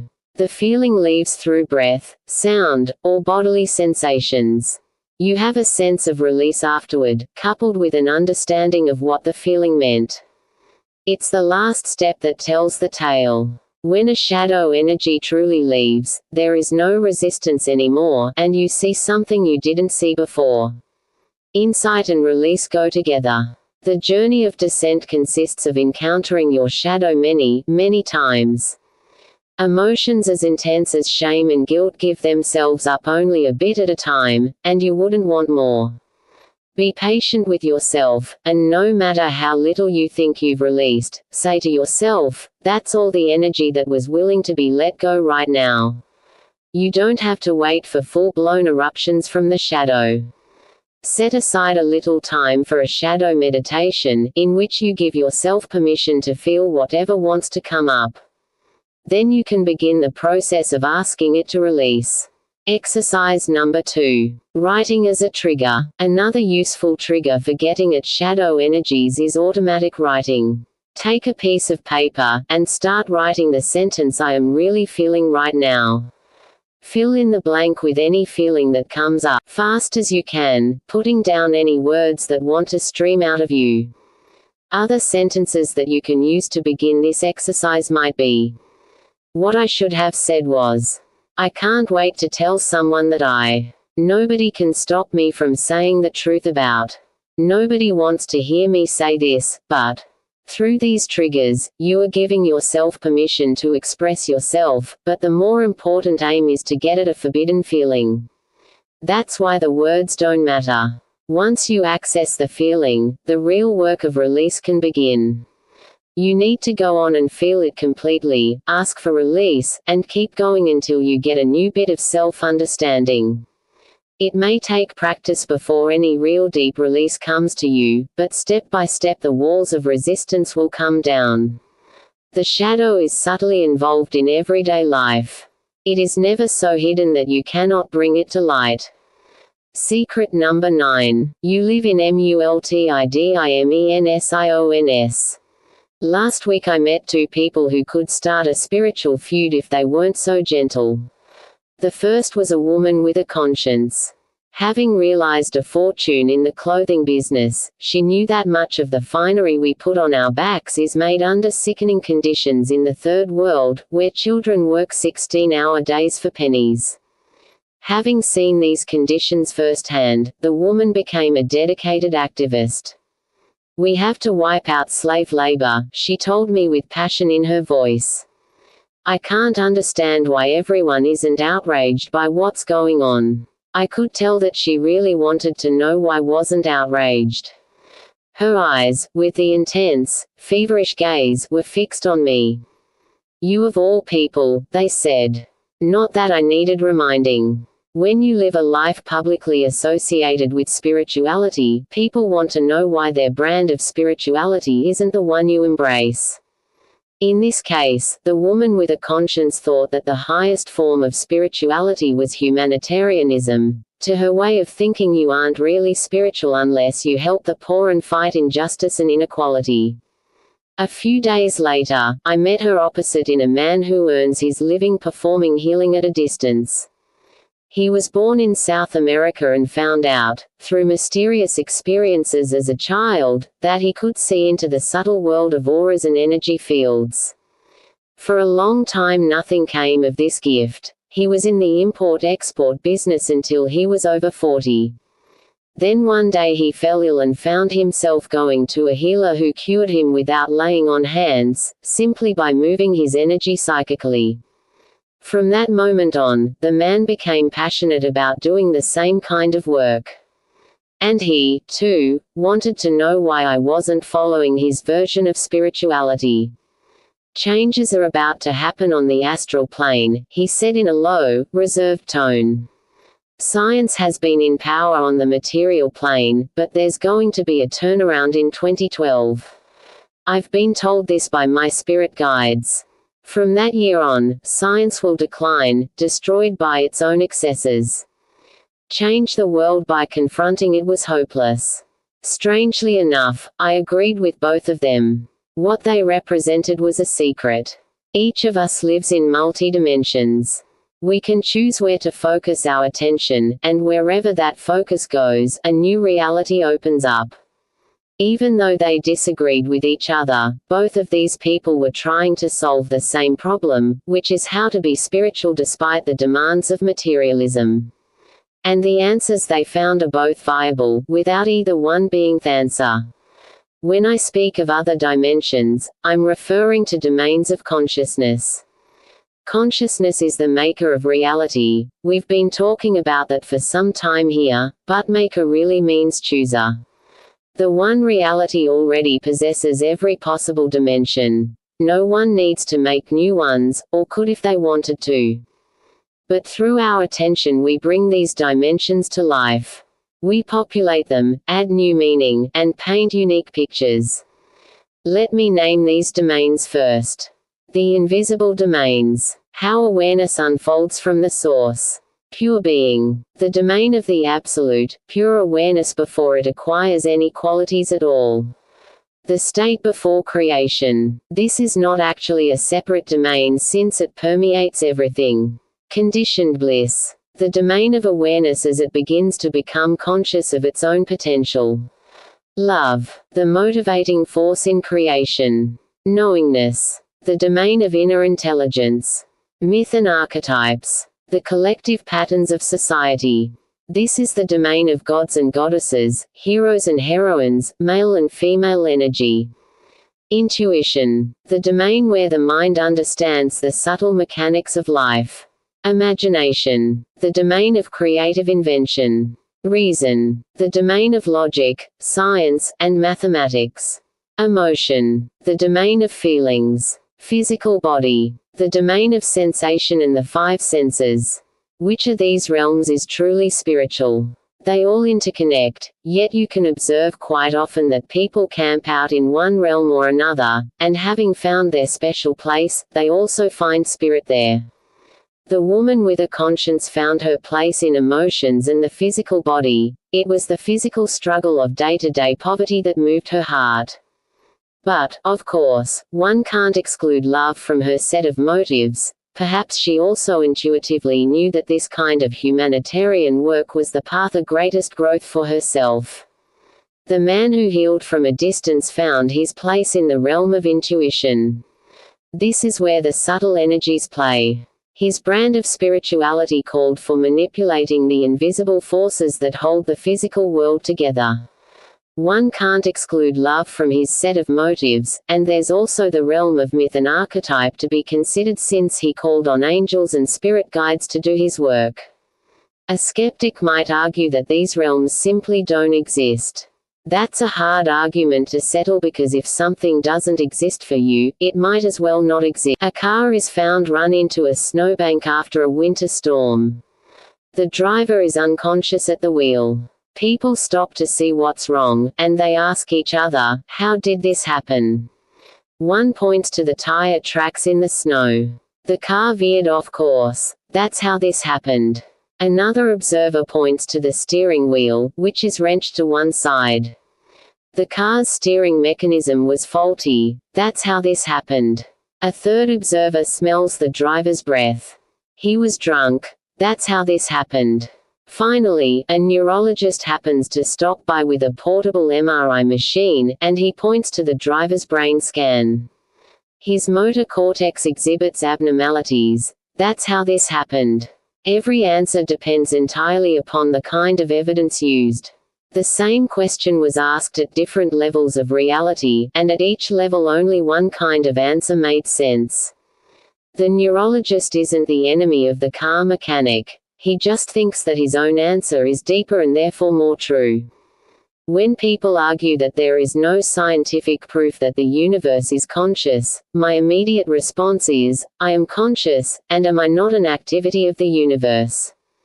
The brain, which operates on electromagnetic impulses, is as much an activity of the universe as are the electromagnetic storms in the atmosphere or on a distant star.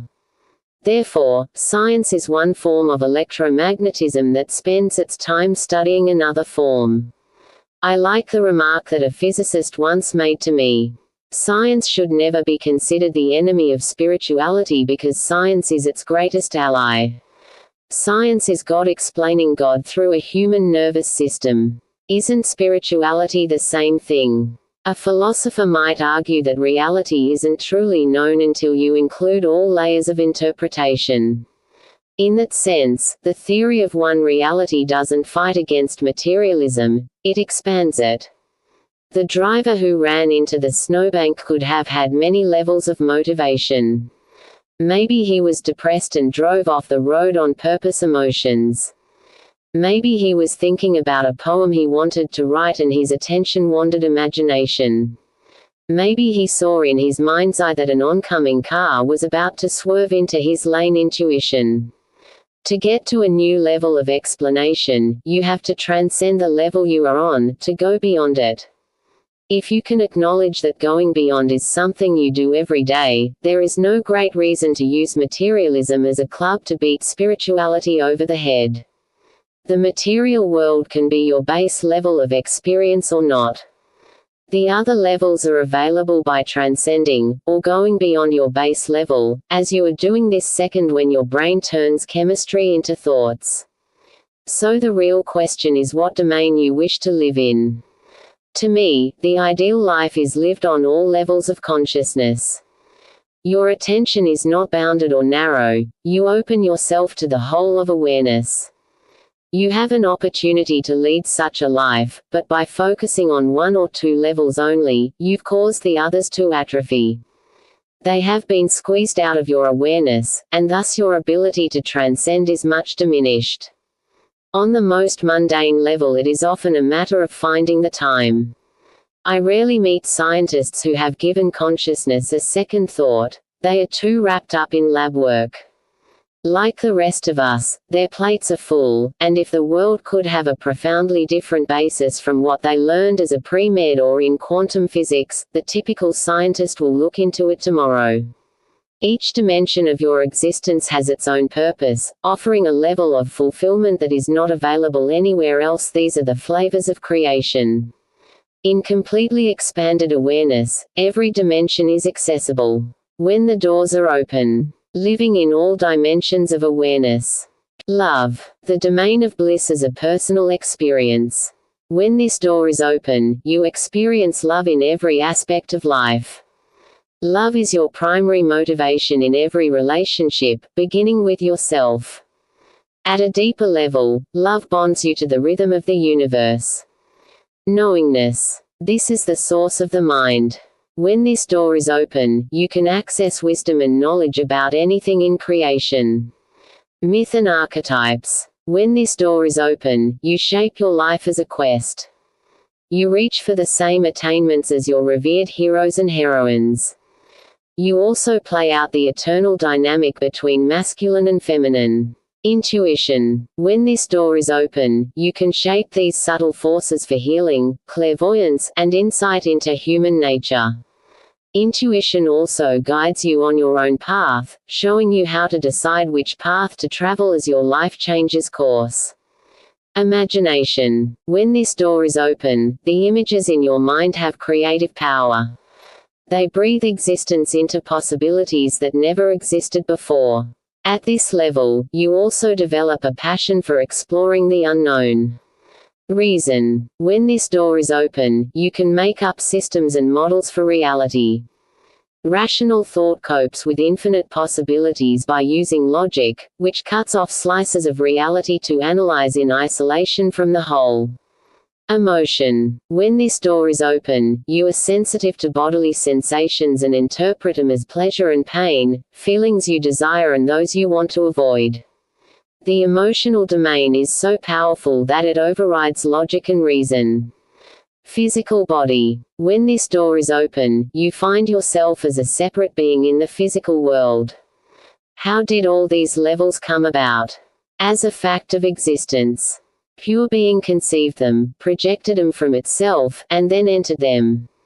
This is the cosmic circuit board, and your own nervous system is wired into it. By paying attention to any dimension of life, you send a current of consciousness into it. If you pay no attention, the circuit is closed for that dimension. Although we are using words like doors, circuitry, and levels, they fall short of reality, which vibrates with every impulse. You are having an effect in every dimension, even when you haven't sent your attention to explore and understand what's there. Someone who has fully explored a dimension is said in Sanskrit to have attained vidya, a word that literally means knowledge but implies much more, mastery over a set of natural laws. Think of yourself as entering a workshop where the tools and skills are unknown to you. The minute you step inside, you take in everything at a glance, but it requires training to master every detail. In the end, you emerge as a changed person, with completely altered perceptions.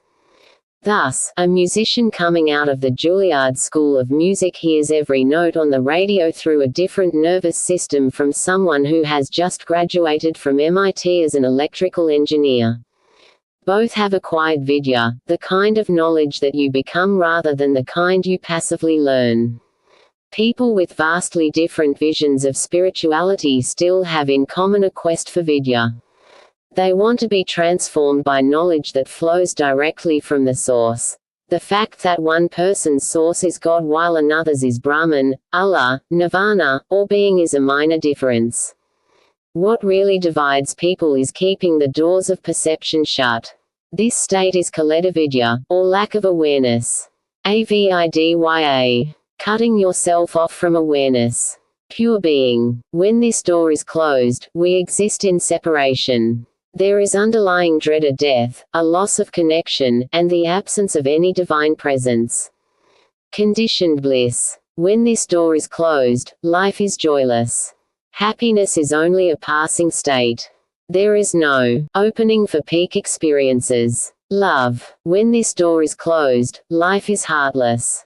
We feel isolated in a grey world where other people are distant, detached figures. There is no sense of a loving hand in creation. Knowingness. When this door is closed, the laws of nature are baffling. Knowledge is gained only through facts and limited personal experience, with no access to deeper meaning. Myth and archetypes. When this door is closed, there are no higher models, no heroes or gods, no passionate quests to pursue. We see no mythical significance to our own lives. There is no deeper dimension to the relations between men and women beyond what lies on the surface. Intuition. When this door is closed, life loses its subtlety. The person lacks insight, has no flashes of brilliance, no exhilarated aha moments. The subtle web of connectedness that holds the universe together is completely hidden from view. Imagination. When this door is closed, the mind is devoid of fantasy. We see everything in literal terms. Art and metaphor count very little. Important decisions are approached with technical analysis, and there is no hope of a sudden creative leap. Reason. When this door is closed, life makes no sense. We are ruled by random impulses.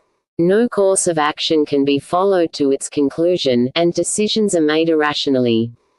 Emotion. When this door is closed, feelings are frozen. There is little or no room for compassion and empathy. Events seem disconnected, without flow, and other people present no chance for bonding. Physical body. When this door is closed, life is all mental. The person feels that his or her body is inert, a dead weight to drag around. The body exists as a necessary life support system, nothing more. There is no juice to moving and acting in the world. As you can see, there is no single state of avidya but many. Traditionally in India, the distinction wasn't so subtle and people were typed as either being in ignorance or being enlightened. Unless you were in unity, so the thinking went, you were in utter ignorance. The rough equivalent in the West would be that you were either lost or redeemed. Thus, the number of those in Vidya was minuscule, while the numbers in avidya were enormous. But tradition overlooked the mechanics of awareness. We are multidimensional creatures, and therefore a person can attain vidya in one area but not another. Picasso was a superb artist imagination but a terrible husband love. Mozart a divine creator of music imagination and love but weak physically. Lincoln a master of myth and archetype but devastated emotionally. In your own life these same imbalances occur. As long as we are working to move from avidya to vidya, we are leading a spiritual life. Changing your reality to accommodate the ninth secret. The reason Christ, Buddha, Socrates, or any other spiritual teacher speaks to us personally is that limited consciousness does give way to sudden, clear glimpses of a reality beyond. Your mind wants to transcend. Narrow attention is like a single light that shines on only one object. It excludes everything outside its beam. The equivalent in the mind is rejection. But what if you renounced the entire process of rejection? If you did so, you would find yourself paying attention to everything equally. Rejection is a habit. Without it, you can participate in life as it comes to you. Take each domain of awareness and write down how you keep yourself from entering it. Experience the tranquility in nature recently. Now I will catch myself rejecting inner peace and find time for it. Conditioned bliss. I haven't felt joy in simply being alive. I am not seeking opportunities for wonder. I don't seem to be around young children enough. I haven't gazed at the night sky. Now I will catch myself rejecting joyful appreciation and make time for it. Love. I've been taking my loved ones for granted, so I haven't been expressing my love very much. I feel uncomfortable receiving love from others. I've put love on the back burner as something I value. Now I will catch myself rejecting these opportunities to make love important in my life and make time for it. Knowingness. I give in to doubt too much. I automatically take a skeptical stance and only settle for hard facts. I don't seem to know any wise people, and I spend little time exposing myself to philosophy and spiritual writings. Now I will catch myself rejecting traditional wisdom and make time for it. Myth and archetypes. I don't really have any heroes anymore. I can't remember finding a worthy example in anything or anyone for a long time. I go my own way, which is as good as anyone else's. Now I will catch myself rejecting the notion that a higher inspiration is necessary and find time for it. Intuition. I use my head. I don't go for anything as mushy as intuition. I look for proof before I believe in something. I think all extrasensory powers are wishful thinking. I analyze a given situation and make my decision accordingly. Now I will catch myself rejecting my first hunches and start trusting them. Imagination. Art's not my thing. I don't go to museums or concerts. My hobby is television and the sports page. To me, most creative types don't have their feet on the ground. Now I will catch myself rejecting my imagination and find ways to express it. Reason. I know what I know and stick with it. I don't listen to the other side of an argument very often. I just want to prove I'm right. I tend to have the same reactions to similar situations. I don't always follow through with the plans I make, even when they're good. Now I will catch myself being unreasonable and will stop to consider every point of view. Emotion. I don't make a scene and I hate it when anyone else does. I'm not impressed by people who give in to their emotions. Holding it inside is my motto. Nobody ever sees me cry. I can't remember anyone growing up who taught me that emotions are positive. Now I will catch myself rejecting my real feelings and find a safe way to express them. Physical body. I should take care of myself. I'm in considerably worse shape physically than I was 5 or 10 years ago. I'm not happy with my body, and I'm not much for physical activity. I've heard about body therapies, but I think they're indulgent and a little flaky. Now I will catch myself giving up on the physical side of my life and make time for it. Of necessity, I've provided very general notes, but you should be as specific as possible. Under love, write down the name of someone you haven't shown your love to or an incident you recall where you felt uncomfortable receiving love. Under imagination, note the museum in town you don't visit or the artistic person whose company you've avoided. By the same 0 PTS. I don't pay any attention to this part of my life. 1. 3 PTS. I have had a little experience in this area but not recently and not very often. 4. 6 PTS. I am familiar with this area of my life and experience it fairly often. 7. 9 PTS. This is an important area of my life, one that I focus on a lot. 10 PTS. This area is my home. I know it well and spend almost all my extra attention on it. 0. 10 PTS. Pure being, conditioned bliss, love, knowingness, myth and archetypes, intuition, imagination, reason, emotion, physical body. Secret number 10. Death makes life possible. IIMAGINE that if spirituality sought sales advice from Madison Avenue, it would be, scare people about dying. This tactic has been working for thousands of years. Because all we can see at death is that once you die you aren't here anymore, this creates deep fear. There has never been a time when people weren't desperate to know what lies on the other side of life. But what if there is no other side?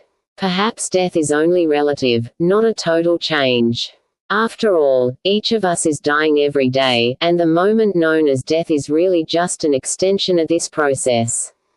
Street. Paul spoke of dying unto death, by which he meant having such strong faith in the afterlife and the salvation promised by Christ that death lost its power to generate fear. Yet dying unto death is also a natural process that has been going on in cells for billions of years. Life is intimately entwined with death, as you can observe every time a skin cell is sloughed off. This process of exfoliation is the same as a tree dropping its leaves. The Latin word for leaf is folio, and biologists tend to think of death as a means for life to regenerate. This view brings little comfort, however, when you face being the leaf falling off the tree to make room for next spring's growth. Rather than discussing death in impersonal terms, I'd like to focus on your death, the supposed end of the you who is alive at this moment and wants to remain so. The personal prospect of death is the issue no one likes to confront, yet if I can show you what the reality of your death is, all this aversion and fear can be conquered, after which you can pay more attention to both life and death. Only by facing death can you develop real passion for being alive. Passion isn't frantic. It isn't driven by fear. Yet right now, at an unconscious level, most people feel they are snatching life from the jaws of death, frantic with the knowledge that their time on earth is so brief. When you see yourself as part of eternity, however, this fearful snatching of crumbs from the table vanishes, and in its place you receive the abundance of life that we hear so much talk about but that so few people seem to possess. Here's a simple question. When you are a grandparent, you will no longer be a baby, a teenager, or a young adult. Same person you were when you were 10 years old. Certainly your body has changed completely from that of the 10-year-old. None of the molecules in your cells is the same, and neither is your mind. You certainly don't think like a child. In essence, the 10-year-old you once were is dead. From a 10-year-old's perspective, the 2-year-old you once were is also dead. The reason that life seems continuous is that you have memories and desires that tie you to the past, but these two are ever shifting. Just as your body comes and goes, so does the mind with its fleeting thoughts and emotions. When you are aware of being yourself without being attached to any particular age, you've found the mysterious observer within who doesn't come and go. Only witnessing awareness qualifies as that observer. It remains the same while everything else changes. The witness or observer of experience is the self to whom all experiences are happening. It would be futile to hold on to who you are at this moment in terms of body and mind. People are baffled by which self they are going to take to heaven because either they imagine an ideal self going there or a self they have attached to their imaginations. At some level we all know that there was never an age that felt ideal, however. Life needs to be fresh. It needs to renew itself. If you could beat death and remain just who you are, or who you were at the time of life you consider the best, you'd succeed only in mummifying yourself. You are dying at every moment so that you can keep creating yourself. We have already established that you are not in the world is in you. This, the main tenet of the one reality, also means that you are not in your body is in you. You are not in your mind is in you. There is no place in the brain where a person can be found. Your brain consumes not one molecule of glucose to maintain your sense of self, despite the millions of synaptic bursts that sustain all the things that self is doing in the world. So when we say that the soul leaves a person's body at the moment of death, it would be more correct to say that the body leaves the soul. The body is already coming and going, now it leaves without coming back. The soul can't leave because it has nowhere to go. This radical proposition needs a bit of discussion because, if you aren't going anywhere when you die, you must be there already. This is one of those paradoxes from quantum physics whose understanding depends upon knowing where things come from in the first place. Sometimes I ask people a simple question such as, "What did you eat for dinner last night?" When they say chicken salad or steak, I then ask, "Where was that memory before I asked you?" As we've already seen, there's no picture of a chicken salad or a steak imprinted in your brain, nor any taste or smell of food. When you bring a memory to mind, you are actualizing an event.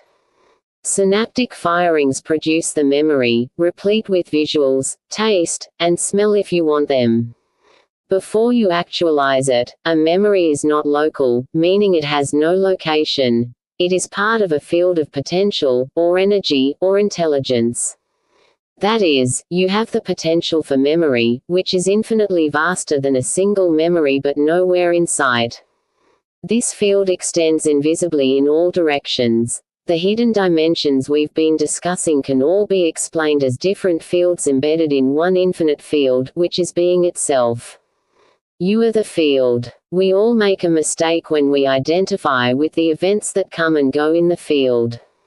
These are isolated moments, single blips as the field momentarily gets actualized. The underlying reality is pure potential, which is also called the soul. I know how abstract this sounds, and so did the ancient sages of India. Division is an illusion. The ancient sages said that your body is like that house. It's built at birth and burns down when you die, yet the akasha, or soul space, remains unchanged, it remains unbounded. According to these ancient sages, the cause of all suffering, according to the first klesha, is not knowing who you are. If you are the unbounded field, then death is not at all what we've feared. The purpose of death is to imagine yourself into a new form with a new location in space and time. In other words, you imagine yourself into this particular lifetime, and after death you will dip back into the unknown to imagine your next form. I don't consider this a mystical conclusion, in part because I've had discussions with physicists who support this possibility, given all they know about the non-locality of energy and particles, but it is not my intention to convert you to a belief in reincarnation. We're just following one reality to its hidden source. Right now you are bringing up new thoughts by actualizing your potential. It seems only reasonable that the same process produced who you are now. I own a TV set with a remote control, and when I push a button I can change from CNN to MTV to PBS. Until I press the remote, those programs don't exist on the screen, it is as if they don't exist at all. Yet I know that each program, complete and intact, is in the air as electromagnetic vibrations waiting to be selected. In the same way, you exist in Akasha before your body and mind pick up the signal and express it in the three-dimensional world. Your soul is like the multiple channels available on TV, your karma or actions picks the program. Without believing in either one, you still can appreciate the astonishing transition from a potential hanging around in space, as TV programs do, to a full-blown event in the three-dimensional world. What, then, will it be like when you die? It might be like changing channels. Imagination will continue to do what it has always been doing, popping new images up on the screen. Some traditions believe that there's a complex process of reliving karma when you die so that a person can learn what this lifetime was about and prepare to make a new soul bargain for the next lifetime. The moment of death is described as having your life flash before you, not at lightning speed as experienced by people when they're drowning, but slowly and with full understanding of every choice one has made since birth. If you are conditioned to think in terms of heaven and hell, going to one or the other will be your experience. Remember that the Christian conception of these places isn't the same as the Islamic version or the thousands of flokas in Tibetan Buddhism, which makes room for a multitude of worlds after death. The creative machinery of consciousness will produce the experience of that other place, while to someone who has led the same life under no such belief system, these images might appear to be a blissful dream or a reliving of collective fantasies like a fairy tale, or the unspooling of themes from childhood. But if you go to another world after death, that world will be in you as much as this one is. Does that mean heaven and hell are not real? Look out the window at a tree. It has no reality except as a specific spacetime event being actualized out of the infinite potential of the field. Therefore, it is only fair to say that heaven and hell are just as real as the tree, and just as unreal. The absolute break between life and death is an illusion. What bothers people about losing the body is that it seems like a terrible break or interruption. This interruption is imagined as going into the void. It is total personal extinction. Yet that perspective, which arouses huge fears, is limited to the ego. The ego craves continuity. It wants today to feel like an extension of yesterday. Without that thread to cling to, of I, me, and mine, you are referring to your past, a time that is dead and gone. Its memories are relics of a time passed by. The ego keeps itself intact by repeating what it already knows. Yet life is actually unknown, as it has to be if you are ever to conceive of new thoughts, desires, and experiences. By choosing to repeat the past, you are keeping life from renewing itself. Do you remember the first time you tasted ice cream? If not, look at a very young child encountering an ice cream cone. The look on the child's face tells you that she is lost in pure delight. But the second ice cream cone, although a child may beg and plead for it, is slightly less wonderful than the first. Each repetition pales by degrees because, when you return to what you already know, it can't be experienced for the first time. Today, as much as you may like ice cream, the experience of eating it has become a habit. The sensation of taste hasn't changed, but you have. The bargain you made with your ego, to keep I, me, and mine going on the same habitual tracks, was a bad bargain. You have chosen the opposite of life, which is death. Technically speaking, even the tree outside your window is an image from the past. The instant you see it and process it in your brain, the tree has already moved on at the quantum level, flowing with the vibrating fabric of the universe. To be fully alive, you have to inject yourself into the non-local domain where new experiences are born. If you drop the pretense of being in the world, you will realize that you've always lived from the discontinuous, non-local place called the soul. When you die, you will enter the same unknown, and in that moment you will have a good chance of feeling that you were never more alive. Why wait? You can be as alive as you want to be through a process known as surrender. This is the next step in conquering death. So far in this chapter, the line between life and death has become so blurry that it has almost disappeared. Surrender is the act of erasing the line entirely. When you can see yourself as the total cycle of death within life and life within death, you have surrendered, the mystic's most powerful tool against materialism. At the threshold of the one reality, the mystic gives up all need for boundaries and plunges directly into existence. The circle closes, and the mystic experiences himself as the one reality. Surrender is full attention, appreciation of life's richness, opening yourself to what is in front of you, non-judgment, absence of ego, humility, being receptive to all possibilities, allowing love. Most people think of surrender as a difficult, if not impossible, act. It connotes surrender to God, which few except the most saintly seem to manage. How can one tell that the act of surrender has happened? I am doing this for God sounds inspiring, but a video camera in the corner of the room couldn't tell the difference between an act performed for God and the same act performed without God in mind. It's much easier to do the surrendering on your own and let God show up if He wants to. Open yourself up to a Rembrandt or Monet painting, which is after all as glorious a piece of creation as there is. Pay full attention to it. Appreciate the depth of the image and the care in its execution. Open yourself up to what is in front of you rather than allowing yourself to be distracted. Don't judge in advance that you have to like the painting because you've been told it is great. Don't force yourself to respond because it may have. If all these steps of surrender are present, then a great Rembrandt or Monet will evoke love because the artist is simply there in all his naked humanity.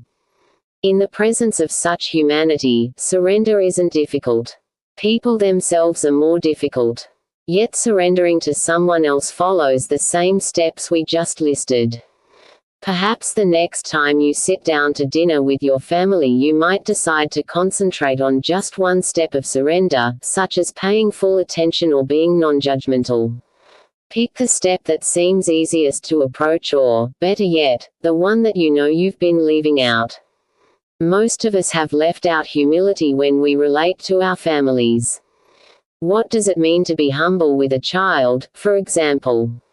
It means regarding the child's opinion as equal to your own. At the level of awareness, it is equal. Your advantage of years as the parent at the table doesn't discount that fact. We all had to be children, and what we thought back then had all the weight and importance of life at any age, perhaps more so. The secret of surrender is that you do it inside, without trying to please anyone else. As much as it disturbs us, eventually we all find ourselves in the presence of someone who is very old, frail, and dying. The same steps of surrender are possible in that situation. If you follow them, the beauty of a dying person is just as evident as the beauty of a Rembrandt. Death inspires a certain wonder that can be reached when you go beyond the knee-jerk reaction of fear. I recently felt this sense of wonder when I came across a phenomenon in biology that helps support the whole notion that death is completely wedded to life. It turns out that our bodies have found the key to surrender already. The phenomenon is kaleidoapoptosis. This strange word, which was completely new to me, takes one on a deeply mystical journey, and having returned, I find my perceptions of life and death have changed. Punching apoptosis into an internet search engine gave me 357,000 entries, and the very first to find the word in biblical terms. For every cell there is a time to live and a time to die.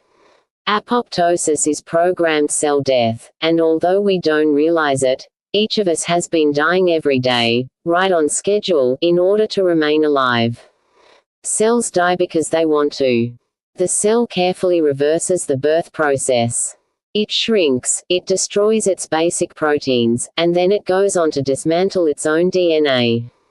Bubbles appear on the surface membrane as the cell opens its portals to the outside world and expels every vital chemical, to finally be swallowed up by the body's white cells exactly as they would devour an invading microbe. When the process is complete, the cell has dissolved and leaves no trace behind.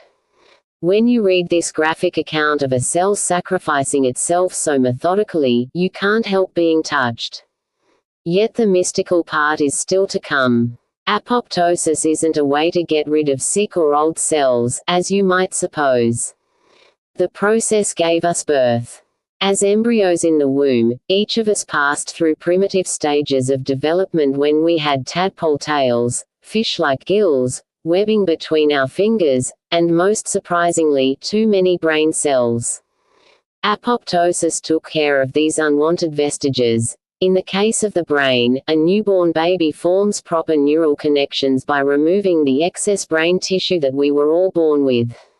It came as a surprise when neurologists discovered that our brains contain the most cells at birth, a number which gets whittled down by the millions so that higher intelligence can forge its delicate web of connections. It was long thought that killing off brain cells was a pathological process associated with aging. Now the whole issue must be reconsidered. Apoptosis doesn't end in the womb, however. Our bodies continue to thrive on death. The immune cells that engulf and consume invading bacteria character limit is exceeded. Death cannot be our enemy if we have depended upon it from the womb. Consider the following irony. As it turns out, the body is capable of taking a vacation from death by producing cells that decide to live forever. These cells don't trigger p53 when they detect defects in their own DNA. And by refusing to issue their own death warrants, these cells divide relentlessly and invasively. Cancer, the most feared of diseases, is the body's vacation from death, while programmed death is its ticket to life. This is the paradox of life and death confronted head-on. The mystical notion of dying every day turns out to be the body's most concrete fact. What this means is that we are exquisitely sensitive to the balance of positive and negative forces, and when the balance is tipped, death is the natural response. Nietzsche once remarked that humans are the only creatures who must be encouraged to stay alive. He couldn't have known that this is literally true. Cells receive positive signals that tell them to stay alive, chemicals called growth factors. If these positive signals are withdrawn, the cell loses its will to live. Like the mafia's kiss of death, the cell can also be sent messengers that bind to its outer receptors to signal that death has arrived. These chemical messengers are actually known as death activators. Months after writing this paragraph, I met a Harvard Medical School professor who had discovered an amazing fact. There is a substance that causes cancer cells to activate new blood vessels so that they can get food.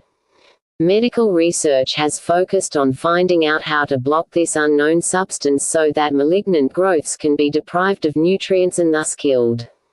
The professor discovered that the exact opposite substance causes toxemia in pregnant women, a potentially fatal disorder in which the blood vessels are unhappy that they are undergoing normal programmed cell death. "You realize what this means," he said with deep awe. "The body can trigger chemicals in a balancing act between life and death, and yet science has totally ignored who is doing the balancing. Doesn't the whole secret of health lie in that part of ourselves, not in the chemicals being used?" The fact that consciousness could be the missing ingredient, the X factor behind the scenes, came to him as a revelation. The mystics have preempted science here because one reads in many mystical traditions that every person dies at exactly the right time and knows in advance when that time is. But I would like to examine more deeply the concept of dying every day. To die every day is a choice everyone overlooks. I want to see myself as the same person from day to day in order to preserve my sense of identity. I want to see myself as inhabiting the same body every day because it is disturbing to think that my body is constantly deserting me. Yet it must, if I am not to be a living mummy. Following the complex timetable of apoptosis, I am given a new body via the mechanism of death. This process happens subtly enough that it passes without notice. No one sees a 2-year-old turning in her body for a new one at age 3. Every day she has the same body, and yet she doesn't. Only the constant process of renewal, a gift of death, enables her to keep pace with each stage of development. The wonder is that one feels like the same person in the midst of such endless shape-shifting. Unlike with cell death, I can observe my ideas being born and dying. To support the passage from childish thought to adult thought, the mind has to die every day. My cherished ideas die and never reappear. My most intense experiences are consumed by their own passions. My answer to the question "who am I" totally changes from age 2 to 3, so I have no trouble conceding that what happens after death is invisible to the eye and cannot be proved as a material event. I concede without question that we normally don't remember our past lives and can live very well without that knowledge. Still, I don't understand how anyone can remain a materialist after seeing apoptosis at work. The case against life after death looks strong only if you ignore everything discovered about cells, photons, molecules, thoughts, and the whole body. Every level of existence is born and dies on its own timetable, from less than a millionth of a second to the probable rebirth of a new universe billions of years from now. The hope that lies beyond death comes from the promise of renewal. If you passionately identify with life itself instead of with the passing parade of forms and phenomena, death takes its rightful place as the agent of renewal. In one of his poems, Tagore asks himself, "What will you give when death knocks at your door?" His answer displays the untroubled joy of someone who has risen above the fear surrounding death. The fullness of my life. The sweet wine of autumn days and summer nights. My little hoard gleaned through the years. And hours rich with living. That will be my gift. When death knocks at my door. Changing your reality to accommodate the 10th secret. The 10th secret says that life and death are naturally compatible. You can make this secret personal by shedding the image of yourself that belongs to the past, a kind of exfoliation of your self-image. The exercise is very simple. Sit with your eyes closed and see yourself as an infant. Use the best baby picture you can remember, or if you don't recall such an image, create one. Make sure the baby is awake and alert. Catch its attention and ask it to look into your eyes. When you've made contact, just gaze for a moment until you both feel settled and connected to each other. Now invite the baby to join you and slowly watch the image fade into the center of your chest. You can visualize a field of light that absorbs the image if you want, or just a warm feeling in your heart. Now see yourself as a toddler. Again, make contact, and once you have, ask that version of you to join you. Proceed in this way through any past self you wish to bring to mind. If you have particularly vivid memories of a certain age, linger there, but ultimately you want to see every image fade and disappear. Continue up to your present age, and then go on to see yourself in stages older than you are now. End up with 2 final images. One of you as a very old person but in good health, and one of you on your deathbed. In each case make contact, and then let the image be absorbed into you. When the image of yourself dying is gone, sit quietly and feel what remains. No one can actually imagine his or her own death because, even if you go to the extent, which may be too gruesome for many people, of seeing yourself as a corpse being lowered into the grave and decomposing to its elements, the witness will remain. Visualizing yourself as a corpse is an ancient tantric exercise from India, and I have led groups through it. Almost everyone gets the point, which has nothing to do with gruesomeness. When you see every earthly vestige of yourself vanish, you realize you will never succeed in extinguishing yourself. The presence of the witness, who is the ultimate survivor. Like every experience, dying is something you create as much as something that is happening to you. In many Eastern cultures, there is a practice called conscious death, in which the person participates actively in shaping the dying process. Using prayer, rituals, meditation, and assistance from the living, the dying person shifts the balance from "this experience is happening to me" to "I am creating this experience." In the West, we don't have a tradition of conscious death. In fact, we leave dying people alone in impersonal hospitals where the routine is cold, frightening, and dehumanizing. There is much to change on that front. What you can do personally at this moment is to bring your awareness to the dying process, ridding it of excessive fear and anxiety. Think of someone close to you who is elderly and close to dying. See yourself in the room with the person. You can imagine the room if you don't have actual knowledge of where the person is. Put yourself inside the mind and body of the person. See yourself in detail. Feel the bed, see the light coming in through the window, and surround yourself with the faces of family and attending doctors and nurses, if there are any. Now begin to assist the person in the shift from passively facing death to actively creating the experience. Hear yourself talking in a normal voice. There's no need for solemnity. Be comforting and reassuring, but focus primarily on shifting the person's awareness from "this is happening to me" to "I am doing this."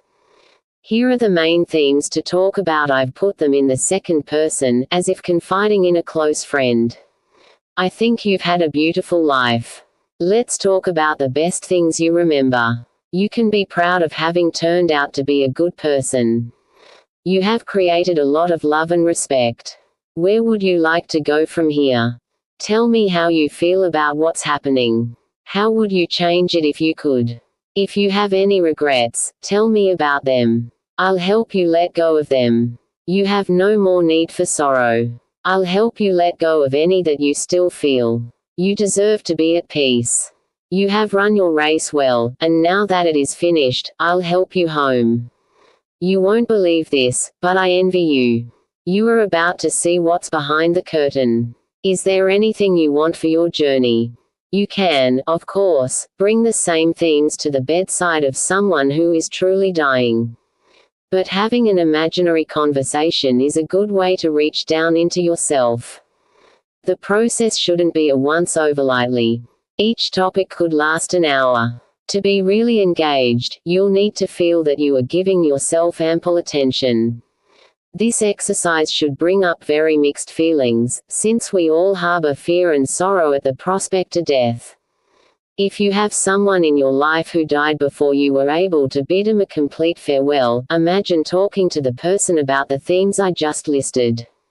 The domain where life and death merge is always here with us, and by paying attention to it you connect yourself to a precious secret. Number 11. The universe thinks through you. I recently had a small encounter with destiny, so small that I could have ignored it entirely. A man came to visit me who had devoted his entire life to spirituality. He told me about his many visits to India and his devotion to its ways.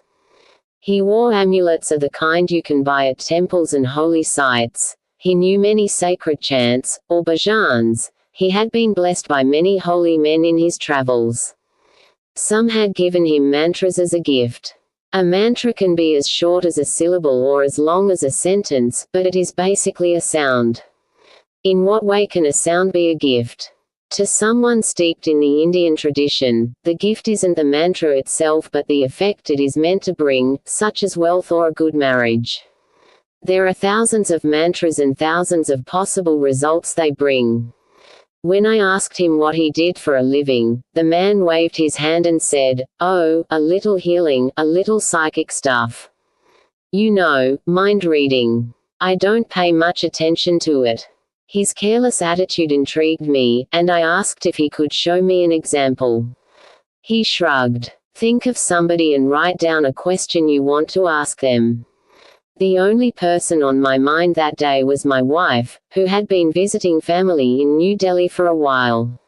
I reminded myself that I should call to ask her when she was planning to return. We hadn't set a fixed date since some of the family members were elderly, and my wife's stay depended on how well they were doing. I wrote this down and looked at my visitor. He closed his eyes and began to chant a long mantra. After a minute he said, "Tuesday. You're thinking about your wife, and you want to know when she's coming home." He had got it right, and after he left and I was able to phone my wife, he got the day of her return right, too. I congratulated him, but he smiled and waved his hand with the same careless gesture that said, "It's nothing. I barely pay attention to it." An hour later, when I was alone, I began to think about these psychic events, which are no longer a novelty, given how the media play up paranormal phenomena. Specifically, I wondered about free will and determinism. This man said he could read minds, but my wife's return on Tuesday wasn't on my mind. It was an event that could have fallen on any day of the week. I had even supposed that she might continue to stay indefinitely if circumstances dictated. The question of free will versus determinism is huge, of course. In the one reality, every pair of opposites is ultimately an illusion. We've already blurred the division between good and evil and life and death. Is free will going to turn out to be the same as determinism? A lot seems to ride on the answer. Free will, no control over events. Choices made for you. Future is closed. These phrases sketch in the common understanding of what's at stake. Everything in the free will column sounds attractive. We all want to be independent. We want to make our own decisions. We want to wake up with hope that the future is open and full of endless possibilities. On the other hand, nothing seems attractive in the determination column. If your choices have been made for you, if your self is tied to a plan written before you were born, then the future cannot be open. Emotionally at least, the prospect of free will has already won the argument. And at a certain level nobody has to delve any deeper. If you and I are marionettes operated by an invisible puppeteer, call him God, fate, or karma, then the strings he's pulling are also invisible. We have no proof that we aren't making free choices, except for the occasional spooky moments of the kind I began with, and Mindredas aren't going to change how we fundamentally behave. There is a reason to delve deeper, however, and it centers on the word vasana. In Sanskrit, a vasana is an unconscious cause. It's the software of the psyche, the driving force that makes you do something when you think you're doing it spontaneously. As such, vasana is very disturbing. Imagine a robot whose every action is driven by a software program inside. From the robot's point of view, it doesn't matter that the program exists, until something goes wrong. The illusion of not being a robot collapses if the software breaks down, because then, if the robot wants to do something but can't, we know the reason why. Vasana is determinism that feels like free will. I'm reminded of my friend Gene, whom I've known for almost 20 years. Gene considers himself very spiritual and went so far in the early 90s as to walk away from his job with a newspaper in Denver to live in an ashram in western Massachusetts. But he found the atmosphere choking. They're all crypto-Hindus, he complained. They don't do anything but pray and chant and meditate. So Gene decided to move on with his life. He's fallen in love with a couple of women but has never married. He doesn't like the notion of settling down and tends to move to a new state every 4 years or so. He once told me that he counted up and discovered that he's lived in 40 different houses since he was born. One day Gene called me with a story. He was on a date with a woman who had taken a sudden interest in Sufism, and while they were driving home, she told Gene that according to her Sufi teacher, everyone has a prevailing characteristic. You mean the thing that is most prominent about them, like being extroverted or introverted? He asked.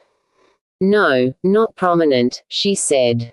Your prevailing characteristic is hidden. You act on it without seeing that you're acting on it.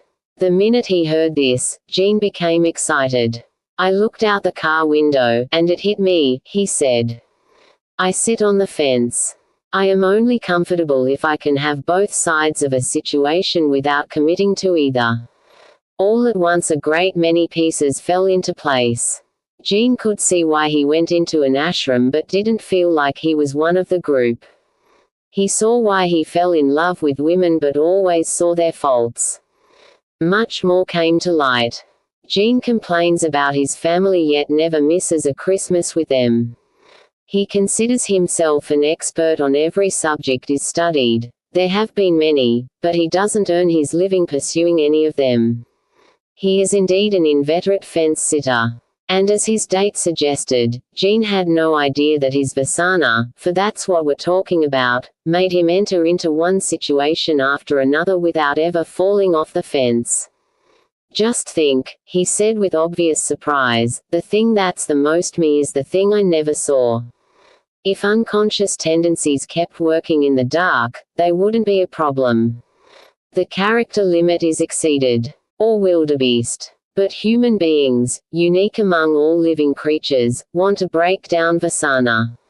It's not good enough to be a pawn who thinks is a king.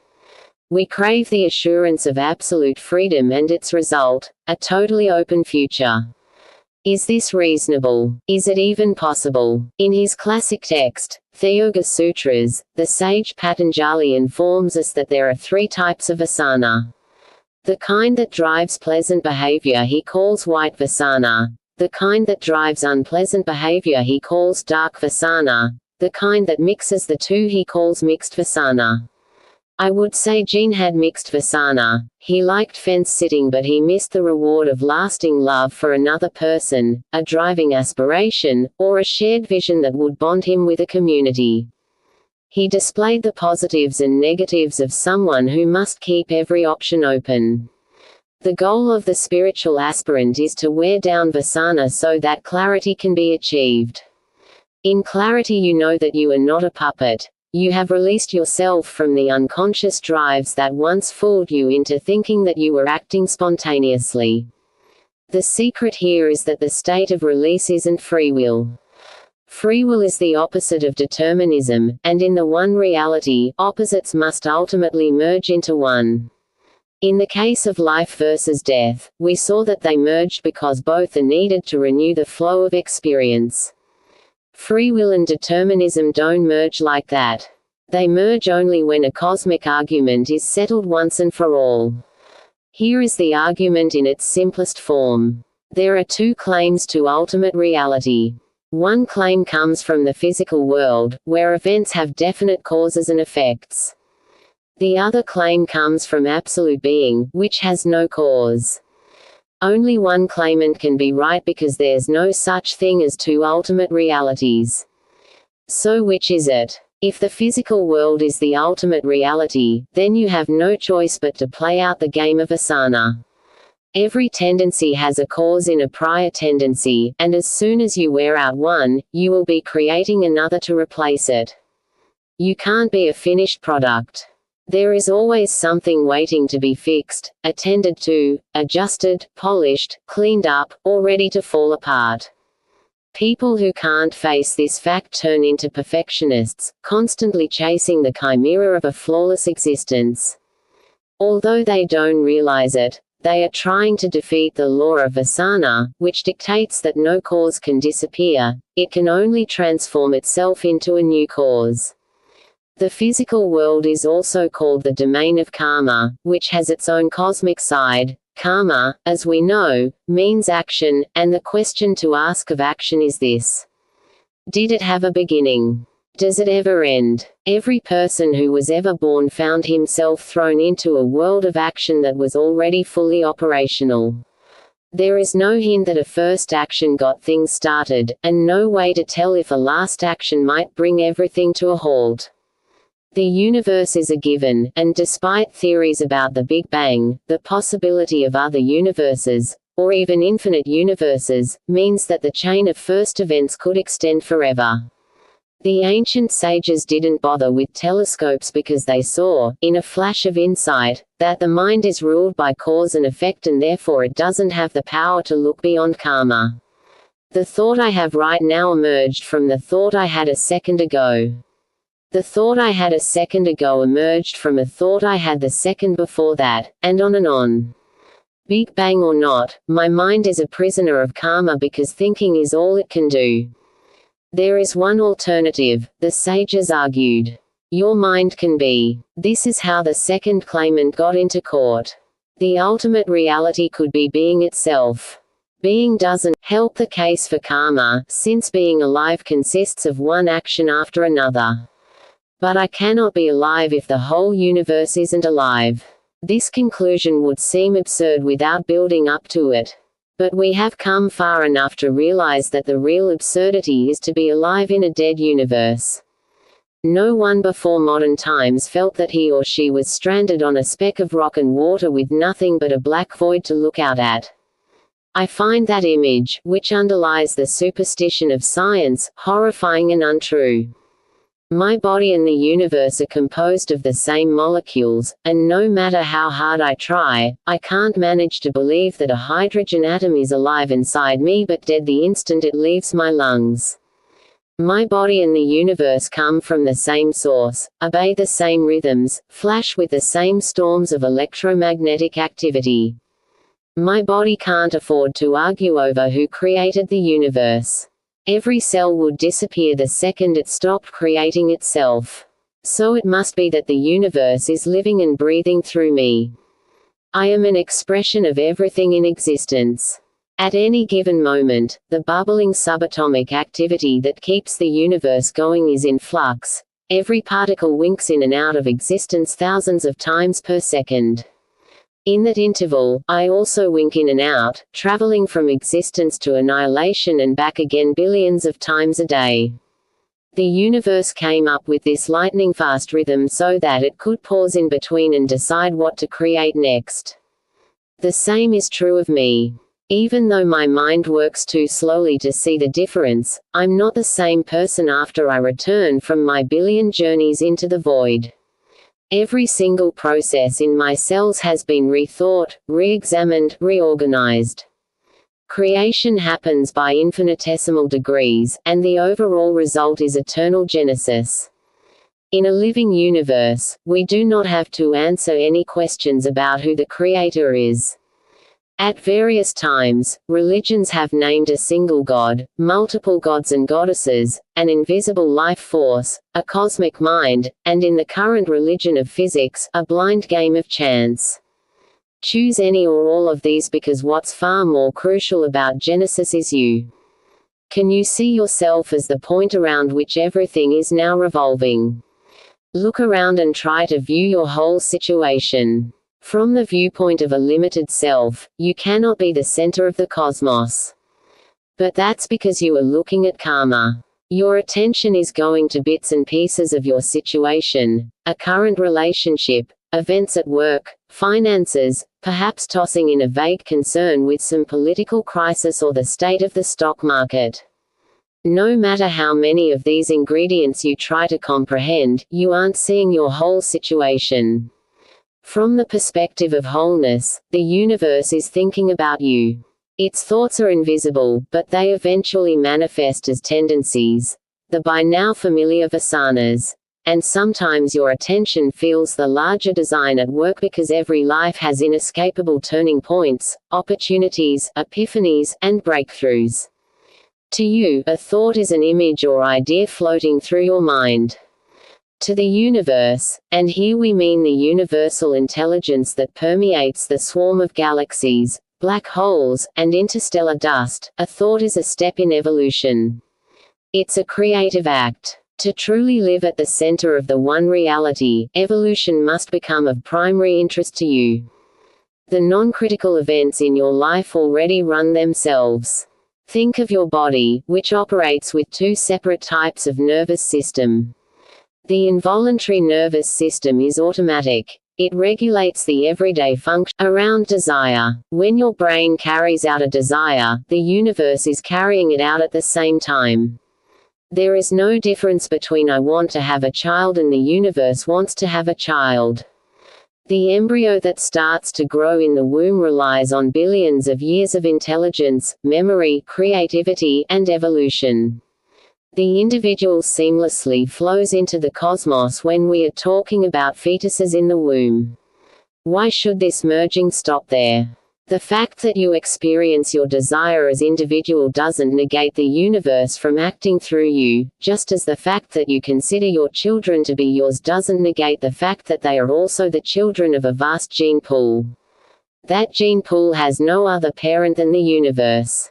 At this moment, you are seamlessly flowing with the cosmos. There is no difference between your breathing and the breathing of the rainforest, between your bloodstream and the world's rivers, between your bones and the chalk cliffs of Dover. Every shift in the ecosystem has affected you at the level of your genes. The universe remembers its evolution by leaving a record written in DNA. This means that your genes are the focal point for everything happening in the world. They are your line of communication with nature as a whole, not just with your mother and father. Set aside what you have read about DNA as a string of sugars and amino acids strung in a double helix. That model tells us what DNA looks like, but it says almost nothing about what is actually going on in the dynamics of life, just as the wiring diagram of a television tells us nothing about what's playing on the screen. What's playing through your DNA at this moment is the evolution of the universe. The next desire you have will be recorded in memory, and either the universe will move forward or it won't. We tend to think of evolution as a straight line march from primitive organisms to higher ones. A better image would be of a bubble expanding to take in more and more of life's potential. As you access more intelligence, you are evolving. On the other hand, if you constrict your mind to what you already know or can predict, your evolution will slow down. As you access more creativity, you are evolving. On the other hand, if you try to use old solutions to solve new problems, your evolution will slow down. As you access more awareness, you are evolving. On the other hand, if you continue to use a fraction of your consciousness, your evolution will slow down. The universe has a stake in which choices you decide to make, for the overwhelming evidence is that it favors evolution over standing still. In Sanskrit, the evolutionary force is kaladharma, from a root word that means to uphold. Without you, dharma would be confined to 3 dimensions. Even though you spend almost no time thinking about your relationship to a zebra, a coconut tree, or blue-green algae, each is your intimate in the evolutionary scheme. Human beings extended the evolutionary scheme when life reached a certain limit in physicality. After all, in physical terms, the Earth depends on blue-green algae and plankton more than on humans. The universe wanted to have a new perspective, and for this had to create craters like itself. I once asked a physicist if everyone in his community accepted by now that reality was non-local. He conceded that they did. Isn't non-locality the same as omniscience? I said, there's no distance in time, no distance in space. Communication is instantaneous, and every particle is connected to every other. Could be, he said. I don't know, my physicist said. Maybe the universe just wanted a vacation. This isn't a bad answer. Through us the universe gets to play. Play at what? At giving someone else the controls to see what he or she comes up with. The one thing the universe can't experience is getting away from itself. So, in a sense, we're its vacation. The problem with dilemmas like free will and determinism is that they don't leave enough playtime. This is a recreational universe. It provides us with food, air, water, and a great deal of scenery to explore. All of that comes from the automatic side of cosmic intelligence. It continues on its own, but the side that wants to play is plugged into evolution, and Dharma is its way of telling us how the game works. If you look carefully at the critical turning points in your life, you'll see how closely you were paying attention to the evolutionary game.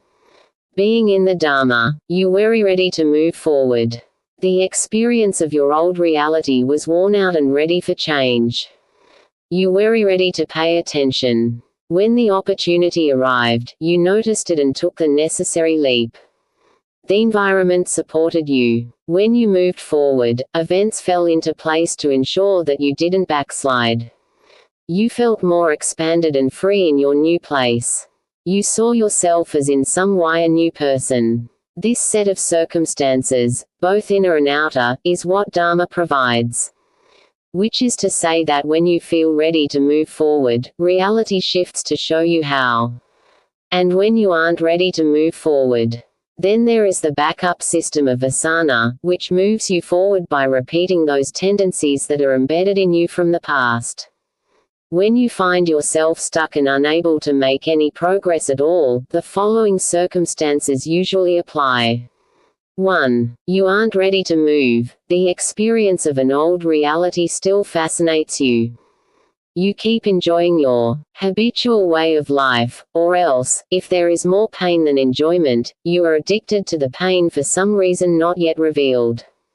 2. You aren't paying attention. Your mind is caught up in distractions.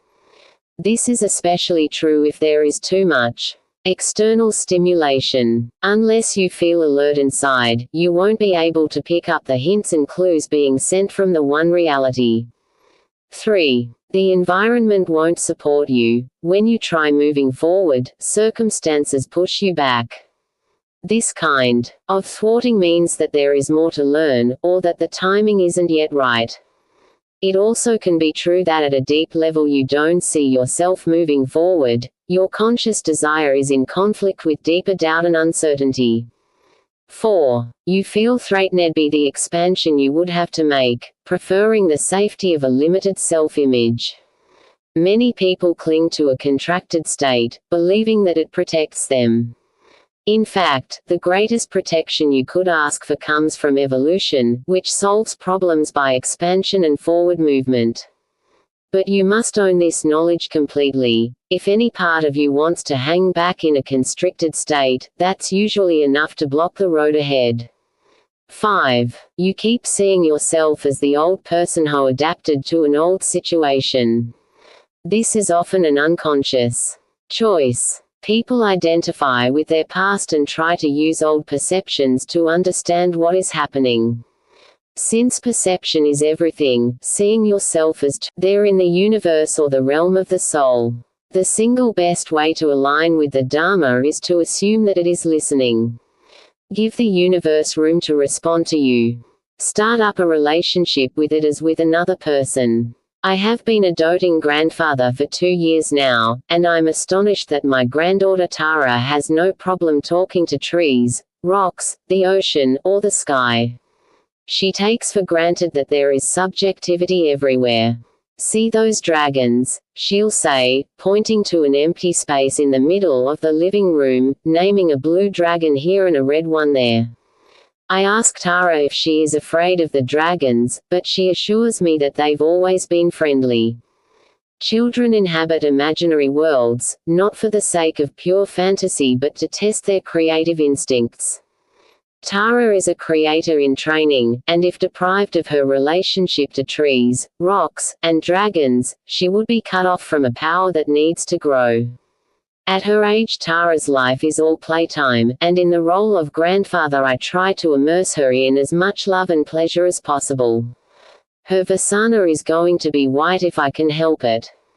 But I also know that the great challenge for her will be to go beyond every tendency, good or bad. She will have to remain alert to stay in the Dharma, and for those of us who grew up to find that life is a serious business with few timeouts for play, the Dharma awaits our return to sanity. Changing your reality to accommodate the 11th secret. The 11th secret is about escaping the bondage of cause and effect. The universe is alive, and imbued with subjectivity. Cause and effect are just the machinery it uses to carry out what it wants to do. And what it wants to do is to live and breathe through you. To find out the truth of this, you need to relate to the universe as if it were alive. Otherwise, how will you ever know that it is? Today, begin to adopt the following habits. Talk to the universe. Listen for its reply. Be on intimate terms with nature. See the life in everything. Carry yourself like a child of the universe. The first step, talking to the universe, is the most important. It doesn't imply that you go around muttering to the stars or that you begin an imaginary cosmic conversation. The habit of looking at the world out there as disconnected from you is entrenched. We all share a cultural bias that reserves life only for plants and animals, and that places intelligence exclusively in the brain. You can begin to break down this belief by acknowledging any hint that the inner and outer worlds are connected. Both have the same source. Both are organized by the same deep intelligence. Both respond to each other. When I say that you can talk to the universe, I mean you can connect to it. If you feel depressed by a gray and rainy day, for example, see the inner and outer grayness as the same phenomenon with objective and subjective sides. If you are driving home from work and your gaze is caught by a glowing sunset, consider that nature wanted to catch your attention, not that you and the sunset are having just an accidental encounter. On some intimate level, your existence meshes with the universe, not by chance but by intention. When you see the life that exists everywhere, acknowledge what you're seeing. At first, it may seem peculiar to do this, but you are a co-creator, and you have the right to appreciate the patterns of connection that you've made. Carrying yourself like a child of the universe isn't a game of cosmic pretend. At the level of the field, you exist everywhere in space-time, a scientific fact that we are carrying a step further by saying that this moment in space-time will begin to notice that it responds back. On some days everything goes right. On some days everything goes wrong. At certain moments you feel absorbed into the rhythm of nature. At some moments you feel as if you disappear into the sky or the ocean. Sometimes you know that you have always been here. These are general examples, but you can be alert to moments that seem meant just for you. Why do certain moments feel uniquely magical? Only you will know, but you won't if you don't first begin to attune yourself to the feeling. The closest parallel I can draw to this kind of privileged relationship is that between lovers, in which ordinary moments are suffused with a presence or specialness that wouldn't be felt by an outsider. Something totally compelling draws your attention when you are in love. Once experienced, it is not easily forgotten. You feel as if you are inside your beloved and your beloved is inside you. The merging of yourself with something vaster than yourself is a blending of two subjectivities. It's been called the relationship of I and thou, or the sense of being as a wave on the infinite ocean of being. Don't let names and concepts distract you. There's no defined way for you to relate to the universe. Just relate in your own way. A little child like my granddaughter finds her way in talking to trees and invisible dragons.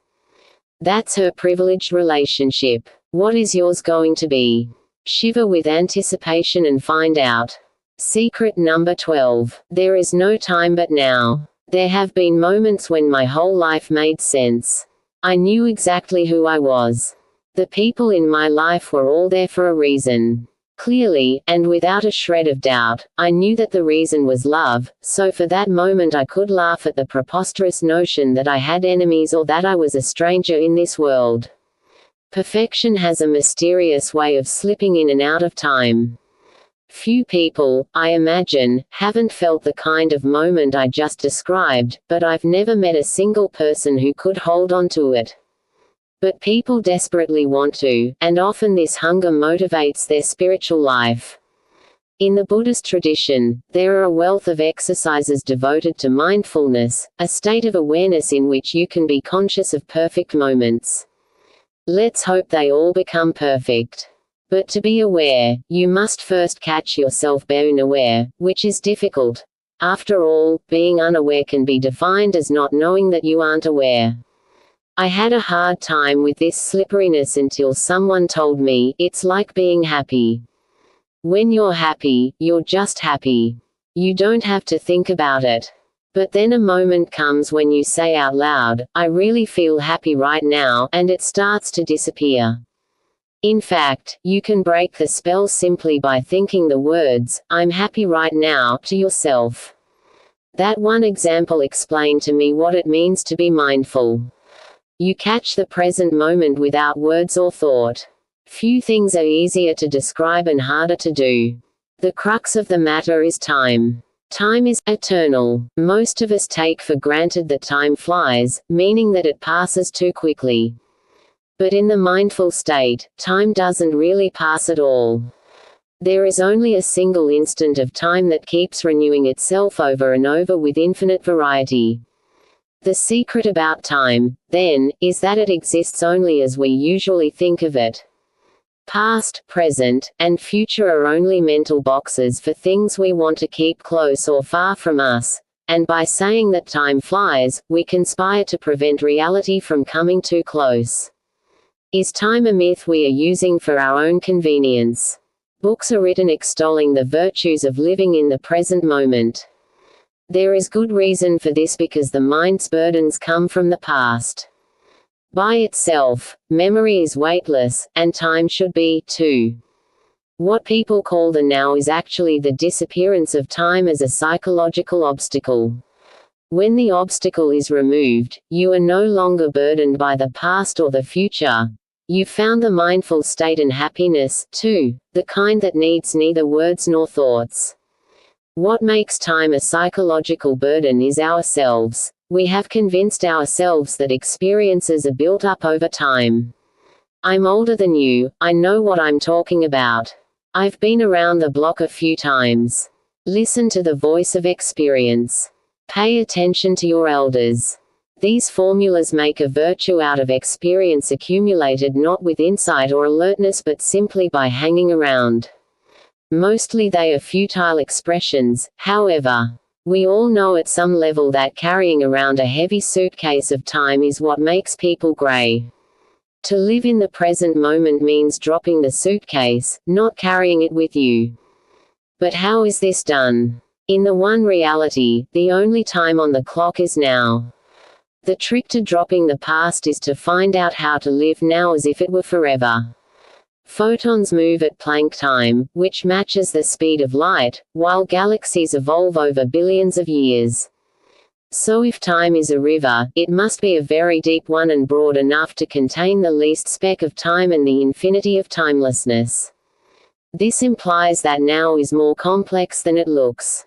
Are you in the now when you are most active and energized, or when you are most still? Take a look at a river. On the surface, the current is fast and restless. At the middle depths, the flow slows down, until one reaches the bottom, where the silt is only slightly stirred before you touch bedrock, where the motion of water no longer has any effect.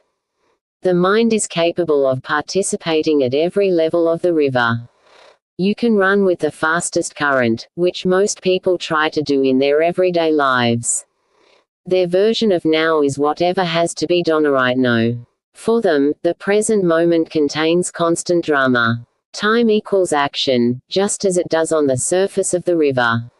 When they become exhausted from the race or feel that they are losing it, people in a hurry may finally slow down, only to be surprised at how hard it actually is to go from running to walking. But if you decide, okay, I'll just keep going, life brings new problems, such as obsessions, circular thinking, and so-called racing depression. In a sense, these are all disorders of time. Tagore has a wonderful phrase for this. We're too poor to be late. In other words, we race through life as if we can't afford to throw away a single minute. In the same poem, Tagore gives a perfect description of what you find after all the rushing around gets where it wants to go. And when the frantic race was over, I could see the finish line, bursting with fear lest I be too late, only to find at the last minute that yet there is time. Tagore is reflecting on what it means to race through your life as if you haven't time to spare, only to find at the end that you always had eternity. But our minds have a hard enough time adjusting to a slower pace when they are so conditioned to misusing time. An obsessive-compulsive person, for example, is typically panicked by the clock. There is barely enough time to clean the house twice before company comes, barely enough time to line up 40 pairs of shoes in the closet and still make dinner. Where did time go wrong? Without being able to locate the source of obsession, psychologists have discovered that low self-esteem is accompanied by negative words like lazy, dull, stupid, ugly, loser, worthless, and failure that get repeated several hundred times per hour. This rapid-fire repetition is both a symptom of mental suffering and a futile attempt to find a cure. The same word keeps coming back over and over because the person desperately wants it to go away and yet has not discovered how to expunge it. Circular thinking is related to obsession, but with more steps involved. Instead of chewing over a single notion like the house isn't clean enough or I have to be perfect, the person is imprisoned in false logic.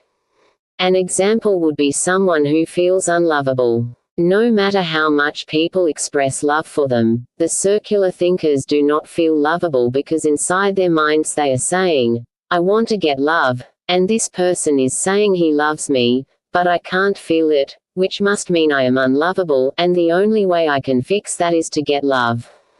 Circular logic afflicts those who never become successful enough, never feel safe enough, never feel wanted enough. The initial premise that drives them to act I'm a failure, I'm in danger, I'm in need doesn't change because every result from the outside, whether good or bad, reinforces the original idea. These examples bring us to the paradox of now. The faster you run in place, the further you are from the present moment. Racing depression gives us a very clear picture of the paradox because depressed people do feel inert, trapped in a frozen dead moment without any feeling except hopelessness. For them, time is standing still, and yet their minds race with shredded ideas and emotions. This flurry of mental activity doesn't seem like what should be going on in the head of someone who can't get out of bed in the morning. But in this case, the mental flurry is disconnected from action.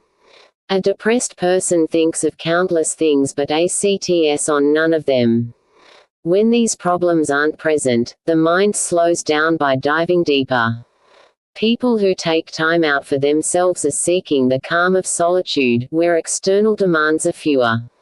In its natural state, the mind stops reacting once external stimulation goes away. This is like escaping the waves in the river's shallows to find a depth where the current slows down. The present moment becomes a kind of lazy circular eddy. Your thoughts keep moving, but they aren't so insistent that they push you forward. Finally, there are a few people who enjoy stillness more than activity, and they dive as deep as they can to find where the water stops running, a point so still and deep that one isn't touched by the surface waves at all. Having found this stable center, they experience themselves to the maximum and the outside world to the minimum. One way or another, we've all experienced these different versions of the present moment, from an exhausting race to motionless calm. But what about the now that is right before you, this now? In the one reality, this now has no duration. Relative terms like fast and slow, past and future, don't apply. The present moment includes fast, so how do you get there? To answer that, we have to look into relationships. When you meet someone you know well, let's say your best friend, what happens? The two of you perhaps meet at a restaurant to catch up, and your talk is full of old, familiar things, which feels reassuring. But you also want to say something new, or the relationship would be static and boring. You know each other extremely well already, which is part of being best friends, yet at the same time you aren't totally predictable to one another. The future will unfold new events, some happy, some sad. 10 years from now one of you could be dead or divorced or turned into a stranger. This intersection of the new and the old, the known and the unknown, is the essence of all relationships, including the ones you have with time, the universe, and yourself. Ultimately, you are having only a single relationship. As you evolve, so does the universe, and the intersection of the two of you is time. There is only one relationship because there is only one reality. It's been a while since I referred to the 4 paths of yoga, but each one is actually a flavor of relationship. The path of knowledge Jnana Yoga has a flavor of mystery. You sense the inexplicability of life. You experience the wonder inside every experience. The path of devotion Bhakti Yoga has the flavor of love. You experience the sweetness inside every experience. The path of action Karma Yoga has the flavor of selflessness. You experience the connectedness of every experience. The path of meditation and inner silence Raj Yoga has the flavor of stillness. You experience the being inside every experience. Time exists so that you can experience these flavors as deeply as possible. On the path of devotion, if you can experience even a glimmer of love, it is possible to experience a little more love. When you experience that little more, then the next degree of intensity is possible.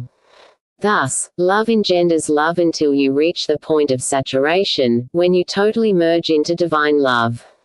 This is what the mystics mean when they say that they plunge into the ocean of love to drown themselves. Time unfolds the degrees of experience until you reach the ocean. Pick any quality that holds charm for you, and if you follow it far enough, with commitment and passion, you will merge with the Absolute. For at the end of the path, each quality disappears, swallowed up by being. Time isn't an arrow or a clock or a river, it is actually a fluctuation in the flavors of being. Theoretically, nature could have been organized without a progression from less to more. You could experience love or mystery or selflessness at random. However, reality wasn't set up that way, at least not as experienced through a human nervous system. We experience life as evolving. Relationships grow from the first hint of attraction to deep intimacy. Love at first sight takes the same journey but in a matter of minutes instead of weeks and months. Your relationship to the universe follows the same course, if you let it. Time. Being anxious about the future. reliving the past, regretting old mistakes, reliving yesterday, anticipating tomorrow, racing against the clock, brooding over impermanence, resisting change. When you misuse time, the problem isn't at the level of time itself. Nothing has gone wrong with the clocks in the house of someone who loses 5 hours sleep worrying about the possibility of dying from cancer. The misuse of time is only a symptom for misplaced attention. You can't have a relationship with someone you don't pay attention to, and in your relationship to the universe, attention is paid here and now, or not at all. In fact, there is no universe except the one you perceive right now. So to relate to the universe, you must focus on what lies in front of you. As one spiritual teacher said, the wholeness of creation is needed to bring about the present moment. If you take this to heart, your attention will shift. Right now, every situation you are in is a mixture of past, present, and future. Imagine yourself applying for a job. As you offer yourself to the scrutiny of a stranger, trying to handle the stress and make a good impression, you aren't actually in the now. Will I get this job? How do I look? Were my recommendations good enough? What's this guy thinking, anyway? It seems as if you can't help tumbling in the mix of past, present, and future. But the now can't be a mixture of old and new. It must be clear and open. Otherwise, there is no unfolding of yourself, which is the reason time exists. The present moment is really an opening, so it has no duration. You are in the now when time ceases to exist. Perhaps the best way to gain such an experience is to realize that the word present is linked to the word presence. When the present moment becomes filled with a presence that is all-absorbing, completely at peace, and totally satisfying, you are in the now. Presence isn't an experience. Presence is felt whenever awareness is open enough. The situation at hand doesn't have to bear any responsibility. Paradoxically, someone can be in intense pain, only to find that in the middle of his suffering, the mind, unable to tolerate the body's torment, suddenly decides to abandon it. This is particularly true of psychological pain. Soldiers caught in the terror of battle report a moment of liberation when intense stress is replaced by a rush of ecstatic release. Ecstasy changes everything. The body is no longer heavy and slow. The mind stops experiencing its background music of sadness and fear. There is a dropping away of personality, replaced by the sweetness of nectar. This sweetness can linger a long time in the heart. Some people say it can be tasted like honey in the mouth, but when it leaves, you know beyond doubt that you have lost the now. In the mind's scrapbook, you can insert a picture of perfect bliss, and that becomes like the first taste of ice cream, an unattainable goal you keep running after, only to find that ecstasy remains out of reach. The secret of ecstasy is that you have to throw it away once you've found it. Only by walking away can you experience the present moment again, the place where presence lives. Awareness is in the now when it knows itself. If we take away the vocabulary of sweetness and bliss and nectar, the quality that is missing in most people's lives, the biggest thing that keeps them from being present, is sobriety. You have to be sober before you can be ecstatic. Sobriety begins by realizing, in all seriousness, that you have to throw away almost every strategy that you've been using to get what you want. If that's at all intriguing, then carry out your sober intent to release those futile strategies as follows. Spiritual sobriety. Getting serious about being in the present. Catch yourself not paying attention. Listen to what you're actually saying. Watch how you react. Remove yourself from the details. Follow the rise and fall of energy. Question your ego. Immerse yourself in a spiritual milieu. These instructions could come directly from a ghost hunter's handbook, or the hunter of unicorns. The present moment is more elusive than either, but if you want to get there passionately enough, sobriety is the program you need to set up. Not paying attention. The first step is neither mystical nor extraordinary. When you observe that you're not paying attention, don't indulge your wandering. Come back to where you are. Almost instantly you'll discover why you wandered away. You were either bored, anxious, insecure, worrying about something else, or anticipating a future event. Don't evade any of those feelings. They are ingrained habits of awareness, habits you have trained yourself to follow automatically. When you catch yourself drifting away from what's right in front of you, you begin to take back the now. Listening to what you're saying. Having returned from your distraction, listen to the words you're saying, or the ones in your head. Relationships are driven forward with words. If you listen to yourself, you will know how you are relating to the universe right now. Don't be thrown off by the fact that there is another person in front of you. Whoever you are talking to, including yourself, stands in for reality itself. If you are complaining about a lazy waiter, you are complaining about the universe. If you are showing off to someone you want to impress, you are trying to impress the universe. There is only one relationship. Listen to how it is going at this moment. Watch your reaction. Every relationship is two-way, so whatever you are saying, the universe is responding. Watch your reaction. Are you defensive? Are you accepting and moving forward? Do you feel safe or unsafe? Again, don't be distracted by the person you are relating to. You are tuning into the universe's response, closing the circle that embraces observer and observed. Remove yourself from the details. Before sobriety, you had to find a way to adapt to the loneliness that comes from the absence of reality. Reality is wholeness. It is all-embracing. You dive in and there is nothing else. In the absence of wholeness you still crave a similar embrace, so you try to find it in fragments, bits and pieces. In other words, you tried to lose yourself in the details, as if sheer chaos and raucousness could saturate you to the point of fulfillment. Now you know that this strategy didn't work, so back out of it. Remove yourself from the details. Forget the messiness. Take care. Your attention wants to go somewhere, so take it to the heart of experience. The heart of experience is the universe's breathing rhythm as it pours forth new situations, a rise and fall of energy. Notice how tension leads to release, excitement to fatigue, exhilaration to peace. Just as there is an ebb and flow in every marriage, your relationship to the universe rises and falls. You may experience these swings emotionally at first, but try not to. This is a much more profound rhythm. It begins in silence as a new experience is conceived. It moves through a period of gestation as the experience takes shape in silence. It begins to move toward birth by hinting at how things are going to change. Finally, there is the arrival of something new. This something can be a person in your life, an event, a thought, an insight, anything, really. Common to all is the rise and fall of energy. You need to connect with every stage because in the present moment one of them is right in front of you. Question your ego. All this watching and noticing and catching yourself isn't going unnoticed.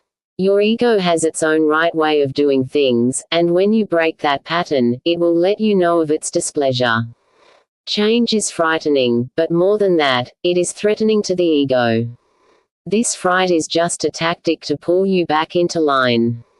You can't fight your ego's reactions because that will only deepen your involvement with it. But you can question it, which means questioning yourself from a calm distance. Why am I doing this? Isn't this a knee-jerk reflex? How far have I gotten in the past acting like this? Haven't I proved to myself that this doesn't work? You must keep asking these stubborn questions over and over, with the intent not of breaking down your ego but of loosening its reflexive hold over your behavior. Immerse yourself in a spiritual milieu. When you seriously face your behavior, you'll realize that the ego has been isolating you all along. It wants you to think that life is lived in separation because, with that belief, it can rationalize grabbing as much for I, me, and mine as it can. In much the same way, the ego tries to grab spirituality as if it were a prized new possession. To counter that tendency, which will lead only to more isolation, immerse yourself in another world. I'm referring to the world where people consciously pursue experiences of presence, where there's a common vision of transforming duality into unity. You can find such an environment in the great spiritual texts. As someone who found untold hope and consolation in such writings, I can't urge you more strongly to turn to them. But there is a living world to meet as well. Immerse yourself in a spiritual context, according to how you define a spirit. Expect to be disappointed when you get there, too, because it is inevitable that you will meet the most frustration among people struggling with their imperfections. The ferment you meet is your own. Once you commit yourself to being sober, there is nothing more to do. Presence will appear on its own, and when it does, your awareness cannot help but be in the now. A moment in the now causes an internal change felt in every cell. Your nervous system is being taught a way of processing reality that isn't old or new, known or unknown. You rise to a new level of being in which presence matters for itself alone, and it matters absolutely. Every other experience is relative and therefore can be rejected, forgotten, discounted, put out of mind. Presence is the touch of reality itself, which cannot be rejected or lost. Each encounter makes you a little more real. Evidence of this comes in many ways, the most immediate of which has to do with time. Experience the eddies and currents, shallows and depths, in a new context, innocence. The present moment is naturally innocent. The now turns out to be the only experience that doesn't go anywhere. How can this be true when I've said that the whole purpose of time is to unfold the steps of evolution? That's the mystery of mysteries. We grow and yet life remains eternal at the core. Imagine a universe expanding through infinite dimensions at infinite speed, completely free to create everywhere at once. To go along for the ride we need do nothing but remain absolutely still. Changing your reality to accommodate the 12th secret. The 12th secret is about how to use time. The best use of time is to reconnect to your being. The misuse of time comes down to the opposite, moving away from your being. There is always enough time to evolve because you and the universe are unfolding together. How can you prove that to yourself? One way is through a Sanskrit practice called sankalpa. Any intention or thought that you put your will behind is a sankalpa. Included in the term is the whole idea of means. Having made a wish or had a thought you want to come true, how do you actually get results? The answer depends a great deal on your relationship to time. The root word kalpa means time. If timelessness is part of your being, the wish will come true spontaneously without delay. You have the power to play with time as you would any other part of your world. If timelessness has a tentative relationship to your being, some wishes will come true spontaneously, others won't. There will be delays and an uneasy sense that you might not get what you want. Your ability to play with time is shaky but developing. If timelessness has no relationship to your being, it will take work and determination to get what you want. You have no power over time. Instead of playing with it, you are subject to its inexorable march. From these three broad categories one can project three different belief systems. Consider which one best applies to you. 1. I am pressed for time. There aren't enough hours in the day to accomplish everything I want. Other people make a lot of demands on my time, and it is all I can do to keep everything in balance. What I've gotten in life I've earned through hard work and determination. As far as I know, this is the road to success. 2. I consider myself pretty lucky. I've gotten to do a lot of the things I've always wanted to do. Although my life is busy, I find a way to make enough time for myself. Every once in a while things just fall into place on their own. Deep down, I expect my wishes to come true, but I am okay if they don't. 3. I believe that the universe brings you whatever you need. Certainly that's true in my life. I'm amazed to find that my every thought brings some response. If I don't get what I want, I realize that something inside me is blocking it. I spend time working. Once you gain even a hint that wishes can come true without so much struggle, you can resolve to move to a new stage of growth. Growth is accomplished by awareness, yet you can resolve today to change your relationship to time. I will let time unfold for me. I will keep in mind that there's always enough time. I will follow my own rhythm. I will not misuse time by procrastination and delay. I will not fear what time brings in the future. I will not regret what time brought in the past. I will stop racing against the clock. Try to adopt just one of these resolves today and see how it changes your reality. Time isn't demanding. Although we all act as if the clock rules our existence, or if it doesn't, we still keep a close watch on it. Time is meant to unfold according to your needs and wants. It will start to do that only if you give up the opposite belief, that time is in charge. Secret number 13. You are truly free when you are not a person. Several years ago, in a small village outside New Delhi, I was sitting in a small, stuffy room with a very old man and a young priest. The priest sat on the floor swaying back and forth as he recited words inked on bark sheets that looked ancient. I listened, having no idea what the priest was intoning. He was from the far south and his language, Tamil, was foreign to me. But I knew he was telling me the story of my life, past and future.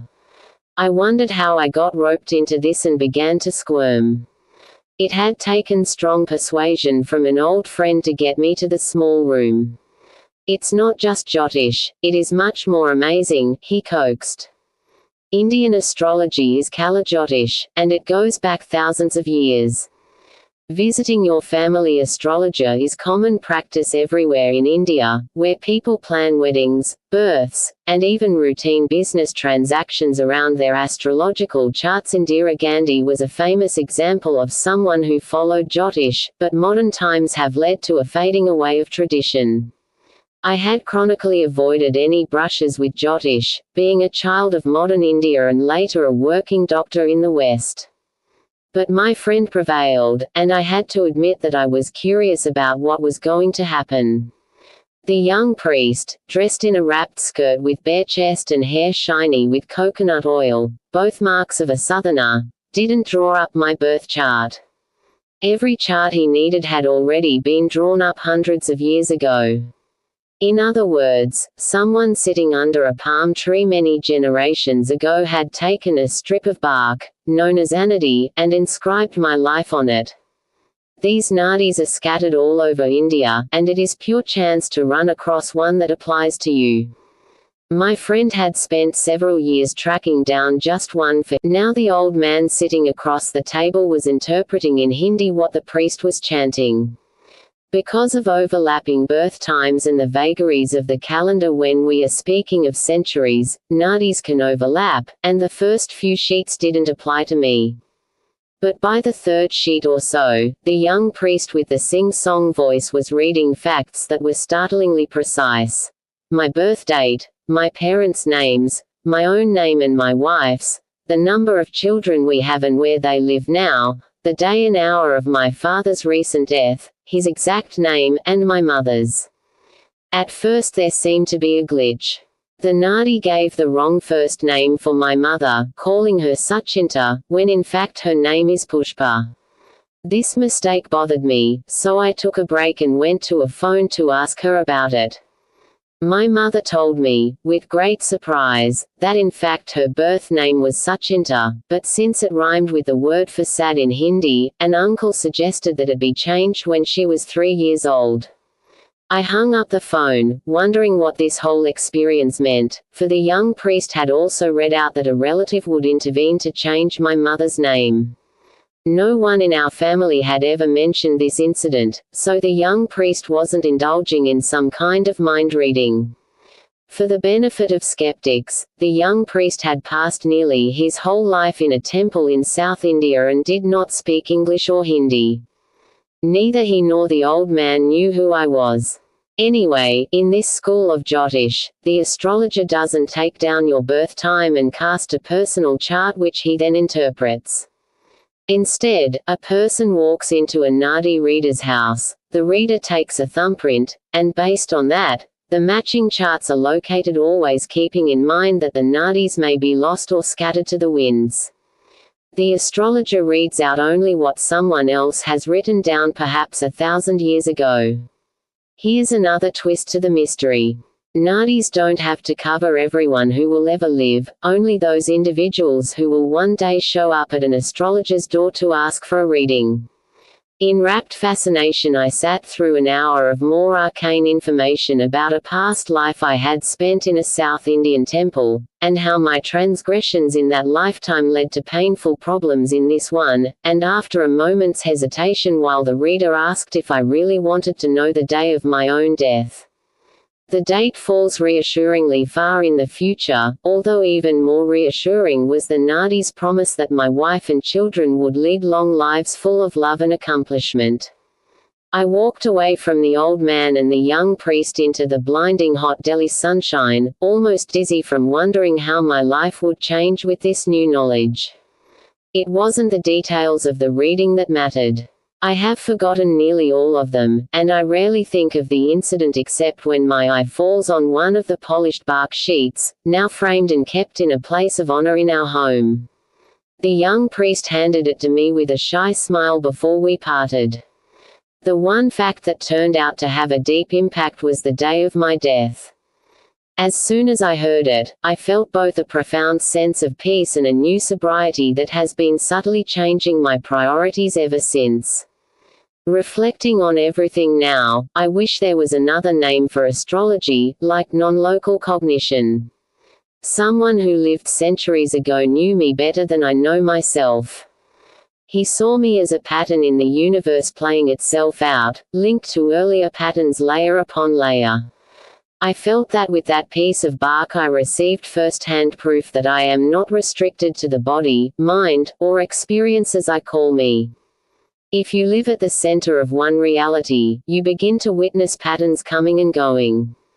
Because the word cropped up so many times in the New Testament, it took on a more spiritual meaning. It signified changing your mind about leading a sinful life, then it gained the connotation of repentance, and finally it expanded to mean eternal salvation. Yet if you step outside the walls of theology, metanoia is very close to what we've been calling transformation. You shift your sense of self from local to non-local. Instead of calling any experience mine, you see that every pattern in the universe is temporary.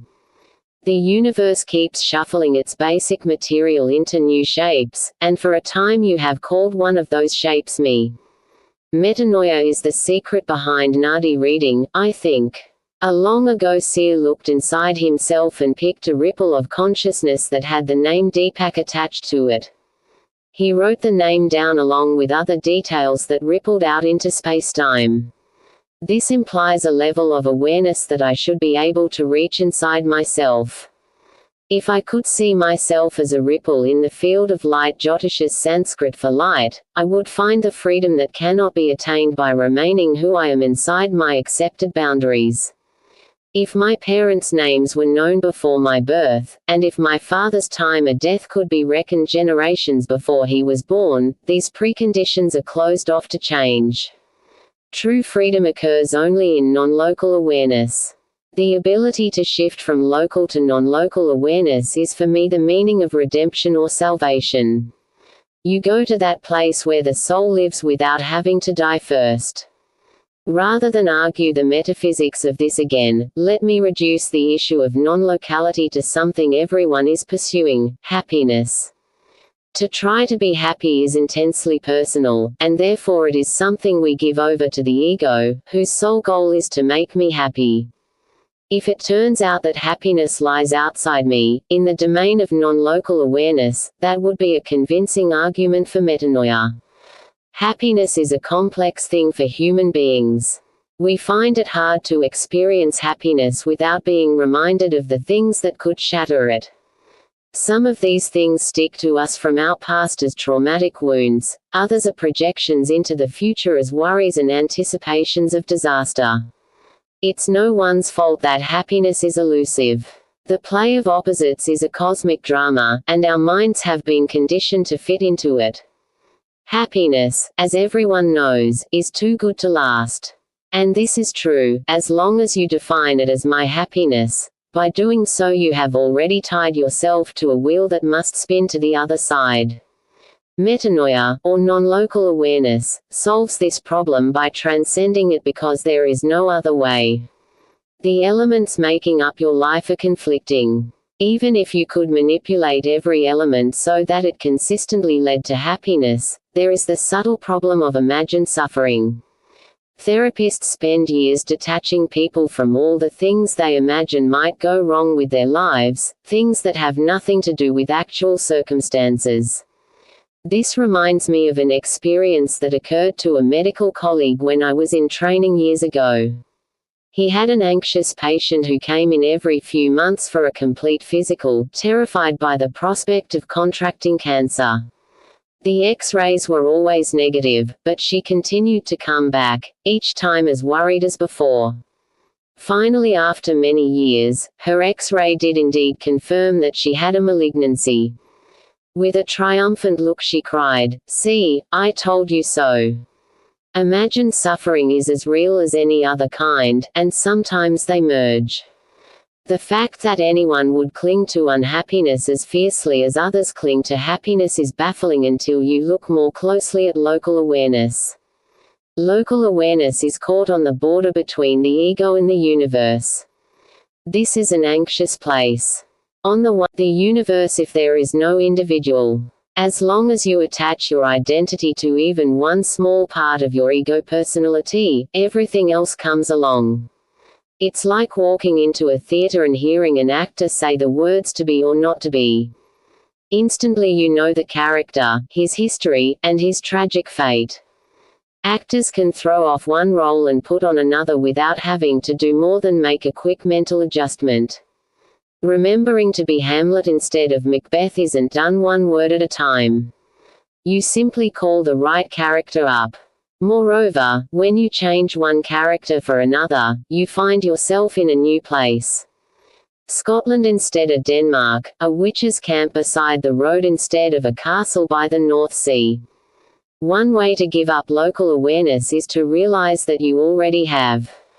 When you go home for Thanksgiving, you probably find yourself falling automatically into the role of the child you once were. At work, you play a different role than when you go on vacation. Our minds are so good at storing totally conflicting roles that even small children know how to switch smoothly from one to the other. When candid cameras are set up to catch 3-year-olds at play without adults around, parents are often shocked by the transformations they see before their eyes.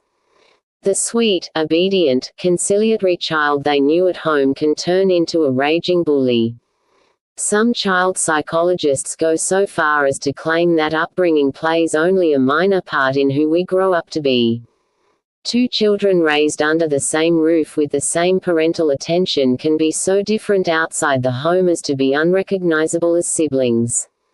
But it would be more correct to say that growing children learn many roles simultaneously, and the role learned at home is only one of many, nor should we expect it to be otherwise.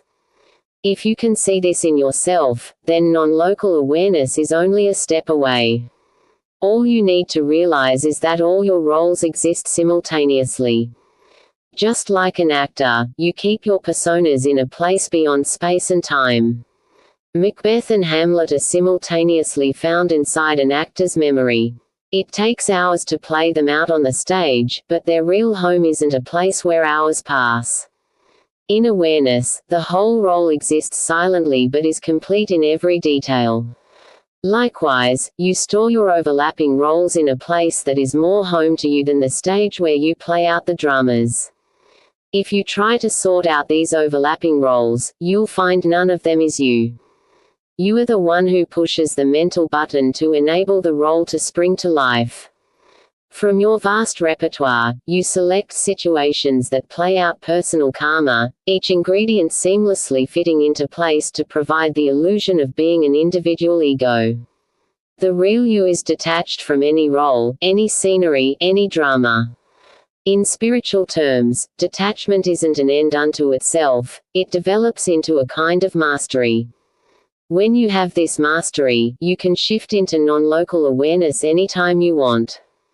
This is what Theshiva Sutras mean by using memory without allowing memory to use you. You exercise detachment by stepping outside your memorized persona, and then the karma attached to any role no longer sticks. If you try to change your karma one piece at a time, you may achieve limited results, but the improved model of yourself will not be any more free than the unimproved one. If there is really a secret to happiness, it can be found only at the source of happiness, which has the following characteristics.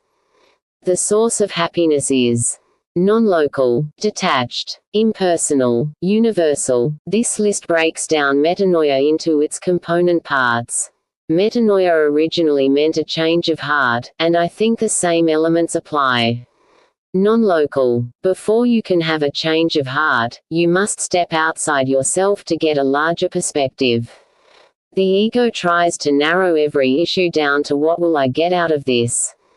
When you reframe the question as what will we get out of this, or what will everyone get out of this, your heart will immediately feel less confined and constricted. Detached. If you have a stake in a particular outcome, you can't afford a change of heart. The boundaries are drawn, everyone has chosen a side to be on. The ego insists that keeping your eye on the prize, meaning the result it wants, is all important. But in detachment, you realize that many outcomes could be beneficial to you. You work toward the outcome you believe is right, yet you remain detached enough to shift when your heart tells you that you should.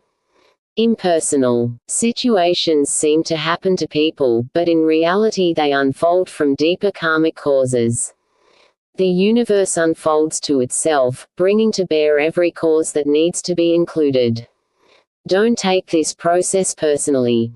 The working out of cause and effect is eternal. You are part of this rising and falling that never ends, and only by riding the wave can you ensure that the waves don't drown you. The ego takes everything personally, leaving no room for higher guidance or purpose. If you can, realize that a cosmic plan is unfolding and appreciate the incredibly woven tapestry for what it is, a design of unparalleled marvel. Universal. One time, when I was trying hard to understand the Buddhist concept of ego death, a concept that seemed at the time very cold and heartless, someone eased my mind by saying, it's not that you destroy who you are. You just expand the sense of I from your little ego to the cosmic ego. That's a big proposition, but what I liked about this version is that nothing gets excluded. You start seeing every situation as belonging in our world, and even though that sense of inclusion may start out small, my family, my house, my neighborhood, it can grow naturally. The very fact that the ego finds it absurd to say my world, my galaxy, my universe implies that there is a shift at hand that it can't make on its own. The key idea is to keep in mind that awareness is universal, however confined your ego makes you feel at any given moment. Beyond change. The happiness you are used to comes and goes. Instead of thinking of this as a well that runs dry, imagine the atmosphere. There's always humidity in the atmosphere, and sometimes it releases itself as rain. The days when it doesn't rain haven't made the humidity go away, it is always present in the air, waiting to precipitate as conditions change. You can take the same attitude toward happiness, which is always present in awareness without having to precipitate every moment. It shows itself as conditions change. People are different in their baseline of emotion, and some experience more cheerfulness, optimism, and contentment than others. This variety expresses the diversity of creation. You can't expect the desert and the rainforest to behave the same. Yet these alterations in personal makeup are superficial. The same unchanging happiness can be accessed in everyone's awareness. Know that this is true, and don't use the ups and downs of your personal happiness today. Start to act as if your influence extends everywhere.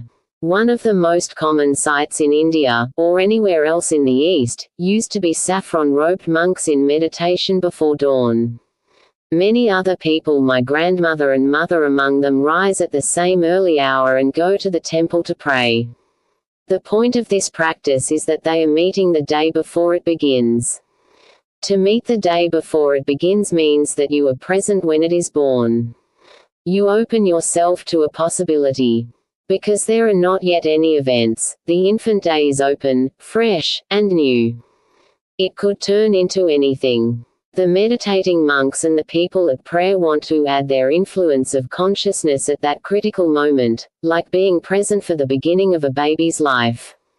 Today you can do the same thing. Wake up as early as you usually do. Ideally you would perform this exercise at first light in a seated position, but you can do it lying in bed before you get up, and let your mind look forward to the day ahead. At first you will probably notice the residue of habit. You will see yourself going through your usual routine at work, the everyday duties surrounding your family and other obligations.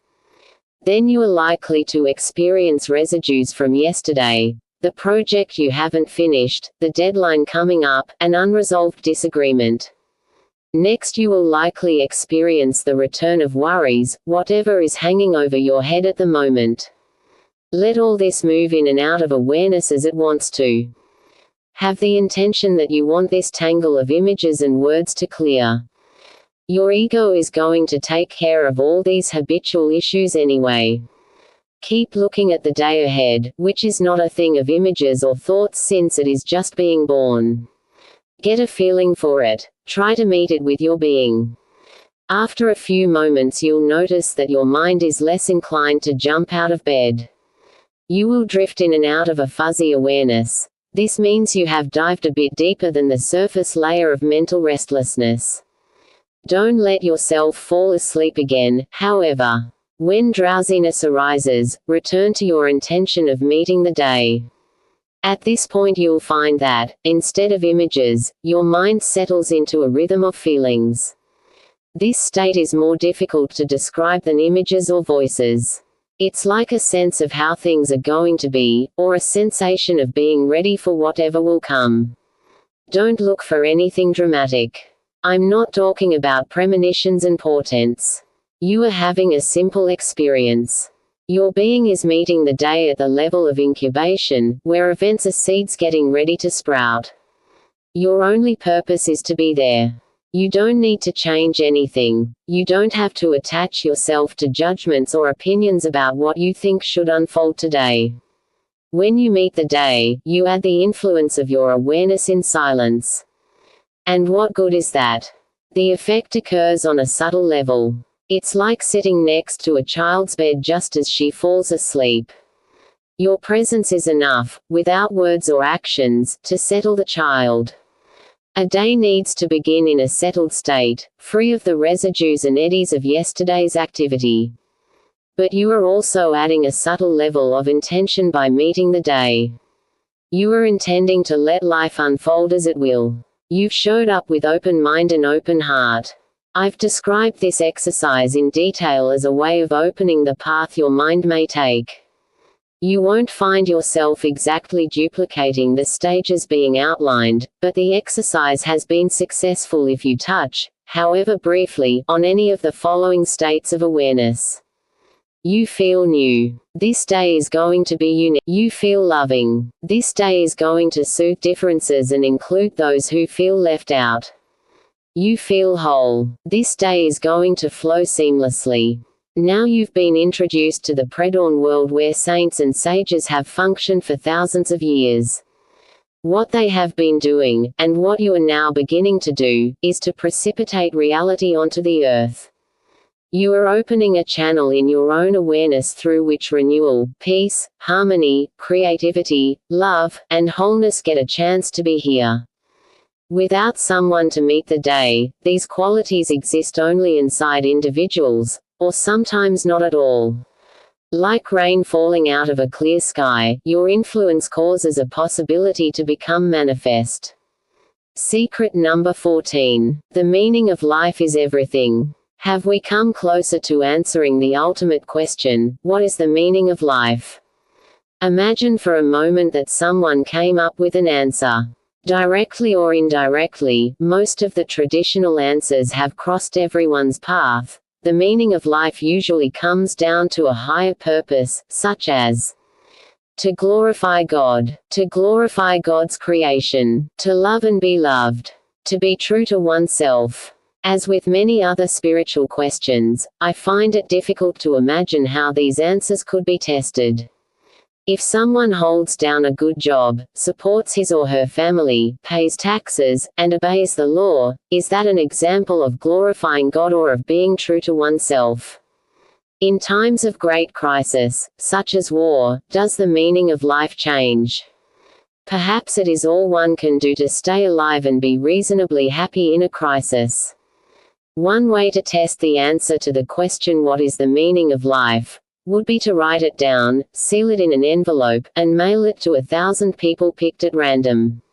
If the answer is right, anyone who opens the envelope would read what is written and say, "Yes, you're right. That's the meaning of life." A breathless young bride would agree on her wedding day. A paralyzed old man would agree on his deathbed. People who war bitterly over differences in politics and religion would agree, and so would those who enjoy a marriage of the mind. This might seem like an impossible test, however, since there might be absolutely no answer that would satisfy everyone. But what if the piece of paper is blank, or if it said, the meaning of life is everything? In the one reality, these aren't trick answers but very close to each other in reading the truth. The blank piece of paper indicates that life is pure potential until someone shapes it into something. The meaning of pure potential is that life is infinitely open. Similarly, to say that the meaning of life is everything indicates that life leaves nothing and no one out. Everything is just another way to embrace the infinite range of possibilities. Life refuses to be pinned down. Whatever meaning you want the universe to reflect, it provides. In medieval Europe, people wanted the universe to reflect their intense belief in the Holy Trinity. At that same period in history, people in India wanted the universe to reflect the cosmic dance of Shiva and his consort Shakti. Wherever Islam held sway, the universe was expected to reflect the will of Allah. Right now, agnostics expect the universe to reflect their own spiritual confusion and doubt. Therefore, the cosmos seems to be a random explosion that began with the Big Bang.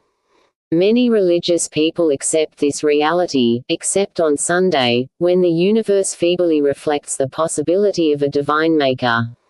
If you try to pin the universe down to one reflection, you pin your own life down at the same time. Reality is like a two-way mirror that shows you yourself as well as what lies on the other side. This mutual effect is mandated because the universe doesn't possess one set of facts. You, the observer, bring your version of reality into being. Let me offer an example of how the two-way mirror works in the field of medicine. It seems completely baffling that the human body can be healed in so many ways. If you take almost any disease like cancer, there is a typical history that the illness usually follows. Breast cancer, for example, has a known survival rate from the time of the first detected anomaly in the breast cells. Women who contract the disease will fall somewhere on the bell curve of survival. As one oncologist told me years ago, cancer is a numbers game. A statistical range will tell you at what age the disease is most likely to occur. The response of tumors to different modes of radiation and chemotherapy is constantly being documented. With these facts in hand, medicine proceeds to find a definitive cure, and if the definitive cure hasn't been found yet, science will keep working until it is. Outside the statistical norm, however, strange things are happening. In my own medical experience, I have met the following patients. A young woman who told me that her mother, living on a farm in remote Vermont, developed a large tumor in her breast but decided that she was too busy to get it treated. She survived more than a decade without medical attention. A woman who felt a lump in her breast and decided to visualize it away. She saw hordes of white cells descending like snow to engulf the lump. After she performed this visualization for 6 months, the lump was gone. A woman with a massive tumor checked out of the hospital a day before surgery because she didn't want to approach her condition out of fear and panic. She returned months later only when she felt confident of her survival. The operation succeeded and she did survive. Every doctor has encountered the opposite side of the spectrum, women who die very quickly after receiving news of a small number of malignant cells in their breast. In some cases, the cells are anomalous, meaning that they might be harmless, yet in a few women these anomalies quickly turn into tumors. This phenomenon was tagged long ago as dying from the diagnosis. I am not making recommendations about how to approach cancer, only observing that the disease often seems to reflect the beliefs brought to it by the patient. A no-famous study by David Siegel at Stanford took a group of women who had late-stage breast cancer and divided them into 2 groups. One group was given the best medical care, which by that point was very little. The other group sat down once a week and shared their feelings about having the disease. This alone produced a remarkable result. After 2 years, all the long-term survivors belonged to the second group, and the "you heal it from the inside by subjective means, it will also respond." How can it be that talking about your feelings can have as much effect as a powerful cancer drug or even more? The answer is that consciousness always takes these 2 roads. It unfolds objectively as the visible universe and subjectively as events inside the mind. Both are the same consciousness. The same intelligence has put on 2 masks, differentiating into the world out there and the one in here. So the wisps of feeling that arise in a cancer patient communicate with the body much like the molecules of a drug. This phenomenon isn't remarkable anymore. All of mind-body medicine is based on the discovery of messenger molecules that begin in the brain as thoughts, beliefs, wishes, fears, and desires. The breakthrough will come when medicine stops giving all the credit to molecules. When Mozart wanted to compose a new symphony, his intention called up the necessary brain function. It would be absurd to say that Mozart's brain wanted to write a symphony first and produced messenger molecules to inform him of the fact. Awareness always comes first, and its projections, both objective and subjective, follow. This brings us to a new principle that is crucially important, called simultaneous interdependent coarising. Simultaneous because one thing doesn't cause another, interdependent because each aspect is coordinated with every other, coarising because every separate part comes from the same source. When Mozart wanted to compose a symphony, everything associated with his creation happened simultaneously. The idea, the notes, the sound in his head, the necessary brain activity, the signals to his hands as they wrote the music down. All these ingredients were organized into one experience, and they arose together. It would be false to say that one caused the other. If one element should fall out of place, the whole project would collapse. Should Mozart get depressed, his emotional state will block the music. Should he get physically exhausted, fatigue will block the music. One can think of 100 ways that disorder could disrupt the picture. Mozart could have had marital problems, a stroke or heart attack, a sudden artistic block, or the noisy distraction of a 2-year-old in the house. Creation is kept from anarchy by simultaneous co-arising. The cosmos matches the human mind far too closely to ignore. It's as if the universe were putting on its mind-boggling show of galaxies exploding from nothingness only to tease us.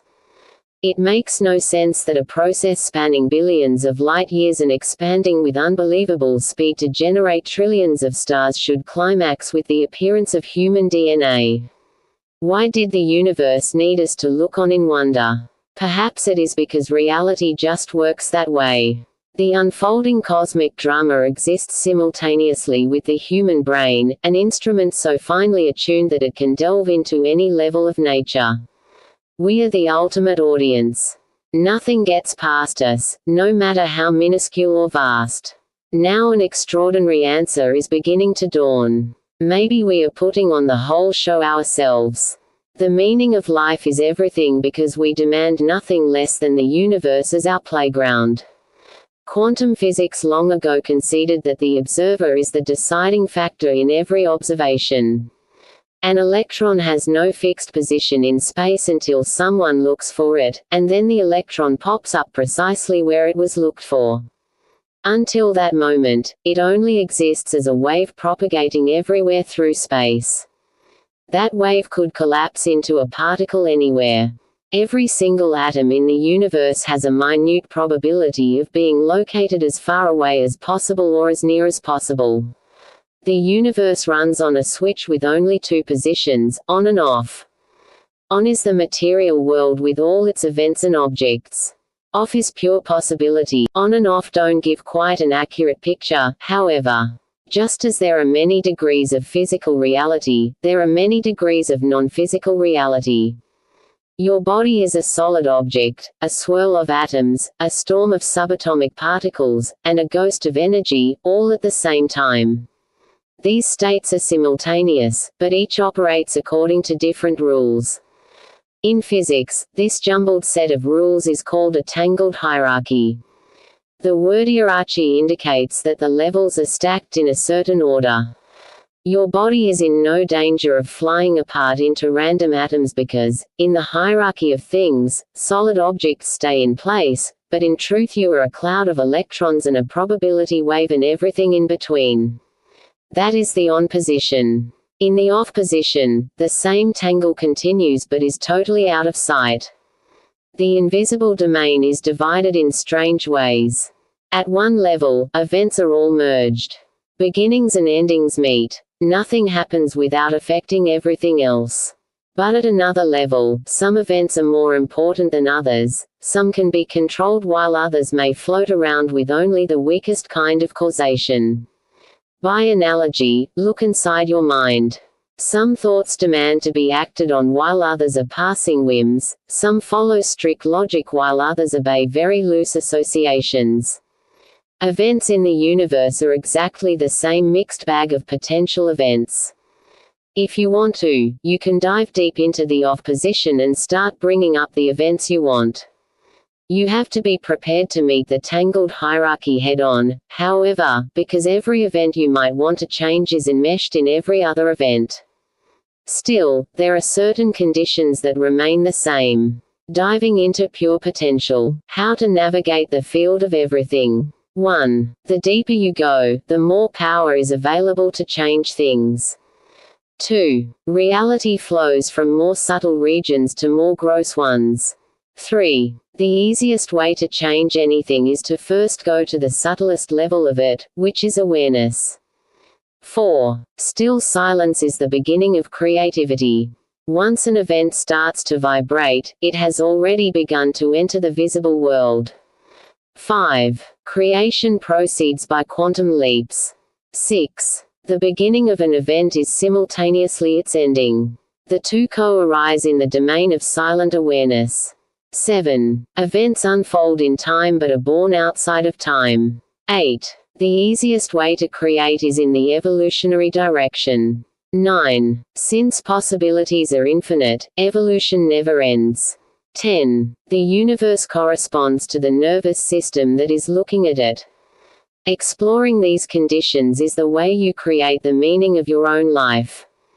Let me compress these 10 points into a sketch, leaving you to fill it in.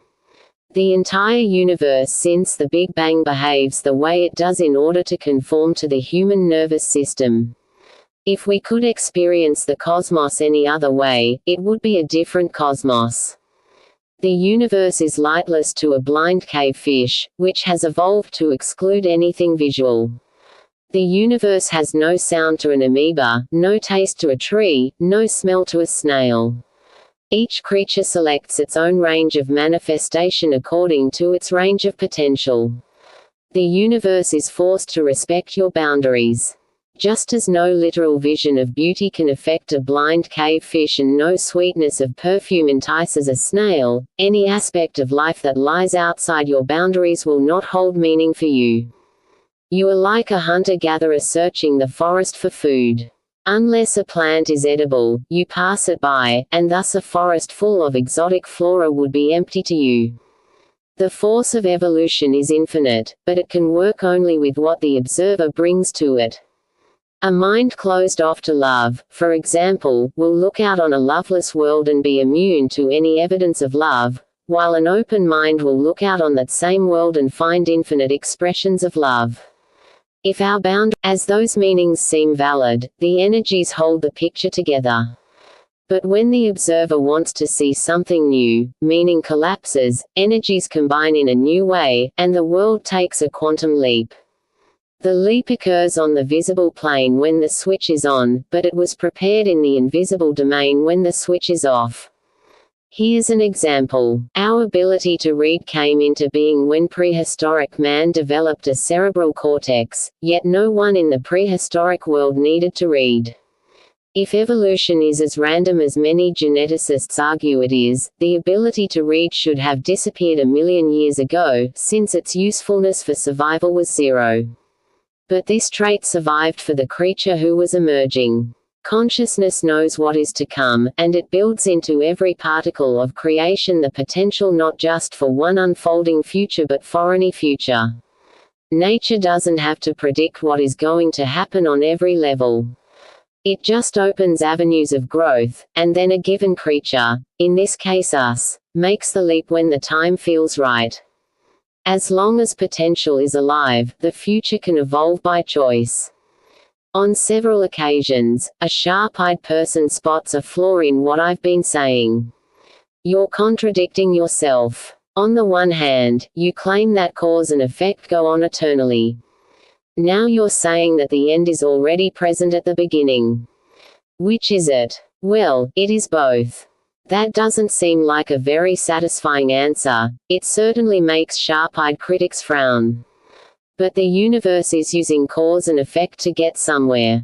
When it wants to take a quantum leap, cause and effect get molded to the purpose. Actually, you experience this every second. When you see the color red in your mind's eye, your brain cells are emitting signals in a precise way. But you didn't order them to do that. They fell into line automatically with your thought. In the tangled hierarchy, an amoeba, a snail, a galaxy, a black hole, and a quark are equally valid expressions of life. Prehistoric people were as immersed in their reality as we are in ours, equally fascinated by it, and equally privileged to watch reality unfold. Evolution gives each creature exactly the world that fits its ability to perceive. But there is something above all else that needs to evolve: the gap. If you aren't ready yet to accept that the meaning of life is everything, find your own meaning in closing the gap. Fetch the world back from the brink of disaster, steer the future off a collision course with chaos. Dharma, the upholding force in nature, will support any thought, feeling, or action that closes the gap because the universe is set up to fuse the observer and the observed. Because you are self-aware, your fate is unity. It has been built into your brain as surely as the ability to read was built into the brain of Cro-Magnon man. As the gap closes, modern people will find themselves merging with higher and lower forms of life. All generations of humanity, from the first hominid to whatever comes after us, will be seen as one. And then what? I imagine we will take the picture off the wall, detaching ourselves from any fixed image. To live from the level of pure existence, without the need to be bound by any event in the physical world, is the end of this journey and the beginning of one never before seen. This will be the arrival of unity and the final stroke of freedom. Changing your reality to accommodate the 14th secret. The 14th secret is about total understanding. Understanding is not the same as thinking. Understanding is a skill developed in awareness. It's what you've reaching awareness really is. You begin to grasp that nothing is left out. Understanding changes the whole picture of reality. Being able to affect your whole reality at once is the essence of simultaneous interdependent co-arising. There is no limit to how far your influence can reach, but to find that out you must engage life with passion. When you do anything with passion, you express every aspect of who you are. Passion releases all the energy you possess. At that moment you put yourself on the line, for if you throw everything you have into a pursuit, your defects and weaknesses are also exposed. Passion brings up everything. This inescapable fact discourages many people, who dislike the negative parts of themselves so much, or are so intimidated by them, that they hold their passion in check in the belief that life will be made safer. Perhaps it will, but at the same time they are greatly limiting their understanding of what life can bring. In general terms, there are 3 levels of commitment you can express. 1. Going into a situation only far enough to meet the first real obstacle. 2. Going into a situation far enough to conquer some obstacles. 3. Going into a situation to conquer all obstacles. Using this model, think about something you passionately wanted to do well, whether it is painting, mountaineering, writing, raising a child, or excelling in your profession. Honestly assess where you are in that endeavor. Level 1. I'm not satisfied with what I've accomplished. Things didn't go the way I wanted them to. Others did a lot better than I have managed to. I lost my enthusiasm and got discouraged. I still keep doing what I have to, but mostly I'm skating on the surface. I feel I have mostly failed. Level 2. I'm fairly satisfied with my accomplishment. I'm not always at my best, but I keep up with the pack. I am counted on as someone who knows what they're doing. I've overcome a lot to get to be this good. I feel mostly like a success. Level 3. I mastered what I set out to do. People look up to me and consider me the old pro. I know the ins and outs of this whole thing, and I feel deep satisfaction about that. I rarely have to think anymore about what's involved. My intuition carries me along. This area of my life is a major passion. Each level of commitment reflects the understanding you are willing to achieve. If you didn't know human nature, you might suppose that a single activity like painting, mountaineering, or writing could be treated separately, but the whole person is affected because the whole person is being expressed. This is why it is said that you get to know yourself on the mountain or in front of the blank canvas. Even if you pick a very narrow skill, like running a marathon or cooking, your whole sense of self shifts when you succeed with passion as opposed to failing or backing off. The willingness to reach inside every part of yourself opens the door to total understanding. You place your entire identity on the line, not just an isolated part. This may sound daunting, but actually it is the most natural way to approach any situation. When you hold some part of yourself in reserve, you deny it exposure to life. 5. I don't want to expend all my energy. 6. I don't want any pain. 7. I want to get things over with as fast as possible. For a baby, these reservations seem absurd.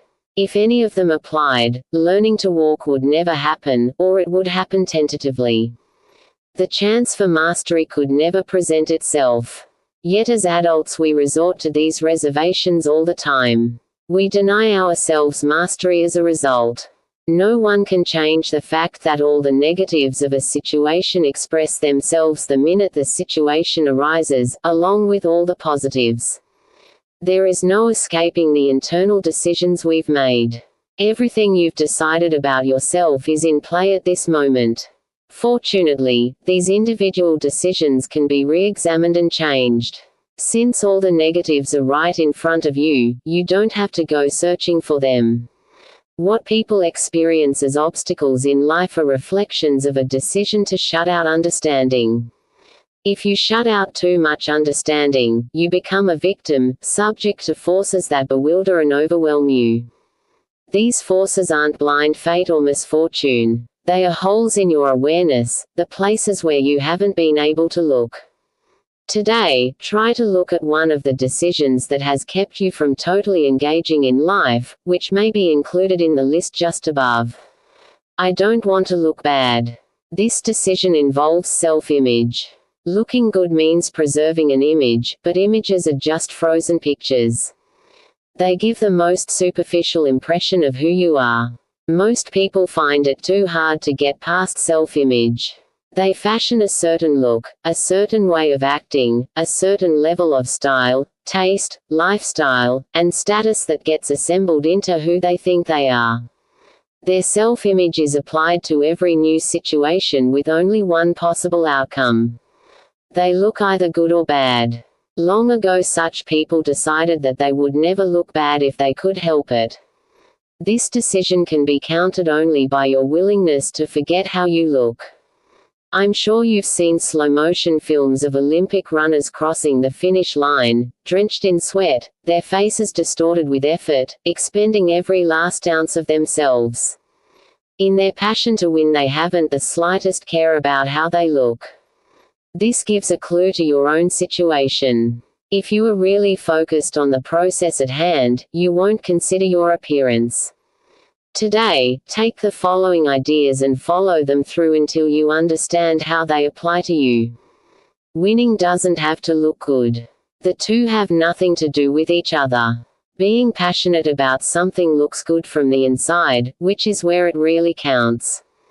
Looking good from the inside isn't an image. It's a feeling of satisfaction. You won't be satisfied as long as image is on your mind. I don't want to fall down. This decision revolves around failure, which in turn revolves around judgment. In the field of painting, every masterpiece is preceded by a sketch. Sometimes these sketches amount to a few rough scribbles, sometimes they require years and dozens of tries. Did the painter fail when he made a sketch? No, because it takes stages of development to master a skill. If you judge your early efforts to be failures, you are putting yourself at odds with a natural process. People who are afraid to fall down usually were ridiculed or humiliated in the past. This is one area where parents pass on negative judgments with terrible effect. Failing is something you inherit from someone who discouraged you. Fear gets attached to failure by connecting it to sense of self. Falling down means I'm worthless. Next to looking bad, the second most crippling mental reservation is fear of falling down and feeling like a worthless person. Today, face yourself honestly and confront how much of this fear is inside you. The degree to which you judge yourself is the degree to which you need to heal. Most people say they hate to fail, but behind the word hate can be a wide range of emotions, from devastating collapse of the self to mild annoyance at not doing your best. You can sense where you belong on the scale. Give yourself a rating. I feel devastated when I fail. I can't shake the feeling for days, and when I look back at my biggest failings I relive how intense the humiliation was. I feel bad enough when I fail that I usually walk away. It takes a lot for me to get back on the horse, but eventually I will. It's a matter of pride and self-respect.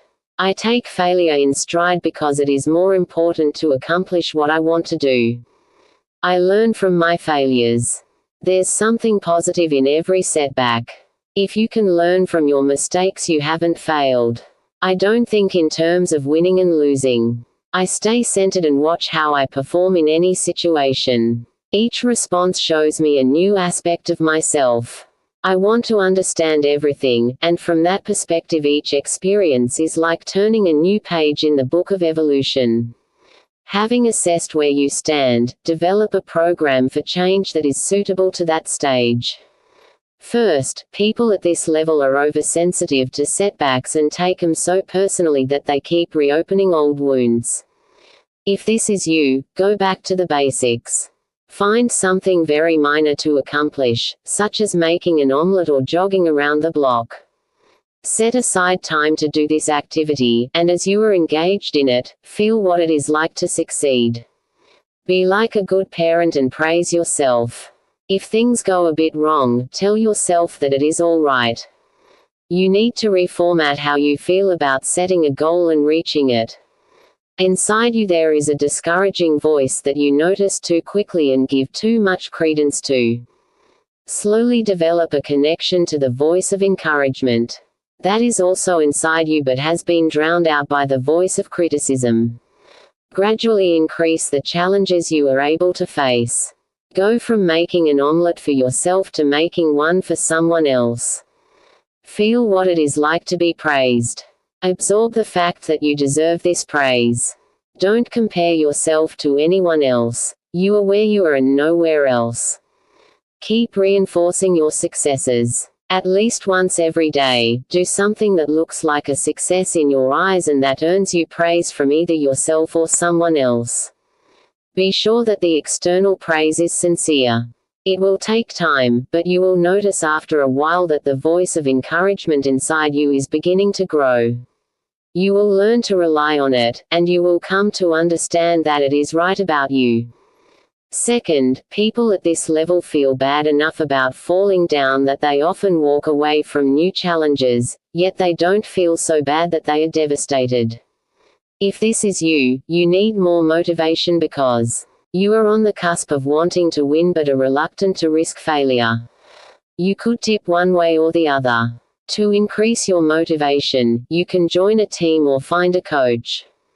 Team spirit will help you override the discouraging voices inside you. A coach will keep you focused so that walking away is not an option.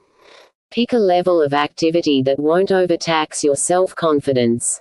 It's more important to internalize the elements of success than to conquer a big challenge. A team doesn't have to mean sports. Find any group that has esprit de corps. It could be a jazz band, a volunteer group, or a political party. External support will help you over your internal hurdles. You will come to understand that those hurdles aren't mountains. They can be whittled down into small peaks of achievement. Third, people at this level are more encouraged by success than discouraged by failure. They have positive motivation in good supply. If this is you, you may succeed for a long time but eventually find that external rewards are no longer satisfying. You need to set a completely internal goal for yourself in order to grow. Among the most valuable internal goals are learning to be more intimate, learning to serve others without reward, and learning about the depths of spirituality. Aim to gain more understanding of yourself without any outside accomplishment. Over time, the distinction between success and failure will begin to soften. You will start to see that everything you've ever done has been about the unfolding of yourself to yourself. The greatest satisfactions in life come about when that unfolding is the only thing you need. Fourth, people at this level have conquered failure. They enjoy every twist and turn in life, being satisfied with experience of every kind. If this is you, aim to deepen your mastery. Your remaining obstacles are subtle and belong at the level of ego. You still believe that an isolated self is having these experiences. Aim for detachment and expansion beyond this limited self. For you, the deepest spiritual texts and a personal commitment to one of the four paths will bring great satisfaction. I don't want anyone else to watch me fail. This decision revolves around shame. Shame is the internalized fear of the opinion of others. Their disapproval becomes your shame. The cliché that people from the East cannot bear to lose face refers to shame, which can be a powerful social force. The answer to shame isn't to become shameless in your behavior. Many people try that solution as teenagers, hoping that their intense self-consciousness can be overcome by external acts of bravado, like joyriding or dressing outlandishly. If you easily feel ashamed, you've made an internal decision that needs to be changed. First, realize that what others think about you is often dependent on whether your actions are good or bad in their eyes. Social judgment is inescapable, and we are all affected by it. However, others will try to shame you through words, tone of voice, and behavior. Stand aside from your own situation and watch how this works. Read a tabloid or watch a celebrity gossip show. Be aware of the constant stream of insinuation and judgment. Get comfortable with the fact that such treatment of others exists. You aren't here to change it, only to become aware of how it works. Second, withdraw from shaming others. This behavior is a disguise for you. You think that if you gossip, tear people down, try to look superior, or in any other way go on the attack, you will find protection from your own vulnerability. In reality, all you are doing is immersing yourself in the culture of shame. Step away. You can't afford to be there any longer. Third, find ways to earn praise that makes you feel like a good person. This is different from praise for what you accomplish. You no doubt can do many things that would get somebody else to say you did a good job. But character limit is exceed failure because of your horrible past. Guilty people don't want to face new challenges for fear that when they fail, they will feel more guilty, adding to the burden of the past. To them this sounds reasonable, but in actuality, guilt itself is extremely unreasonable.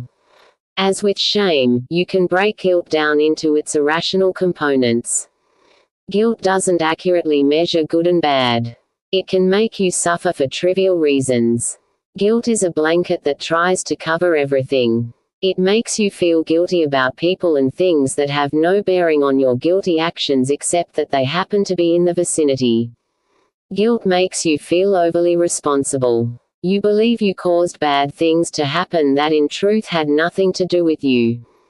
Guilt is prejudiced. It finds you wrong all the time without any chance of reprieve. When you understand these 4 things, you can begin to apply them to yourself. Don't try to force guilt to go away. Have your guilty reaction, let it be what it is, but then ask yourself, did I really do something bad? Would I condemn someone else who did the same thing? Did I do the best I could under the circumstances? These questions help you get a more objective sense of good and bad. If you find yourself in doubt, seek the opinion of a non-guilty, non-condemning person. Who did I actually hurt? Be specific. Don't let guilt be a blanket. You may find that you've never really hurt anyone. If you still think you have, go to the person and ask how he or she feels. Discuss your actions. Try to reach the point where you can ask forgiveness. When it is given, accept it as genuine. Write the forgiveness down as a mental note. Whenever your guilty voice accuses you again, hold up the piece of paper that proves you've been forgiven, saying, "See. It doesn't matter how you try and make me feel. The person I actually harmed doesn't care anymore. Am I really responsible here? What part did I really play? Were my actions a small part of the situation or a big part?" You can be responsible only for the actions you took or failed to take. Be specific. Detail those actions to yourself. Don't exaggerate them and don't fall for the irrational notion that just by being there you are totally responsible. Many family situations immerse us in a general sense of shared guilt, but if you are specific and narrow your responsibility to what you actually said and did, not what others around you said and did, you can diffuse the guilt trip of being responsible for everything. What good things have I done to atone for the bad ones? When will I have done enough to let go? Am I ready to forgive myself? All bad actions have their limit, after which you are forgiven and reprieved from guilt. But as we've seen, the inner voice of guilt is prejudiced. You are guilty the moment you step into the courtroom and will remain so forever. Take any guilty action and write down the day you will be forgiven. Do everything you can to atone for your bad action, and when the day of release arrives, take your pardon and walk away. No heinous action deserves condemnation forever. Don't buy into the prejudice that would hold you responsible for even your most venial sins year after year. I don't want to expend all my energy. This decision revolves around a belief that energy, like the money in your bank account, is limited. Some people who don't want to spend much energy avoid laziness, but that is mostly a disguise for deeper issues.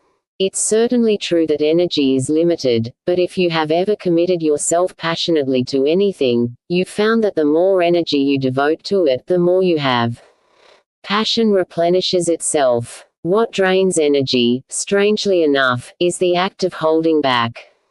The more you conserve your energy, the more narrow become the channels through which it can flow. People who are afraid to love, for example, wind up constricting love's expression. They feel tight in the heart rather than expanded. Loving words stick in their throats. They find it awkward to make even small loving gestures.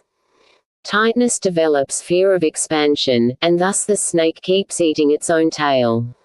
The less energy you spend, the less you have to spend. Here are a few steps that can cause the channels of energy to expand. Learn to give. When you feel most like hoarding, turn to someone in need and offer some of what you possess in abundance. This doesn't have to be money or goods. You can give time and attention, which actually will do much more to open your channels of energy than giving away cash. Be generous. This means generous in praise and appreciation even more than generous with your money. Most people hunger for praise and get much less than they deserve. Be the first to notice when someone has done well. Appreciate from a full heart and not just with formulaic words. Praise in detail, showing the other person that you actually paid attention to what he or she accomplished. Meet the person with your gaze and stay connected as you praise. Follow your passion. Some area in your life makes you want to spend all your energy there. For most people, there's a built-in inhibition about going too far, however, so they don't really spend themselves even in those areas.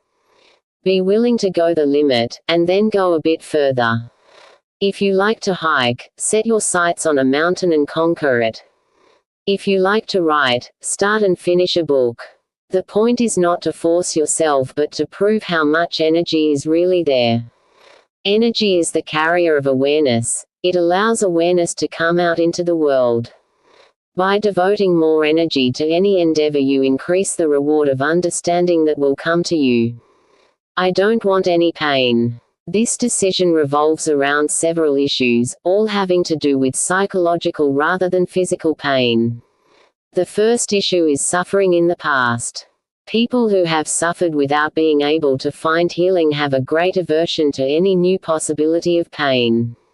Another issue is weakness. If pain has defeated someone in the past, the prospect of more pain brings up fear of getting even weaker.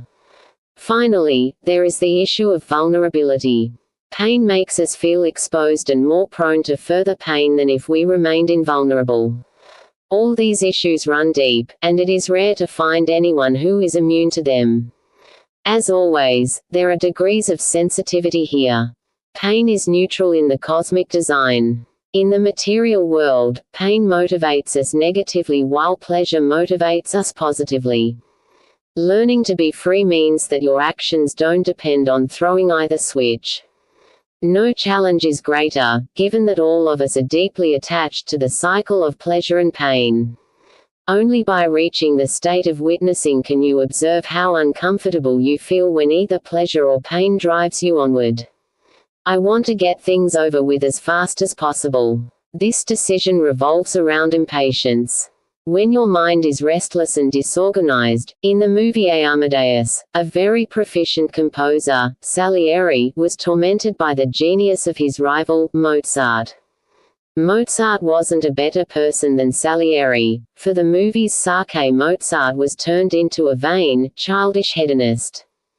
He didn't spend more time composing than Salieri, he didn't have greater favor from patrons, he didn't go to music school longer. Salieri blamed God for this gross inequality in gifts, and unconsciously most of us do the same when we confront somebody who vastly exceeds our abilities. Impatience is rooted in frustration. We refuse to pay attention because the results aren't coming fast enough or with enough rewards. The mind prefers to hop away from this potential source of discomfort. If you find that you're easily made impatient, you probably blame outside circumstances. Traffic isn't moving fast enough. The grocery checkout line takes forever. When you ask someone to do a job, the person always drags his feet. Projecting your impatience on the outside world is a defense, a way of deflecting a fear of inadequacy. In the most extreme cases of attention deficit disorder, particularly among young children, this fear always underlies the surface inattention. Impatient people are too discouraged to go inside very deeply. Even without a rival of Mozart's commanding genius, all of us are intimidated by a shadowy competitor inside, someone who by definition is better than we are. This ghost drives us out of our own awareness. Impatience ends when you can go back inside yourself with enough confidence to let awareness unfold. Confidence cannot be forced. You will be adequate in your own eyes when you experience deeper and deeper levels of understanding. If you are impatient, you need to face the reality that you aren't the best at everything, nor do you need to be.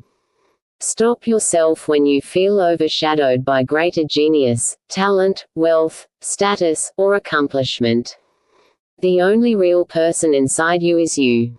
That person is a seed whose growth is unlimited.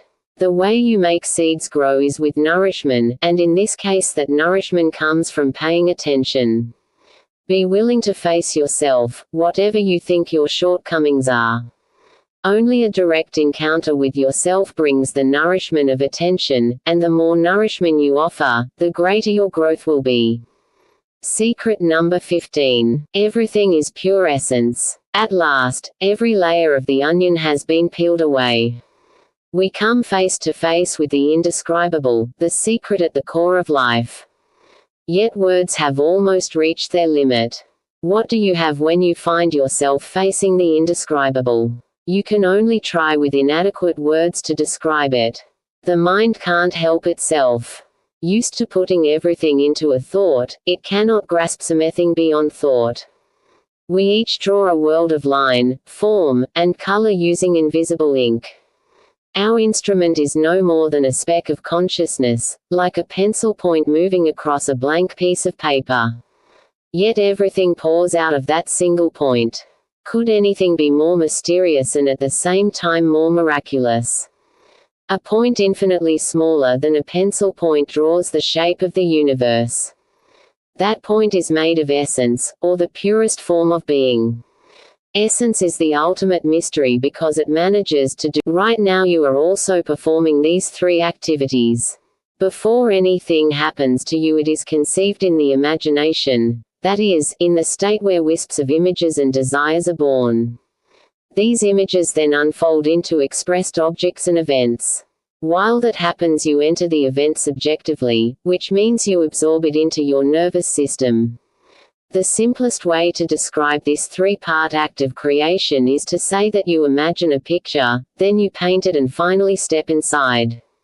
All that is required to find the essence of life is to step outside the picture and see yourself. You won't see a person or even a soul, just a speck of awareness. The point that is producing the most lovely, appalling, mundane, holy, astonishing, ordinary, and marvelous pictures. But even in using these words, I have fallen into the temptation of trying to describe the indescribable. Let me throw every image away and say the simplest things that are true. I exist, I am aware, I create. These are the three qualities of essence that permeate the universe. With every unreal aspect of yourself stripped away, only essence remains. Once you realize that essence is the real you, the golden door opens. Essence is precious because it is the stuff from which the soul is made. If you could keep holding on to essence while stepping back into the picture you create, you would be living from the level of the soul at every moment. But a huge difficulty arises that keeps the golden door shut. Nothing isn't essence. When you reduce the one reality to its essence, every quality disappears. Now a tree, a horse, a cloud, and a human being are the same. Physical dimensions also disappear. The time elapsed between any two events is now zero. The space between any two objects is zero. Light and dark no longer exist. Complete fullness and utter emptiness are the same. In other words, at the very moment you think you have the secret to everything, you look down to find that your hands are empty. This is a particularly disturbing outcome for those who travel the spiritual path to find God. Unless you define God as essence, he will vanish also. But in India, there is a strong tradition that puts essence far above a personal God. One of the greatest modern spiritual teachers, Nisargadatta Maharaj, made no concessions on this point. He declared himself, and all other people, to be pure essence. As a result, he met with a good deal of contentious opposition. Here's a typical interchange from a skeptical visitor to Maharaj. Q. Did God create the earth for you? A. God is my devotee and did all this for me. Q. Is there no God apart from you? A. How can there be? I am is the root, God is the tree. Whom am I to worship, and what for?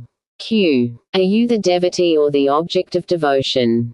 A. Neither. I am devotion itself. You can feel the baffled frustration in the questioner's voice, and who can blame him? The path to unity is so different from what is taught in organized religion that it bends the mind.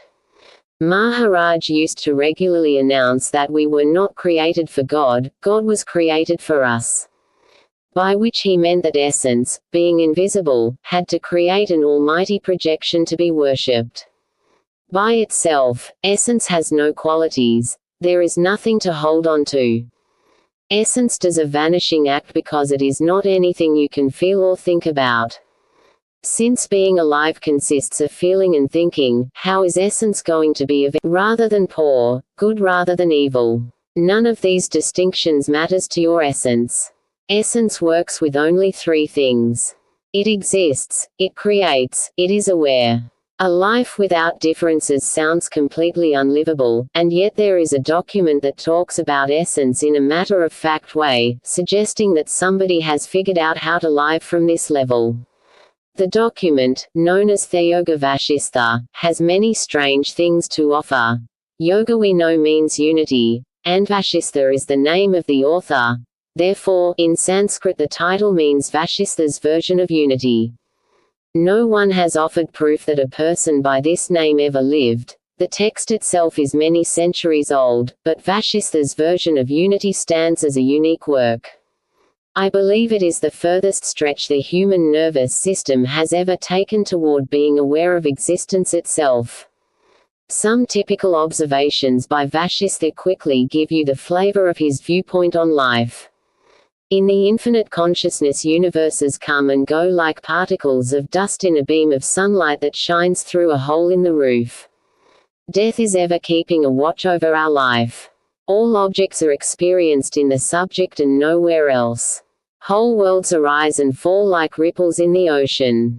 Vashistha's teaching has a reputation for being one of the most difficult, abstract texts in the spiritual canon, and therefore not for beginners.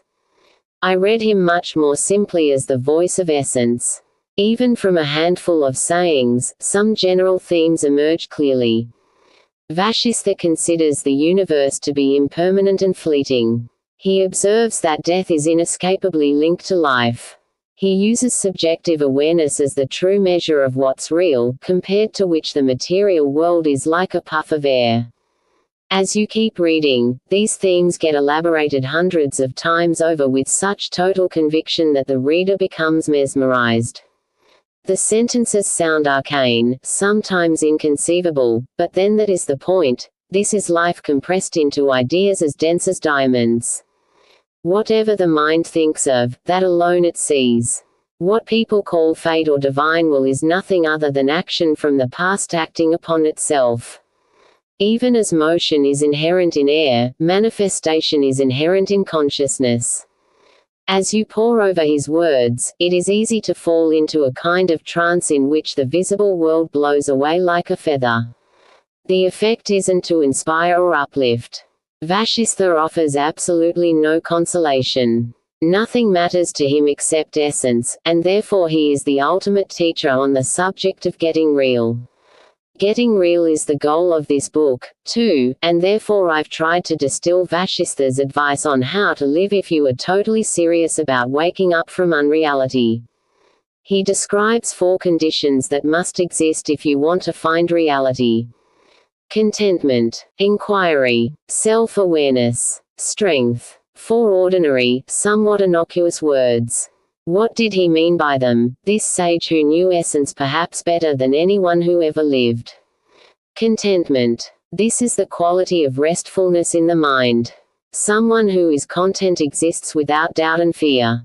Doubt is a constant reminder that there is no answer to the mystery of life, or that all answers will turn out to be untrustworthy. Fear is a constant reminder that you can be hurt. As long as either of these beliefs exists in your mind, resting easy in yourself is impossible. So contentment must be one on the level where doubt and fear have been defeated.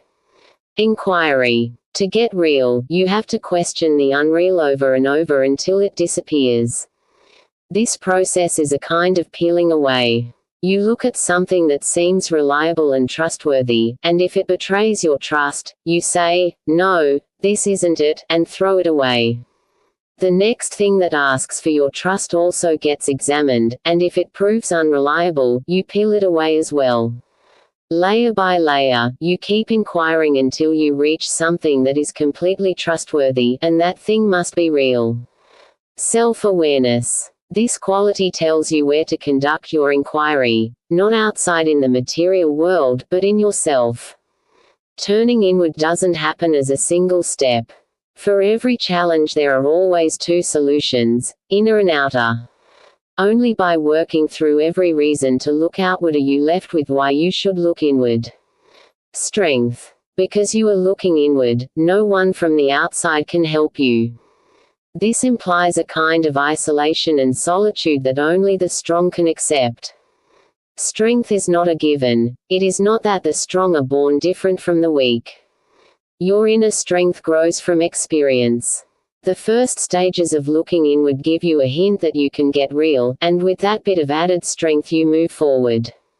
You grow in resolve and certainty. You test what you find out until it feels secure. Step by step you discover that strength is built from experience. The journey itself makes you strong. Vasistha has almost nothing else to say about everyday matters. No one has to start living a certain way or stop living a certain way in order to get real. Vasistha's viewpoint is totally accepting. He is content to allow life to unfold. For only as long as one invests any object with reality, he says, that bondage lasts. Once that notion goes, with it goes bondage. In other words, unreality has to melt away on its own. Until it does, you can be rich or poor, happy or sad, certain or plagued with doubt, as your karma dictates. Vasistha feels infinite tolerance because the unreal has no existence and the real will never stop existing. He feels infinitely serene because consciousness is omnipresent, pure, tranquil, omnipotent. Yet it is not for these deep thoughts that I hold Vasistha to be unique. His special gift lies in jabs of truth that are as sharp as salt on the tongue. The universe is one long dream. The ego sense, along with the fancy that there are other people, is as unreal as anything in a dream. When I see Vasistha in my mind's eye, I envision a picnic where everyone has fallen asleep under the shade of an old spreading beech tree, done in by too much food and pleasure and play. Only one person is sitting up, awake and alert, waiting for the others to end their nap, everyone else is asleep. There is no escaping that jab of truth. Vasistha knows he is alone, but he isn't a pessimist. His solitary watch hasn't calloused over his love for other people. S&C love. Not the love of passing emotion or the love that gets attached to one person but the sheer love of being here. By comparison, the emotional kind of love is confined, doubtful, full of fear, and driven by dreams that never get fully realized. In pure essence, Vasistha knew that he had found the secret of universal character. Limit is moment when these 3 things are achieved, every other awakening is false. The whole universe exists in the dream state, the pursuit of a cosmic delusion. This delusion has now been presented to you in full. It consists of separation, fragmentation, the loss of wholeness. There must be a final no that refuses to participate in the delusion, and Vashistha has said it, loud and clear. He is often the one teacher I reach for when I imagine that I am in trouble. Reading his words, I can feel myself rising to his level, not fully and not permanently, but with enough validity that I come away feeling reassured. There are times when I want CNN to stop running endless crises in the crawl space at the bottom of the television screen and start running these words instead so that people can be reminded about what's real. Whatever is in the mind is like a city in the clouds. The emergence of this world is no more than thoughts coming into manifestation. From the infinite consciousness we have created each other in our imagination. As long as there is you and an I, there is no liberation. Dear ones, we are all cosmic consciousness assuming individual form. It's nearly impossible perhaps to take these noble sentiments into the rough and tumble of everyday life, but the basic thing that Vashistha wants us to do is to live from essence, and tatus workable. The teacher I mentioned before, Nisargadatta Maharaj, lived such a life. As a young man he was raised on a farm to walk behind a pair of oxen pulling a plow. But spirituality intrigued him and he made his way to a guru who gave him one piece of advice. You are the unborn and undying, I am. Remember that, and if your mind wanders from this truth, bring it back. The young Maharaj went away, needing no more visits to gurus, and found his essence with that simple teaching. The most exalted state of awareness comes down to realizing how commonplace it actually is to live a cosmic life. We do it all the time. One only has to listen to how matter-of-factly Vashistha looks around and sees infinity in every direction. His is the teaching to keep by your bed when you want to do something other than fall asleep. To a suffering person, a night is an epoch. To a reveler, a night passes like a moment. In a dream, a moment is no different from an epoch. But to the sage, whose consciousness has overcome all limitations, there is no day or night. As one turns away from the notion of I and the world, one finds liberation. Changing your reality to accommodate the 15th secret. The 15th lesson is about unity. As a young man, I was driven to reach as far as I could, but over time I began to grasp that unity is not an achievement one can set for oneself in the way one can set winning a game or finding the perfect wife or rising to the top of a profession. Unity is more like music. Bach might visit a kindergarten class and inspire the children with hope that they can all be like him. In reality, few children will ever grow up with Bach's genius for music. But they don't have to. Music is a glorious pursuit on its own, comparing yourself to no one. Every moment of music making brings delight on its own, not just as a step up the mountain toward the highest peak. Spirituality can bring delight at every moment, or at least every day, if it is pursued with the 4 things in mind that Vashistha taught. Let's review them again, this time as they might be applied to our own lives.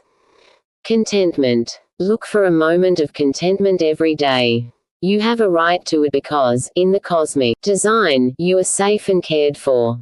Be content not with your lot in life but with being here in the flow of life. The glories of creation are in your very cells. You are made of the same mint stuff as the angels, the stars, and God Himself. Inquiry. Don't let a day go by without asking who you are.